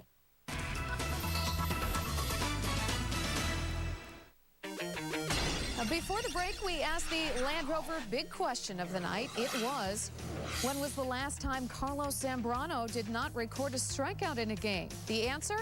Well, it was actually just earlier this season, June 1st against the Braves, in the very same game that Big Z and Michael Barrett had that infamous dugout fight. The big question, we do this every night at 10. You probably recall Gary Barnett's promise to take the purple to Pasadena in the early 90s, an amazing prediction that became reality back in 1996.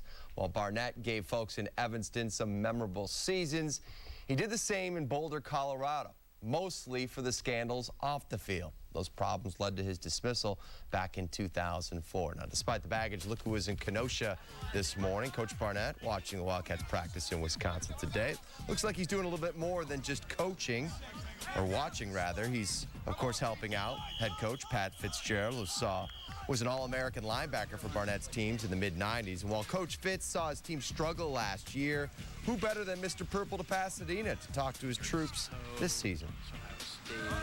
You need to be careful with who you have talk to your team, and obviously Gary and the attitude and obviously the changing of the attitude outside of our program back in the mid-90s turned this program to where it is today, and then obviously Randy accentuated it and took it to more of a consistent level there when I was a part of the staff here. So the opportunity to have Coach come back, talk about taking the purple to Pasadena and really try to motivate our players.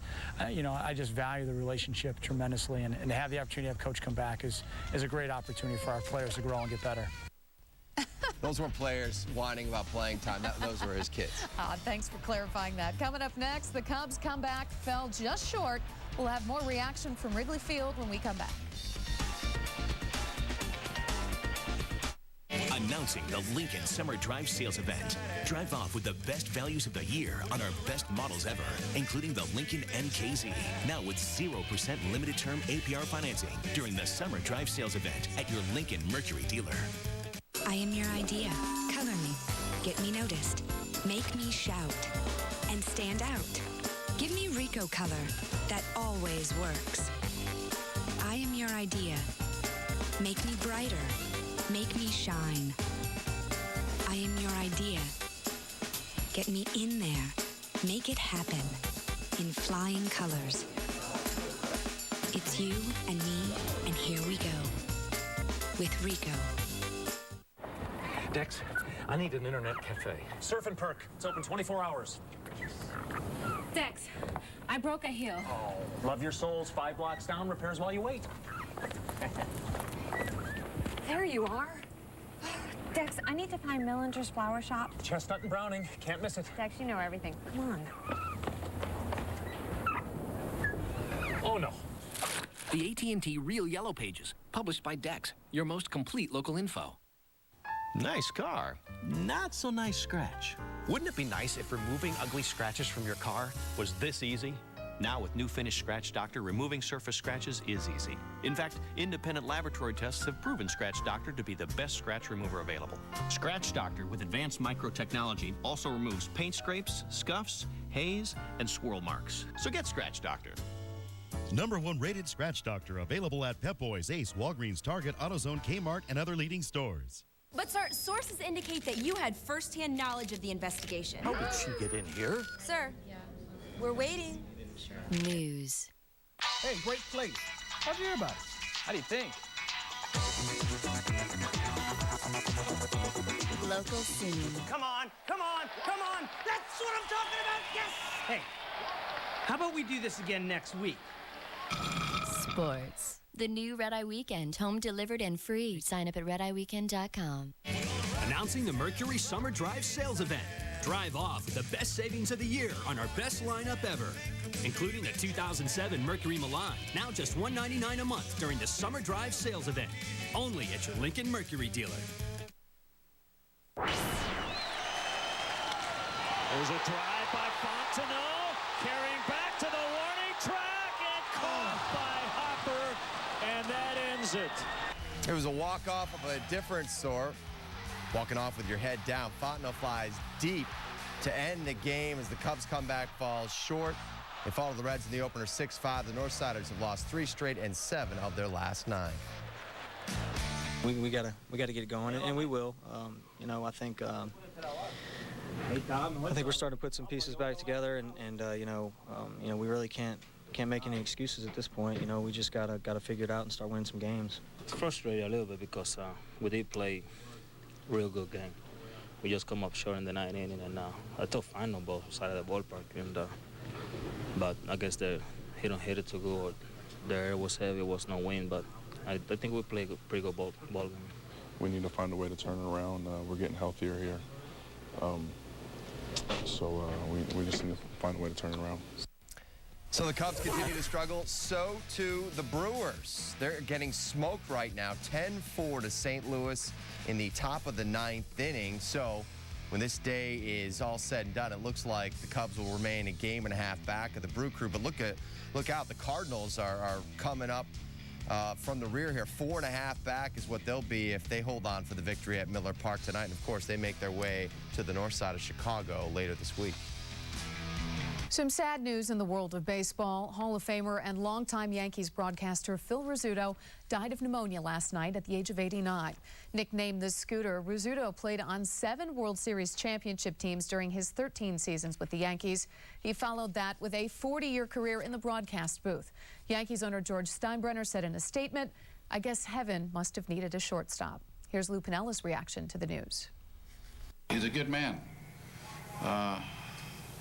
I got to know him over there during my playing years. His wife Nora and kids, they're good people. And Phil had a wonderful, wonderful career and a wonderful life. And he's been sick for a while, and he finally succumbed. But yeah, I just want to express my condolences to the family. And I feel fortunate that I got to know Phil. He's a good human being. The Yankees will wear Rizzuto's number 10 on their left sleeves for the rest of the season. Rizzuto was considered one of the best defensive shortstops of his era and won the American League's Most Valuable Player Award in 1950. He was the oldest living member of the Baseball Hall of Fame prior to his death. We'll be right back. There's no need to camp out. We've got the cars and we've got the deals at our model year-end clearance at Oak Brook Toyota in Westmont. Save from $500 to $2,500 on more than 900 Toyotas available. Camrys, Corollas, Highlanders, and more. 0.9 APR for 60 months. There's only one, Bob Rohrman. You owe it to yourself. Barbara Orman's Oak Brook Toyota in Westmont, just 5 minutes west of the Tri-State on Ogden Avenue. I'm Ryan Sandberg, asking you to help cheer up kids in hospitals. When children suffer from serious medical conditions, Rhino Kid Care, supported by Ryan Sandberg and National City, helps them and their families cope. Join the cause. Tomorrow, it's a Bay Area slugfest out west as Paulie and the Sox battle the A's in Oakland. Coverage starts with Felco White Sox pregame live. White Sox A's available in widescreen format tomorrow night at 8:30 on Comcast Sportsnet. Fans' best friend. This summer, Comcast Sportsnet is a Chicago baseball fan's best friend. The top matchups. Number 3 tonight. And this ball game is over. The most in-depth analysis. It's really all about pitching for the White Sox. This is a very important stretch. Lively post-game coverage. You couldn't script it any better. I got to change my style. I got to go there and have some fun. And the most Cubs and Sox news every night on Sports Night. Comcast Sportsnet, fans' best friend. Every night, there's just one place to be. The best damn sports show, period. Come on in and be our guest for Sports Television's nightly party. The world's greatest late-night sports show is just getting started. The best damn sports show, period. Tonight on Comcast Sportsnet. Last week, if you just got the scores, you didn't get the whole picture. Probably the worst feeling I've ever had in football, walking off that field. Just knowing that we had a chance to be world champions. It was very frustrating, and it probably took me a long time to get over. Bobby's got heart. Bobby's a kid that came from a little bit tougher road to get here. And it's awful nice to see a guy do what he's doing in his life and his career. Will's done a good job for a couple of years. He hasn't thrown the ball well lately. It's just the unfortunate part of the business. Just needs to get on track and go back and get him at the appropriate time. Comcast Sportsnet, fans' best friend. You're watching the home of the Bulls, Blackhawks, Cubs, and White Sox. Comcast Sportsnet. Welcome back. The Bulls released their 7-game preseason schedule today. They open up on October 9th against the Bucks in La Crosse, Wisconsin, and will take the United Center court for the first time on Friday, October 12th against the Mavericks. The Associated Press is reporting that former NBA referee Tim Donaghy is planning to turn himself in at a Brooklyn federal court tomorrow and will plead guilty to charges alleging he bet on games he officiated. Donaghy's attorney, federal prosecutors, and the NBA all declined to comment on the report. Bo Overton and the Sky hosting the New York Liberty. Early on, Chastity Melvin hit in the eye and goes down in pain. She had to leave the game right away and was taken to the hospital, but preliminary reports showed no loss of vision to the third.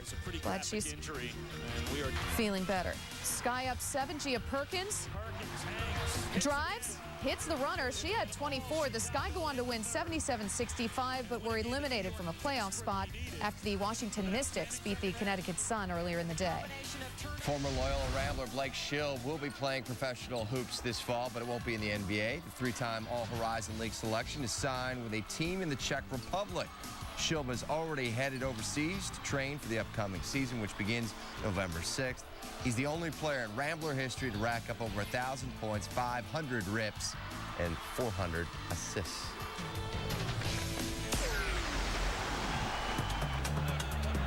Play of the day, brought to you by Lexus, pursuing perfection.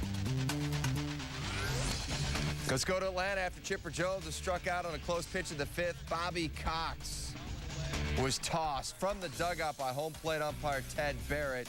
It's the 132nd time Bobby Cox has been ejected in his managerial career, breaking the 74-year-old record by John McGraw. Sox visiting the A's tonight. The record would have to wait. Bobby Jenks ruled out of tonight's game because of a tweaked ankle. To the action, bottom of the 4th. A's already up 1-0, and Jack Cust adds to the lead. Takes John Garland's offering deep to left and out, his second dinger of the game. A's up 2-0 now. Top of the 6th, 3-1 Oakland. Josh Fields, is he hot or what? Takes this one deep to left center and gone. 13th dinger on the year, makes it a 3-2 ball game. It's now 4-2 Oakland in the bottom of the 6th. And the Sox will be back on our airwaves tomorrow night. Once again, the Cubs fall in the opener against the Reds tonight. 6-5 was the final good news, at least for now. Milwaukee losing 12-4 in the bottom of the 9th to St. Louis. Thanks for watching Land Rover Sports Night. He's heading home, but be sure to join me right back here at midnight for another edition of the show. For Pat Boyle, I'm Carrie Sayers. The best damn sports show, period, is coming up next.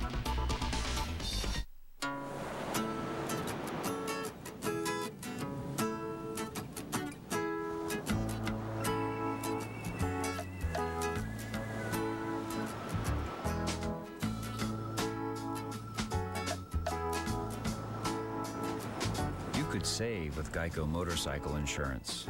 Enough for a day off with your special someone. Geico Motorcycle. Let's ride. On Sunday, August 26th at Toyota Park in Chicago, the USA Eagles take on last year's European champions Munster in the all-new Setanta Challenge Cup. Don't miss the only opportunity to see the Eagles before they face world champions England in their opening clash of the Rugby World Cup. The inaugural Setanta Challenge Cup, a truly great way for US fans to support the Eagles on home turf for what should be a cracking weekend in the Windy City. Setanta Sports, proud sponsors of the USA Eagles. I'm thinking of a number. Do you know what it is? It's 20 million. That's how many people have already checked their free Experian credit report at freecreditreport.com for some very good reasons. Now we can monitor all 3 of our national credit reports every day. It helps us save money and check for potential identity theft. I got my credit report and credit score online in seconds. Isn't it time to get your free credit report and score? Well, log on now to freecreditreport.com. Offer applies with the Rowan Triple Advantage. Take clean the gutters off your to-do list forever. Call Empire today. Our no-clog gutter systems funnel rainwater away from your home while preventing leaves and debris from ever getting into your gutters. And we install next day. You'll never have clogged gutters again, guaranteed, or we'll clean them free. Save with manufacturer direct prices plus no payments till 2009. So if you have better things to do than cleaning gutters, call Empire today. 800-588-2300 Empire. Today.